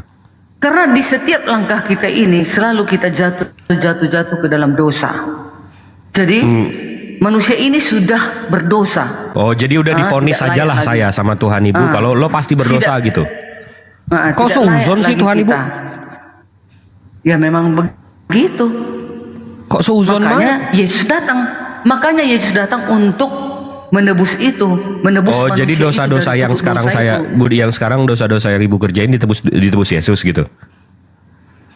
Bukan. Nah. Jadi walaupun kita sudah ditebus dengan harga yang cuma-cuma dengan darah Yesus yang suci, kita harus tetap Pagan sekali nih. setia kepada perintah-perintahnya. Kita harus tetap setia kepada perintah-perintahnya. Nah, itu dia. Nggak boleh dong kita bebas. Makanya dikatakan di Roma 8 ayat 1, di dalam Yesus tidak ada penghukuman atasnya. Kan katanya. Maksudnya yang di dalam Yesus, kalau aku sudah menjadi umat murid Yesus, berarti aku harus setia dan patuh kepada hukum-hukumnya. Udah, Nggak Kang mungkin Dito. aku sudah murid Yesus, aku membunuh, aku mencuri. Nah, itu dia. Kang Dito, Itu maksudnya yang di dalam Yesus. udah 2 poin saya udah diakuin. 1, dia musyrik, kedua dia nyembah berhala. Disambung? Kang Ya Dito? terserah. Ya, Asal tapi jangan Yesus. setelah saya mendengarkan Banji Ibu Darni, ya terbukti bahwa ada yang menyembah berhala dan ada yang apa tadi pertama 2 berhala dan Musyrik. apa? Musyrik. Katanya musyrik. Ya, musyrik itu menduakan Tuhan. Kalau menyembah berhala itu Tuhan itu berbentuk terus disembah begitu. Iya, mati. Jadi, Tuhan itu berbentuk benda, sesuatu benda mati, kita sembah-sembah, gitu dia. Itulah apa musyrik. bukan hidup juga. Pokoknya ada di luar Tuhan, dianggap Tuhan. Nah, itu menyembah berhala namanya. Sama iya. Begitu. Padahal dia Kalau bukan musyrik Elohim. musyrik itu ada Tuhan asli, tapi ada Tuhan palsu, ada tambahkan Tuhan, lebih dari satu Tuhan. Itu perbedaannya Bu Darni. Jadi semua ini jatuh ke tangan Bu Darni ini, kedua Iya dong. label ini. Ya udah diakui Bang Jibril, katanya. Maksudnya itu pilih imanku, itu imanku yang aku pelajari. Nah itu sampai hari ini masih tetap kukuh di dalam menuhankan Yesus sebagai Tuhan dan Juru Selamat. Belum ada gentar, belum berkurang, belum ada. Ya nggak apa-apa sih kita di Bu Darni di sini kita nggak menghakimi Bu Darni, tapi kami di sini apresiasi karena Bu Darni jujur mengatakan demikian. Jadi debatnya nggak terlalu muter-muter gitu loh. Iyalah, ngapain kita nipu-nipu? Kita harus ngomong apa yang kita bisa, kan gitu. Itu yang aku tahu. Padahal aku bukan termasuk teologi ya, maksudnya bukan jurusan kependetaan. Contoh Ibu Darni jujurnya nih, ada Elohim, gitu kan ya, berfirman. Jadi Yesus, gitu ya. Jadi ada Yesus, ada Elohim. Elohim Tuhan, Yesus dianggap sebagai gambaran Elohim. Artinya terjadi di sini ada dua. Nah, itulah disebut. Ya itulah yang disebut tadi sesuai dengan topik bahwa itulah yang namanya musyrik, menduakan Tuhan, menyekutukan Tuhan, justru mensatukan. Jadi ada 3-4 Tuhan disatuin. Berarti kalau firman Elohim tidak bisa jadi manusia, berarti gagal dong. Maha kuasa. Bukan di situ masalahnya. Ada Elohim. Gini loh Bu Darni. Elohim ini Tuhan yang asli. Terus ada Yesus menjadi gambaran Elohim. Jadi terjadi dua Tuhan. Oh itu sih. Ada Tuhan asli Elohim, ada gambarannya Elohim yaitu Yesus, tapi Yesus juga Tuhan. Boleh saya Yesus disebut itu musyrik. Itu disebut musyrik, menduakan Tuhan. Nah, kalau menyembah berhala sama sekali yang dia sembah bukan Tuhan. Boleh saya itu loh bedanya musyrik dan menyembah berhala. Ini harus dipahami dulu nih makna kata ini. Perlu diulang lagi. Jadi menyembah berhala artinya yang dia sembah sama sekali bukan Tuhan. Tapi kalau musyrik dia paham ada Tuhan yang asli, tapi dia buat Tuhan ganda satu lagi, jadi membuat dua. Itu musyrik. Bukan dua. Yesus ini kan dirinya Elohim. Yesus ini akan wujud Elohim. Nah itu dia rupanya. Elohim sudah berwujud. Kalau Elohim tidak mampu berbuat seperti itu, gagal dong. Allah Itulah yang saya maksud, Elohim sudah diwujudkan. Jadi menjadi dua jadinya, karena Elohim ini tidak berwujud Bu. Oh ini tunggu dulu, si Truth dulu, dia mau ngomong. Ayo apa tuh?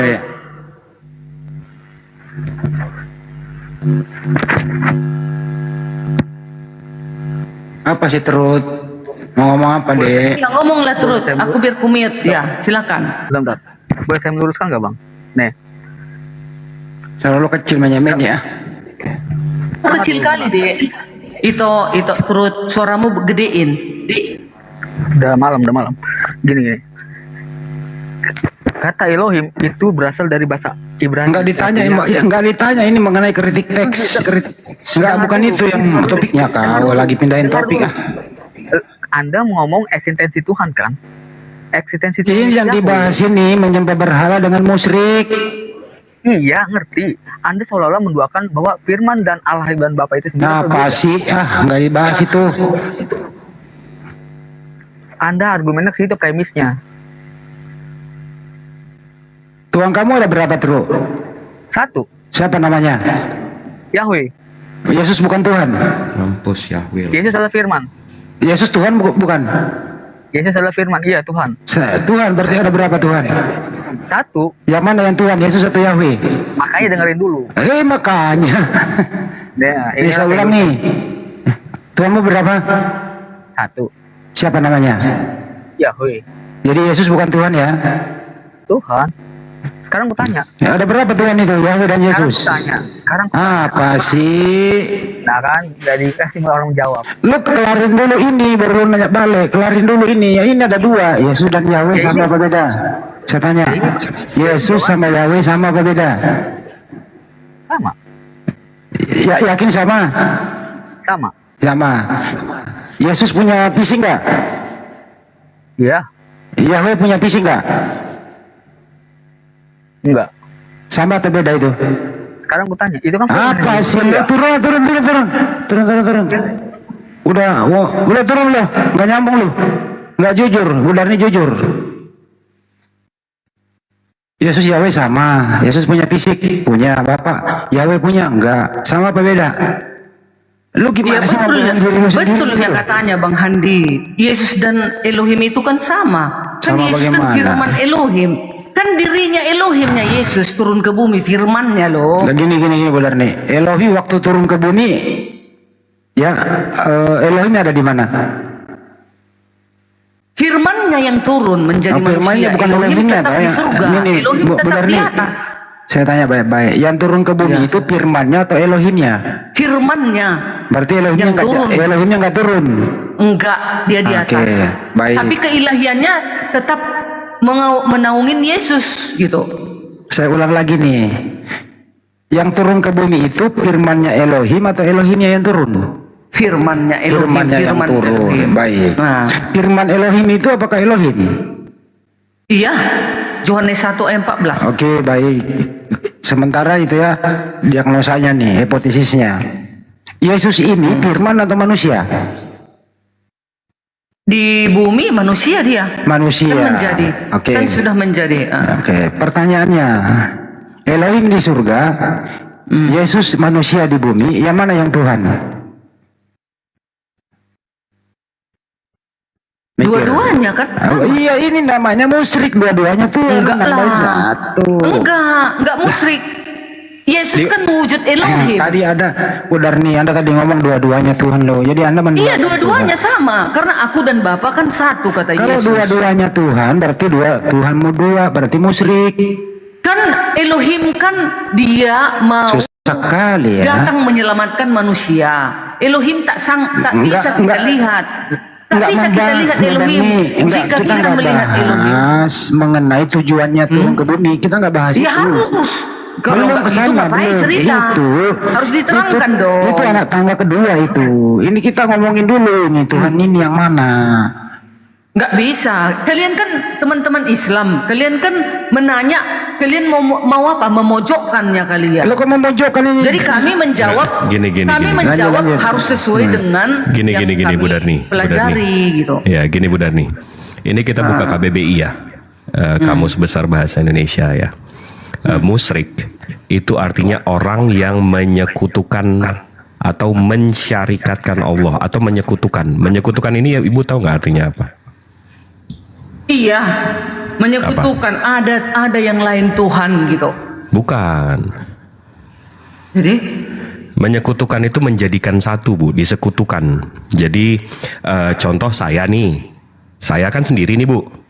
Habis itu saya punya istri. Nah, Ibu samain saya sama istri saya satu gitu loh. Itu menyekutukan saya, Bu. Ibu paham nggak? iya, terus Nah, jadi Bu Darni nih.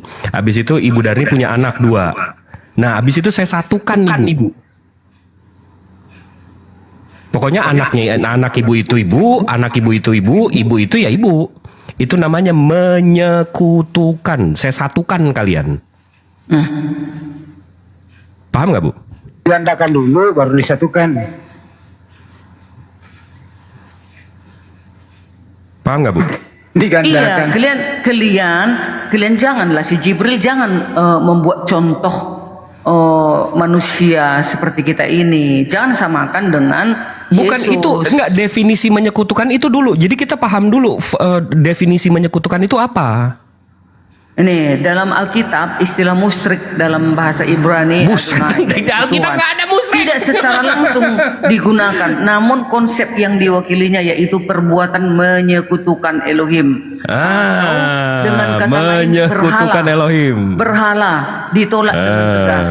Oke, Alkitab menyekutukan menegaskan Elohim bahwa berarti di situ Elohim ya. adalah satu dan tunggal dan tidak ada Tuhan lain selain Dia. Mana ada Tuhan yang lain selain Dia? Iya, betul, setuju. Nah, Tuhan yang sebenarnya di ajaran Ibu kan Elohim kan, Bu? Iya. Tapi Ibu Tuhan kan juga firman-Nya. Itu Nggak namanya bisa rupanya menyekutukan. Elohim menyatakan diri turun ke bumi. Nggak bisa rupanya seperti itu. Nah, Nggak maha berarti kuasa dong. Tuhan, nah, tuh tahu. Apa arti maha kuasa kalau Dia tidak sanggup menyatakan dirinya ke ciptaannya? Berarti Ibu artinya? berarti Ibu membuat Tuhan Ibu bergantung sama firman-Nya kan? Itu musyrik, Ibu. Itu menyekutukan Dia. Masa kalau sekelas Elohim pun tidak bisa menyatakan diri kepada ciptaannya, waduh, nggak usahlah sembah, nggak usah. Ngapain kita sembah? Ya, yang tidak bisa ngapa-ngapain? Ngapain? Setuju. Ngapain? Ini Elohim menyatakan diri. Ada pula ayatnya, Ibrani 1 ayat 1 sampai 3. Yesus adalah wujud menyatakan diri Elohim. itu nggak perlu di manusia kali.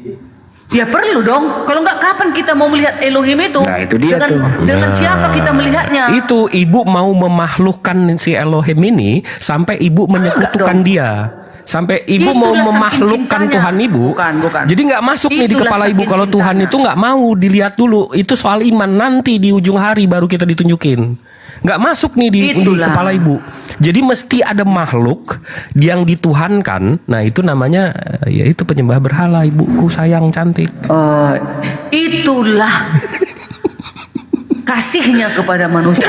Menyatakan diri Elohim itu. Bayangkan kasihnya. Karena Ibu yang nggak mau nerima Tuhan pencipta langit bumi beserta isinya ini nggak disetarakan sama makhluknya. Jadi Ibu memahlukkan Dia. Ibu merendahkan Bayangkan, Dia harus ada mengosongkan kemakhlukannya. diri, ya. Dengar ya, ada ayatnya. Dia mengosongkan diri, bahkan merendahkan diri, datang ke bumi sampai mati di kayu salib, katanya di dalam ayat itu. Nggak cukup Ibu rendahin Tuhan Ibu, nggak cukup kok Ibu rendahin merendahin? Tuhan. Iya, ngerendahin, memahlukkan Tuhan kan nggak ngerendahin, Bu. Oh tidak, karena begitu besar kasih Elohim kepada manusia, sehingga Dia mengaruniakan anaknya yang Enggak, ini dari tali kamanya, Bang Andi. Ini dari tali kamanya. Ini mesti diturunin lah yang aneh, kita benerin tali kamanya. Kalau nggak sih ini terus coba Bu Darni. Di antara nih saya dengerin Elohim dan Yesus, yang mana yang makhluk? Yang mana yang makhluk? Yang datang sebagai manusia. Yang mana yang makhluk? Elohim kah, Yesus kah? Ya, Yesus kan yang turun ke bumi baik. sebagai manusia. Ya, Yesus makhluk, Elohim bukan makhluk, betul? Betul. Yang mana yang Tuhan? Gelarnya Yesus tetap Tuhan. Nah, ini dia nih, ya kamu makhluk satu bukan makhluk, satu makhluk. Udah Itu kan malaikat. Terus malaikat yang mengatakan. Udah banjir. Masa kita mau nolak malaikat mengabarkan? Jadi Bu Darni, Tuhannya satu, bukan makhluk, yang satu makhluk. Jadi menyekutukan Tuhan namanya. Kalau aku mengikuti pertanyaan kalian kan harus kujawab. Pertanyaan kalian kan harus kujawab. Elohim itu mana mungkin makhluk. Coba. Dia tak kelihatan, tak terhampiri. Bu, saya kan pas naik, saya bilang saya menuduh Ibu untuk, saya bilang Ibu ini musyrik. Habis itu saya buktikan. Nah, Ibu coba, udah kan tadi Ibu udah setuju. Nggak, habis itu sekarang coba Ibu tuduh saya musyrik, bisa nggak? Bisa. Silakan. Tapi jangan penjarakan aku ya. Ya elah, ngapa? Jangan kalian tangkap aku kalau aku ngomong. Coba deh. Boleh. Iya ya. Ayo, janji dulu. Tuduh saya musyrik, iya. Janji ya. Musyriknya begini. Maaf. Kalian teman-teman umat muslim sedunia pergi ke Mekah untuk sujud ke batu itu. Ya, sementara kami umat Kristen, kami menyembah Tuhan yang sekarang berada di surga. Nah, kalau kalian yang kalian sujud menghadap kepada batu Hajar Aswad, apalagi jika kalian menyentuhnya dan menciumnya, dosa kalian terhapus. Kami yang menghapus dosa kami, Tuhan Yesus sekarang yang di surga itu. Mana lebih musyrik kita, yuk? Oke, boleh saya jawab. Oke, silakan. Oke. Jadi itu yang namanya ciri-cirinya kaum Samawi, ajaran Abraham. Ya. Jadi kalau kami ke Mekah, ke Ka'bah, itu kami tawaf mengelilinginya 7 kali. Habis itu Nih saya buka ya Bu ya. Ini dari Sefaria. Di Misnah Sukah. Ini kitab fikih mereka. Misnah Sukah 4 di nomor 5. Ini bahasanya Ibrani. Ini kitab fikih mereka nih Bu. Saya baca ya Bu ya. Nah nih. Saya translate ya. Ini kitab fikih mereka nih Bu. Setiap hari mereka mengelilingi altar 1 kali dan berkata, Tuhan tolong selamatkan kami, Tuhan tolong berikan kami keberhasilan, merujuk kepada Mazmur 118:25. Rabi Yehuda berkata bahwa mereka akan berkata, Anifaho tolong selamatkan kami. Dan pada hari itu, hari ke-7 Sukot, mereka akan mengelilingi altar sebanyak 7 kali. Jadi kalau orang Hebrew, orang Yahudi, kalau mereka punya second temple yang dihancurkan tahun 70, kalau mereka punya second temple, itu mereka disuruh tawaf. Nah, jadi tawaf itu bukan musyrik, itu satu. Kedua, Ka'bah ini Bu, tiap tahun diinjek-injek Bu. Bu Darni. Bu Darni. Aku dengar. Iya, aku dengar. Enggak, ini saya mau Ibu jawab. Oke. 2 miliar Muslim, ada nggak yang pernah bilang, wah, sesembahan kami diinjak-injak? Ada nggak pernah Ibu dengar? Nggak ada. Nggak ada. Jadi semua umat Muslim tahu kami nggak nyembah ini Bu. Nah, sekarang saya tanya, kalau tiba-tiba ada patung atau berhala Yesus, ada yang nginjek, ada yang marah nggak Bu? Ya. Jadi siapa yang nyembah batu Bu? Nggak ada marah. Kok nggak ada marah? Kan Fotonya patung. ditunjuk-tunjuk Itu aja kan masuk penjara. Itu kan patung. Iya. Fotonya ditunjuk-tunjuk aja ada yang masuk penjara Bu. Ibu jangan nggak ngaku gitu dong. Nggak, jadi siapa yang nyembah berhala nih? Coba mau tanya. Siapa yang nyembah berhala nih? Aduh, kita pusing nih ditanya balik. Oke. Musyrik, itu namanya musyrik. Jelas ya, Bang Andi? Oke, tanya lagi ya. Tadi kan tanya lagi. Mazmur 118:25 mengelilingi altar 7 kali. Ada rupanya para nabi mengelilingi batu Hajar Aswad 7 kali. Di mana? Kalau ada hari ini aku tinggalkan kekristenan. Oh, gimana Bu? Pertanyaannya biar saya pastiin. Mazmur 118 kan ayat 25 mengelilingi altar 7 kali. Ini kan altar. Adakah di perjanjian lama atau di perjanjian baru para nabi mengelilingi batu Hajar Aswad 7 kali? Kalau saya bisa tunjukin nabi-nabi mau ke Ka'bah ini apa segala macam mau muter-muter. Ada batu Hajar Ibu masuk Aswad ya? Ibu masuk Islam ya? Iya, ada batu Hajar Aswad. Siap. Ya? Oke. Ini yang ada batu Hajar Aswad. Iya. Loh, sabar dulu Bu. Jelas ya? Ayo. Iwan Villa denger ya? Ayo. Ini ada berapa orang? 2.900 orang. Iya. Saya buka ya Bu ya. Iya. Pegangan Bu. Para nabi ya, para nabi. Iya. Keluaran 5 ayat 1. 5 nomor 1. Ibu. Kita baca. Iya. Fokus dulu yang saya tunjukin. Iya, ini keluar di bukuku juga ada ini. Alkitabku kan ada. Ini saya tunjukin nih, Bu, saya tunjukin. Iya. Bu. Kemudian Musa. Tunggu sebentar dong, kok. Saya tunjukin, biar saya tunjukin.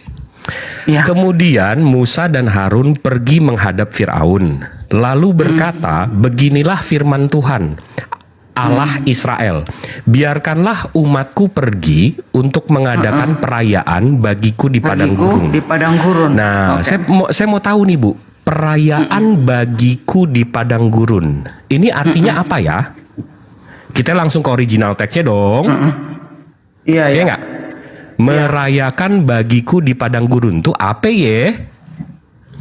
Saya langsung ke Bible Hub Bu. Nah, di sini Exodus 51. Thus Pharaoh answered Aaron, Moses went and afterward to me that they may hold feast. My people let go of Israel, God Yahweh says in the wilderness. Nah, perayaannya itu, Bu, di sini ada tulisannya Wayehogu. Artinya apa sih perayaan itu di sini original teksnya? Ya, artinya merayakan atau berpesta atau pilgrimage. Pilgrimage ini artinya ziarah. Begitu saya scroll lagi ke bawah, Bu, arti kata ini untuk pergi ziarah, keep pilgrimage, Arabiknya apa nih bacanya nih? Ada yang bisa baca Arab nggak di sini? Enggak lah. Haj.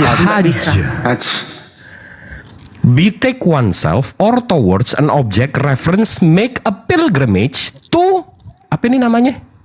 Mekah. Nah, jadi saya translate ya. Wayehogu itu dalam bahasa Ibrani, bahasa Arabnya melakukan ziarah, mengadakan pesta ziarah. Arab membawa diri atau hajj terhadap suatu objek penghormatan, melakukan ziarah ke Mekah. Nah, habis itu saya scroll lagi nih, Bu. Masa sih ngapain Harun sama Musa minta izin sama Firaun ke Mekah, ya kan? Mau ngapain, ya kan? Nah, nih. Saya translate ya, Bu ya. Ini masih yang sama loh, Wayehogu loh. Bergerak dalam lingkaran. Berarti kemudian Musa dan Harun pergi menghadap Firaun lalu berkata kepadanya, beginilah firman Tuhan Allah Israel, biarkanlah umatku pergi untuk mengadakan perayaan haji bagiku di padang gurun. Yuk, dibuka kameranya. Kameranya, ditunjuk ke atas. KTP-nya nanti bisa nyusul. Nih, enggak. Salah. Konsepmu salah. Konsepmu salah. Merayakan perayaan di Gunung Paran. Dalam Keluaran 5 ayat 1 yang disampaikan oleh Musa dan Harun kepada Firaun. Berarti meminta izin bagi orang Israel untuk beribadah kepada Tuhan di padang gurun. Permintaan ini merupakan langkah awal dari rencana pembebasan bangsa Israel dari perbudakan Mesir. Itu artinya ini. Iya, tapi di original teksnya perayaannya itu artinya haji, Bu. Bu, emang ini dari mana, Bu? Bu, tunggu dulu, Jibril. Tunjukkan bangsa Yahudi pernah mengelilingi. Ini tulisannya apa, Bu? Bu, ini, nih. Dengar dulu aku. Enggak, ini nih. Tunjukkan dulu orang Make a pilgrimage, Arabiknya hajj. Bu, ini ditulisnya hajj, Bu. Bu, ini ditulisnya hajj. Ini dari mana, Bu? Iya, ini kan buku kalian. Ini kan kalian. Bible. Lah, ini kan Bible Hub, masa punya saya sih Bible Hub? Iya. Sekarang tunjukkan dulu orang Yahudi pernahkah melakukan itu, sementara enggak, mereka punya. Mereka punya, Bu. Bangsa Israel dari mereka nggak perlu ke Mekah karena mereka ada yang namanya Solomon Temple atau Second Temple. Mereka itu melakukan kurban, hari raya kurban mereka itu di Solomon Temple, namanya Second Temple. Ibu udah pernah lihat? Bukan kurban, perayaan perbudakan bangsa Israel dari perbudakan Mesir. Bu, rencana orang Yahudi nggak perlu ke Mekah karena mereka ada ini. Mereka ini sama kayak Ka'bah. Mereka disuruh. Loh, nggak jadi. Iya udah, Ibu kalau mau ngeles ya. Iya, nggak apa-apa. Cuma Tuhan yang tahu. Tuhan yang tahu, Bu. Perayaan di padang gurun ini sangat penting karena merupakan wujud ibadah. Iya, nggak apa-apa. Ibu nggak mau masuk Islam nggak apa-apa. Saya nggak maksa, Bu. Dengan bangsa Israel. Iya, nggak apa-apa. Dengan bangsa Israel. Nggak apa-apa. Tujuan pembebasan. Perayaan di padang gurun hanyalah langkah awal dari rencana pembebasan yang lebih besar, yaitu membebaskan bangsa Israel dari perbudakan di Mesir. Udah cukup, membawa mereka di tanah yang dijanjikan. Itu artinya ayat Mazmur 5 ayat 1. Cukup. Gitu. Cukup. Aku udah pintar ini, Jibril. Udah mulai pintar aku. Ibu Darni nggak percaya itu kalau Nabi Ibrahim yang membangun Ka'bah itu, nggak percaya dia. Nggak percaya dia. Iya.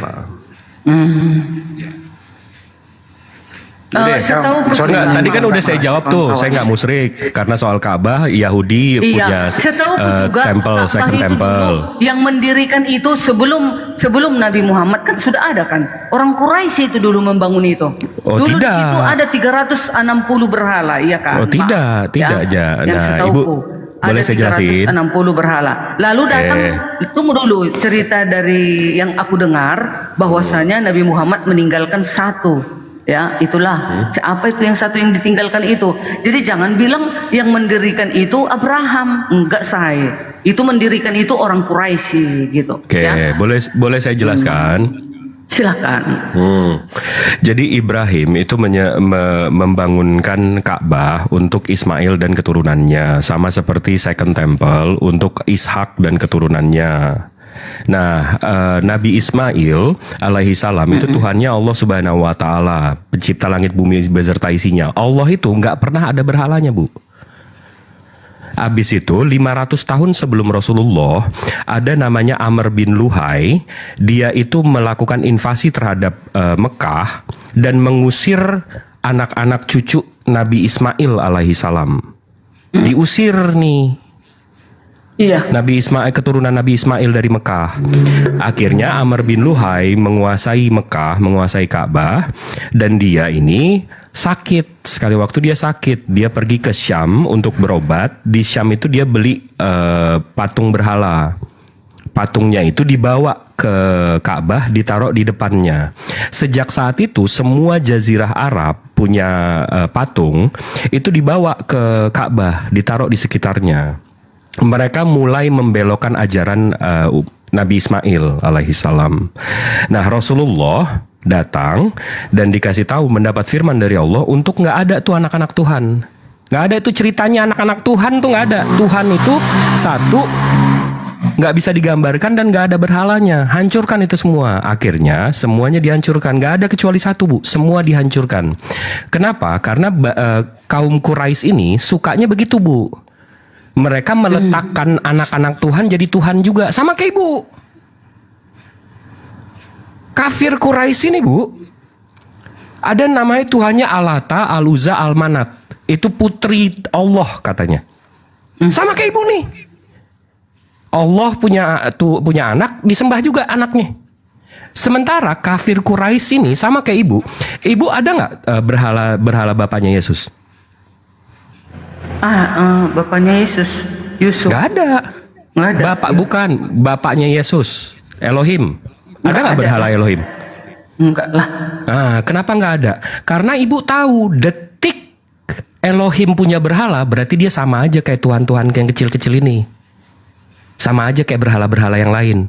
Jadi Ibu sebenarnya dalam hati tahu, Bu, Elohim itu nggak boleh diberhalakan. Sama seperti kaum-kaum Quraisy ini. Mereka mau menyembah anak-anak Tuhan. Sama seperti Ibu. Nah, Rasulullah datang bukannya menyerap, Bu, tapi menghancurkan, memerangi. Justru Rasulullah sampai diusir dari Mekah sampai ke Yatrib atau Madinah. Dan akhirnya memerangi kaum-kaum kafir pagan ini. Tapi Ibu malah menyerap pagan-pagan Romawi, Yunani yang Tuhannya tiga-tiga, Ibu serap jadi Tritunggal. Jadi musyrik, Ibu. Musyrik, Ibu tahu Tuhan itu yang sebenarnya itu Elohim, Ibu tahu itu. Tapi Ibu, ya itu pagan Quraisy. Ya nggak, Bu? Yang penting musyrik, ya nggak? Ada anak Tuhan gitu ya, Bu ya. Entap. Jelas ya, Bu? Udah terjawab ya? Belum. Oh, belum. Siap. Lalu tadi kan Jibril bilang yang mendirikan Ka'bah adalah Ibrahim. Di mana ada di dalam Alkitab bahwasanya Ibrahim mendirikan itu dan ada batu Hajar Aswad sudah ada didirikan oleh Abraham. Ibrahim kan Abraham. Sementara Abraham duluan dicatat di dalam Alkitab ini abad pertama, ya kan. Baru di abad ke-7 barulah ada Al-Qur'an. Nah, sekarang di mana ada dicatat di dalam Alkitab ini Abraham membangun Ka'bah dan di situ ada batu Hajar Aswad, dan jika menyentuh batu Hajar Aswad itu dosanya terhapus. Di mana itu di ajaran saya menyentuh Hajar Aswad itu menghapus dosa? Ya di mana? Ada. Nih, silakan. ya. Mana dia? Mana?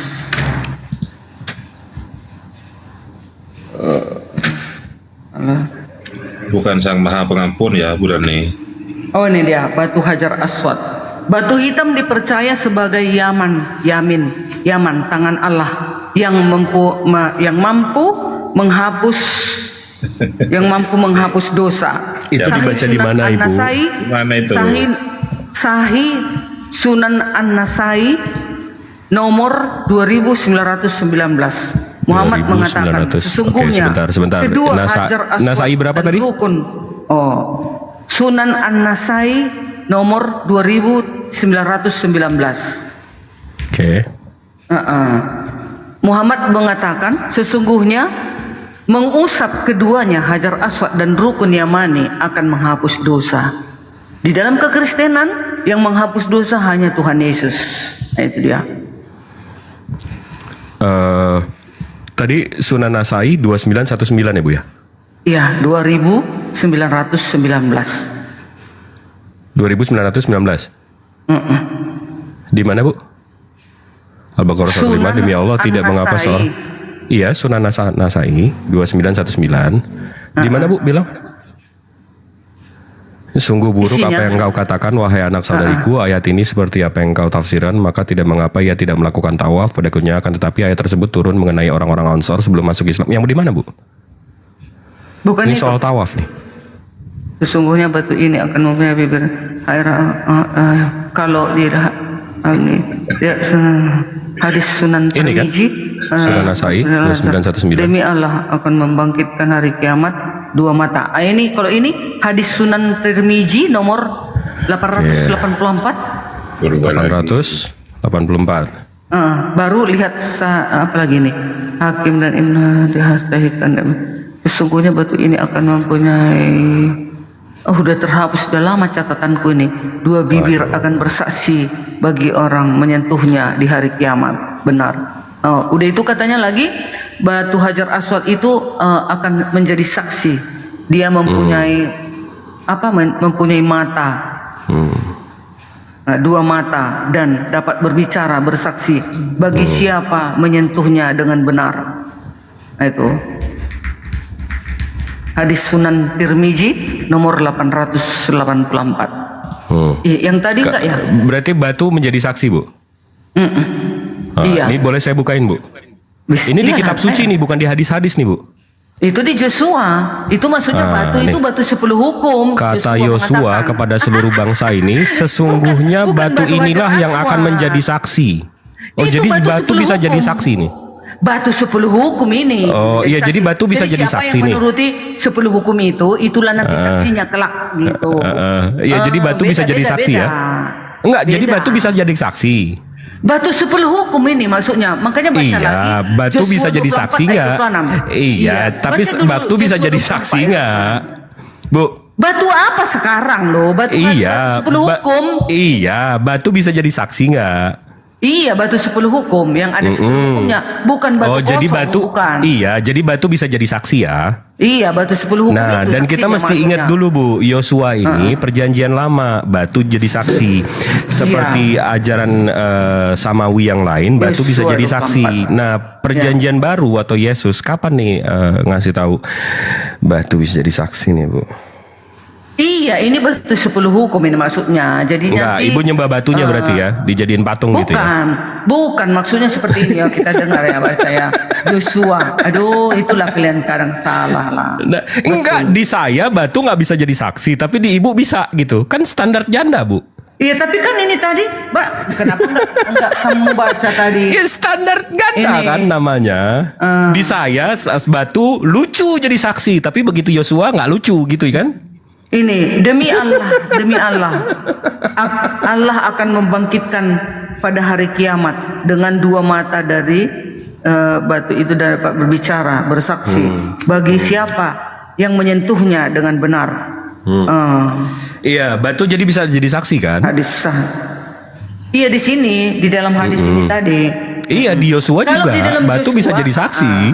Tunggu ya, Yosua aku baca dulu biar jelas. Yosua. Bukan batu Hajar Aswad maksudnya itu. Iya, mau batu apapun, batu bisa jadi saksi kan? Saya nggak peduli batu apanya, Bu. Terserah. Aku request dulu Yesaya 6 nomor 6 dan 7. Yesaya 6 nomor 6. Tetapi seorang dari Sarafim itu terbang mendapatkan aku. Di tangannya ada bara yang diambilnya dengan sepit dan mesbah. Ia menyatukannya kepada mulutku serta berkata, lihat ini telah menyentuh bibirmu, maka kesalahanmu telah dihapus dan dosamu telah diampuni. Waduh, ini batunya bisa ngapus dosa juga nih, Bu. Iya, tunggu ya, itu ada maknanya itu. Oh, ada maknanya, siap. Anaknya gosong, bibirnya nyonyor, bonyok.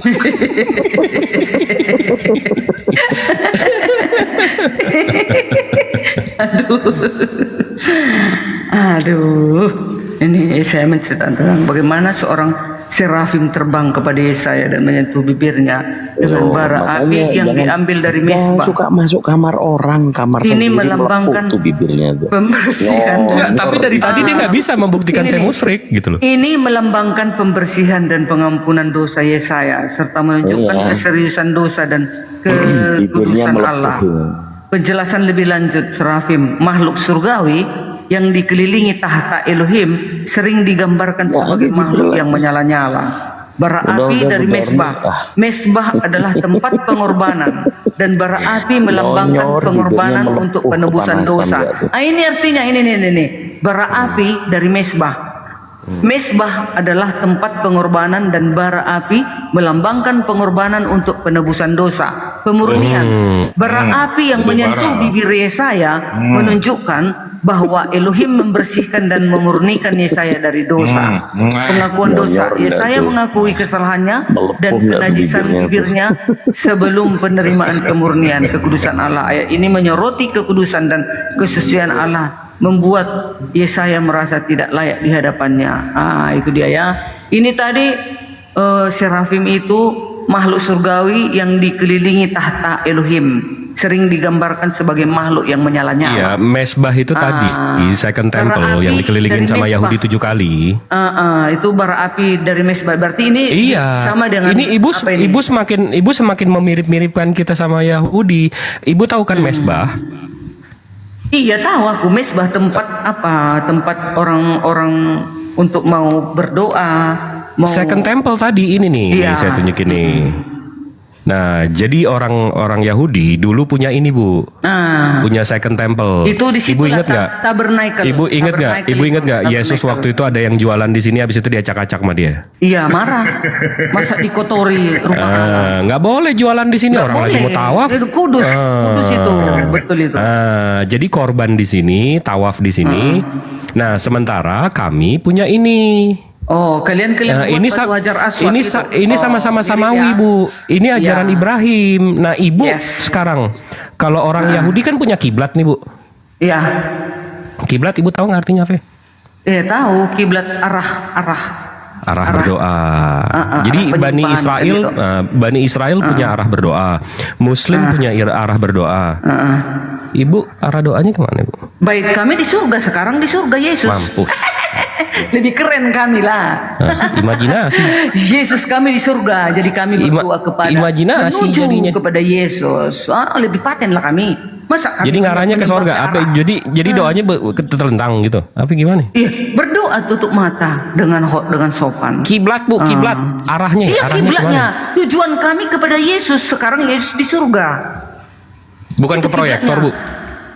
Bukan, kiblat kami ke surga, hati kami enggak, ke surga. Saya lihatnya proyektor, Bu. Kan di surga Yesus sekarang. Kita ke sana berdoa lah. Dia di tempatnya lah, kita berdoa kepada Dia yang di surga. Bukan ke Yerusalem, bukan. Enggak, saya ngelihatnya proyektor. Oh enggak, itu dia ya. Ini Kristen. Nih. Apa itu? Oh, ini kiblatnya kan proyektor. Iya, itu kan apa? Mengajari pendeta itu mengajari umat-umat itu ayat-ayat supaya kita baca. Jadi Bani Israel punya kiblat ke tanah suci mereka, ke Bait El mereka, ke Second Temple mereka. Muslim punya arah kiblat, yang Islam Muslim punya Baitullah. Ibu nyembahnya ke arah proyektor. Ke surga, arahnya ke surga karena di sana dia tuh sekarang berada. Kami yang lebih paten lah di surga Yesus kami. Haleluya. Mantap. Ada orang Inggris ini, woi. Ada orang asing. Halo. Aku nggak tahu bahasa Inggris. Kalian lah ngomong bahasa Inggris. Wah, apalagi saya bahasa Inggris berantakan. Liram. Okay, where are you from? How are you? I'm good. How are you? Who are you? What's your name? Where are you from? Udah turunin deh, nggak ini. My name is. Oke, bye-bye.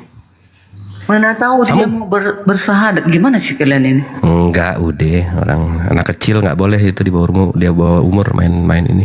Enggak, Ibu jadi ngarahnya ke proyektor gitu, Bu. Apa gimana, Bu? Ngarahnya ke surga. Bait kami itu di surga karena dia di sana, di surga. Nah, gitu ya. Karena makanya kami berdoa fokus ke Yesus, di surga dia sekarang berada. Begitu, itulah bait kami. Ya, siap. Nah, makanya ditegur nanti dulu, Kang Dito. Ini Jimmy. Oh, si Jimmy. Iya, dari tadi masa gak ditegur, udah buka mute-nya itu. Halo, Ito Jimmy. Selamat malam. Dari tadi Jimmy. Ito Kristen atau Islam? Namanya pasti Kristen ini.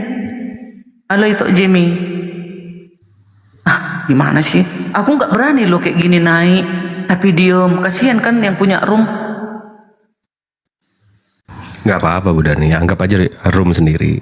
Ya, Jimmy saya turunkan ya, Jimmy ya, karena nggak. Assalamualaikum warahmatullahi. Ini datang setan, tanduknya itu lihat dulu si Perah ini, si Kores. Tanduknya ini tanduk setan. Gantilah profilmu itu, Kores. Jangan kau buat tanduk setan itu. Kuasa gelap. Lanjut. Iya, kegelapan itu, tanduknya itu, simbol itu. Ya begitu ya, saya.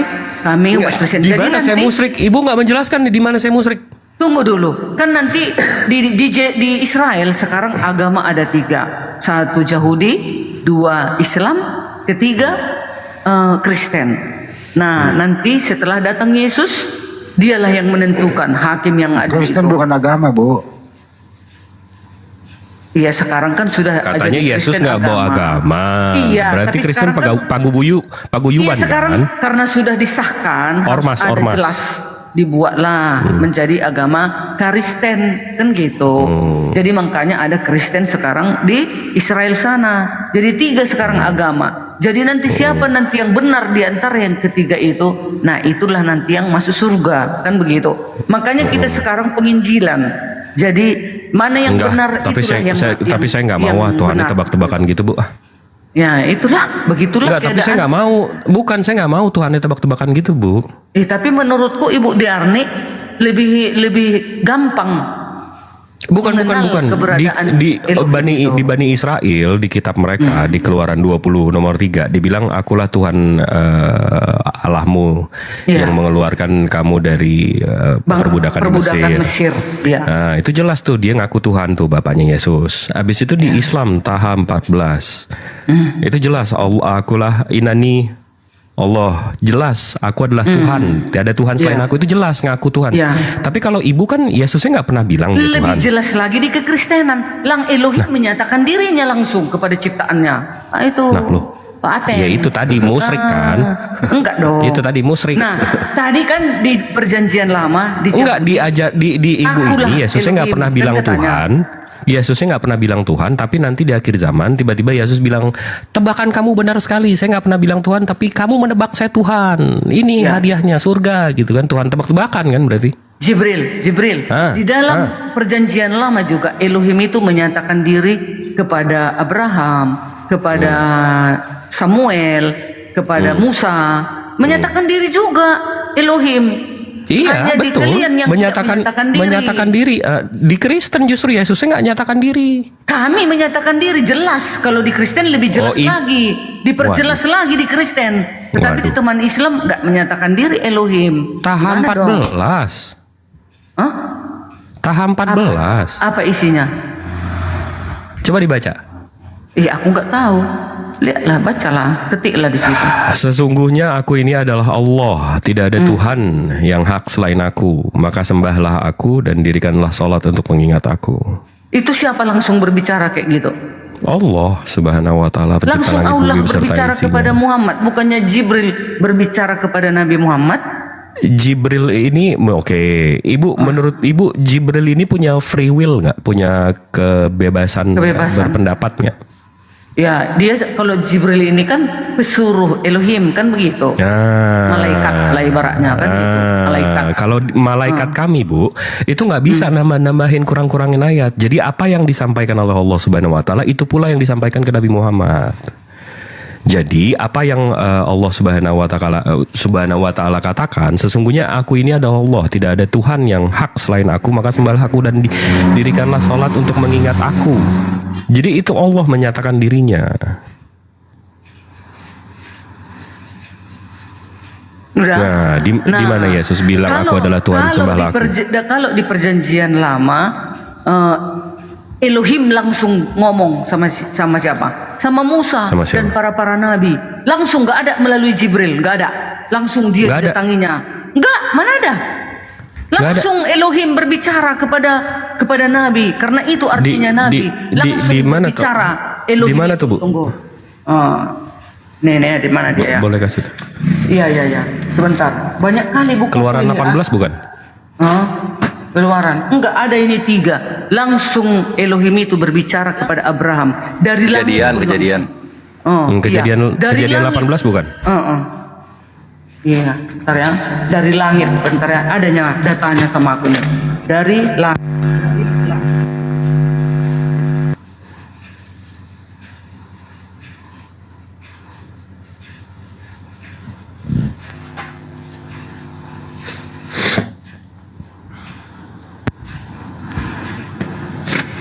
Oh, ini dia nih. Cek, ini dia. Keluaran 16 ayat 4. Lalu berfirmanlah Elohim kepada Musa, sesungguhnya aku akan menurunkan dari langit hujan roti bagimu. Keluaran 20 ayat 22. Lalu berfirmanlah Elohim Tuhan kepada Musa, beginilah kau katakan kepada orang Israel, kamu sendirilah telah menyaksikan bahwa aku berbicara dengan kamu dari langit. Langsung ini, ya. Bang Kores, giliran deh. Udah 2 jam ngadepin ini. ini mati nih. Dia kalau udah bawa Tuhan ketemu Musa, mati dia. Iya, makanya mestinya di Sefaria tuh tinggal ditunjukin. Iya. Kita nggak usah ke Sefaria dulu, Akhi Jibril. Kita langsung ke ini aja, KPR. Bude Armi kan Bude kan itu dibilangnya Tuhan itu ngobrol langsung sama Musa ya, tanpa perantara ya. Nah, coba dibacain KPR 738. Maksudnya bukan langsung dia berbicara, tapi melalui api, melalui malaikat. Nah itu ya kalau kayak gitu ya apa bedanya sama Islam ini Yahudi? Apa bedanya? Oh gitu ya. Jadi kalau teman-teman Islam, Jibril ya, memang cara berbicaranya Tuhan itu melalui perantaraan gitu. Karena kalau berbicara langsung sama manusia, manusianya mati, nggak kuat dia. Iya, binasa manusia itu binasa. Itulah gitu. Nah sekarang kan kalau berbeda sama, maksudnya Akhi Jibril itu berbeda sama Yesus. Yesus menyatakan dirinya sebagai manusia kan. Dia tidak pernah menyatakan diri sebagai Allah kan gitu. Enggak. Iya. Itu dia. Ngapain dituhanin kalau gitu Yesusnya? Loh, kan sudah dikatakan di dalam Lukas 2 ayat 11. Engkau Allah. Kalau Tuhan kan memang Tuhan kan ciptaan. Tuhan kan ciptaan. Tuhan kan dibangkitkan Allah. Kan gitu kalau dalam Kristen. Juru selamat Kristus Tuhan di kota Daud. Iya, dia cuma Tuhan di kota Daud. Kalau di kota Bandung enggak. Iya, awalnya kebenaran kan di kota Daud. Si Turut mau ngomong lagi dari tadi, dia kok dipotong. Ayo Turut. Udah kena skak Bu Derry ya. Jadi belum. Bukan tadi udah mengakui Tuhan ngobrol pakai perantara. Iya. Sekarang kan ya, tadi udah iya. pertanyaan Jibril, apa tadi? Jibril, udah lupa aku. Di mana Yesus ngaku dia Tuhan? Kan tadi Elohim ngaku dia Tuhan. Habis itu di Al-Quran Allah mengaku dia Tuhan. Di mana Yesus ngaku dia Tuhan? Kenapa Bang Kau Detrus? mau ngomong terus, ayo silakan, kuatkan suaramu, kecil kali. Suaranya kecil banget, Dek. Di Matius 5 bang. Kita aku ya, kau ngomong, kuatkan suaramu ya. 1, 2, 3. Dia HP doang dia, nggak ada earphone, mic. Dia di Matius 5 berapa? Matius 5 1. Matius 5 nomor 1. Baru nih dalil nih. Apa dibilang di situ? Ketika Yesus melihat orang banyak itu, naiklah ia ke atas bukit, dan setelah ia duduk, datanglah murid-muridnya kepadanya. Maka Yesus mulai berbicara mengajar kepada mereka. Katanya, berbahagialah orang yang miskin di hadapan Allah, karena merekalah yang empunya kerajaan surga. Berbahagialah, ini apa urusannya Bang? Nah, kalau abang tahu sejarahnya itu, bahwa orang Israel dulu. Abang suaranya nggak jelas Bang, saya nggak bisa. Ini saya pakai headset loh, bukan kayak yang di lain loh. Kamu Jibril kuat kali, nggak pakai mic. Enggak, saya pakai headset Tapi kuat doang. kali. Oh, rasa headsetmu harga puluhan juta ya? Enggak, ini karena lahirnya dia azanin. Ibu lahirnya nggak diazanin ya. Apalagi The Truth nih, lahirnya nggak diazanin pasti nih suaranya kecil. Ayo Truth, kuatkan suaramu deh. Itu umurmu berapa? Panggil adik aku, bapak itu apanya? Silakan. Kalau ngomong di Matius 5 ayat 1 itu mengarah kepada zamannya orang Israel zaman dulu bang. Kenapa dibilang berbagilah orang yang miskin di hadapan Allah? Karena orang Israel pada zaman itu, zamannya Raja Kores, yaitu seorang yang tertindas dan miskin. Makanya di situ Yesus sedang menyatakan diri sebagai Allah, walaupun tidak secara eksplisit. Karena orang-orang pada saat, kalau abang merujuk pada 600 tahun yang lalu sebelum Yesus lahir, orang-orang Israel itu orang-orang tawanan. Oke. Abang nyimak nggak sih Bang? Nyimak. Oke, di mana secara eksplisit Yesus bilang dia Tuhan? Kan itu pertanyaannya Bang. Abang malah menjawab yang tidak eksplisit. Coba yang eksplisit di mana Bang?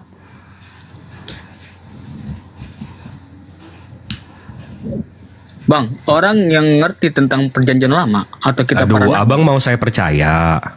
Dengar dulu, ini orang Yesus tuh pakai bergaya bahasanya bahasa Yahudi, harus ngerti antropologinya orang Yahudi dulu nih. Yesus Di Keluaran 20 nomor 3 itu Tuhan Elohim itu ngomong sama siapa Bang? sama Musa. Keluaran 20 nomor 3. Baik, bentar saya buka bukunya.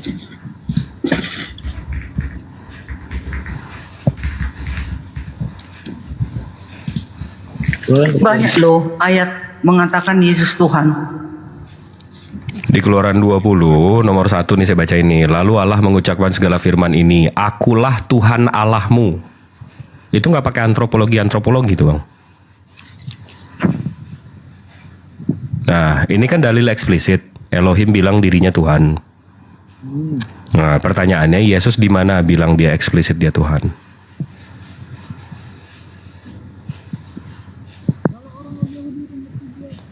Yohanes 11 ayat 25. Kata Yesus, jawab Yesus.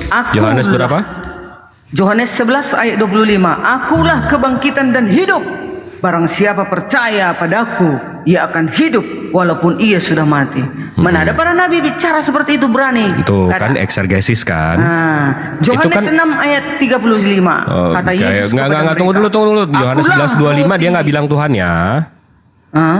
Oke, enggak, Yohanes 11:25 itu dia nggak bilang dia Tuhan ya. Bisa rupanya manusia atau nabi. Iya, itu asumsi ibu kan, ibu eksegesis kan. Yohanes muridnya itu yang menyaksikan. Iya, ibu artikan kalimat dia kan, dia nggak bilang dia Tuhan kan. Loh, ini perkataan Yohanes loh. Yang bisa ngebangkitin muridnya untuk mati dan hidup siapa Bang? Iya, asumsi kalian kan. Siapa yang menentukan mati atau hidup? Itu Astagfirullahaladzim. Ini lagi Wahyu. Kalian paham eksegesis nggak? Banyak loh. Ini lagi datanya ntar ya. Karena di luar gelap. Ini saya bilang nih, di luar itu gelap. Kalian eksegesis kan berarti malam. Paham ya? Sampai sini paham nggak? Apa tadi bang? Eksegesis. Iya, saya bilang di luar gelap. Terus kalian artikan, oh berarti dia bilang itu malam. Itu artinya eksergesis kalian. Padahal saya nggak bilang itu malam. Paham nggak?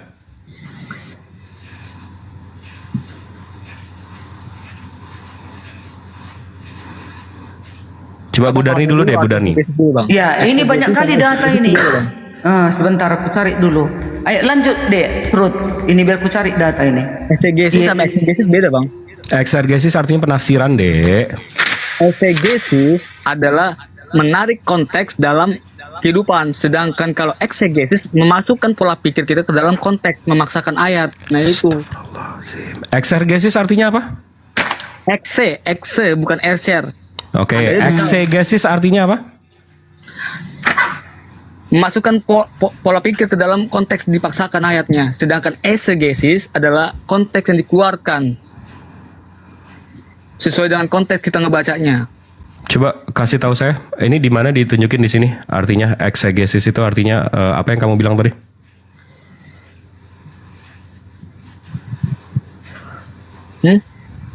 Coba tunjukin di mana eksegesis itu artinya yang kamu bilang tadi. Membaca konteks kan, itu penafsiran kan? Iya, itu kan yang tadi saya bilang, eksergesis atau eksegesis itu artinya pentafsiran. Jadi saya bilang di luar gelap, kamu mentafsir berarti di situ malam. Itu artinya penafsiran. Coba abang searching dulu eksegesisnya. Eise. Yang tadi saya tunjukin apa sih, Dek? Itu Eise. Pengertian Eise. Itu ngambil dari bahasa Yunani. Eisegesis. Apa artinya itu? Abang searching aja. Iya, artinya apa? Bilang aja. Memasukkan pola pikir ke dalam satu konteks ayat. Berarti kamu paham ya arti eksegesis? Itu Eise bang, yang memasukkan pola pikir. Iya, kamu paham nggak berarti artinya apa? Paham. Oke, di mana dia secara eksplisit dia bilang Tuhan, dia Tuhan. Tadi Bu Darni bilang ada di Yohanes 11:25. Karena Yesus bilang, akulah kebangkitan hidup, berarti kamu mengartikan, berarti kamu mentafsirkan, berarti kamu mengeksergesiskan dia Tuhan. Sekarang paham nggak? Bukan eser bang, ada yang La haula wala quwata illa billah. Iya, tapi kamu mentafsirkan dia Tuhan kan? Pengertiannya udah salah loh.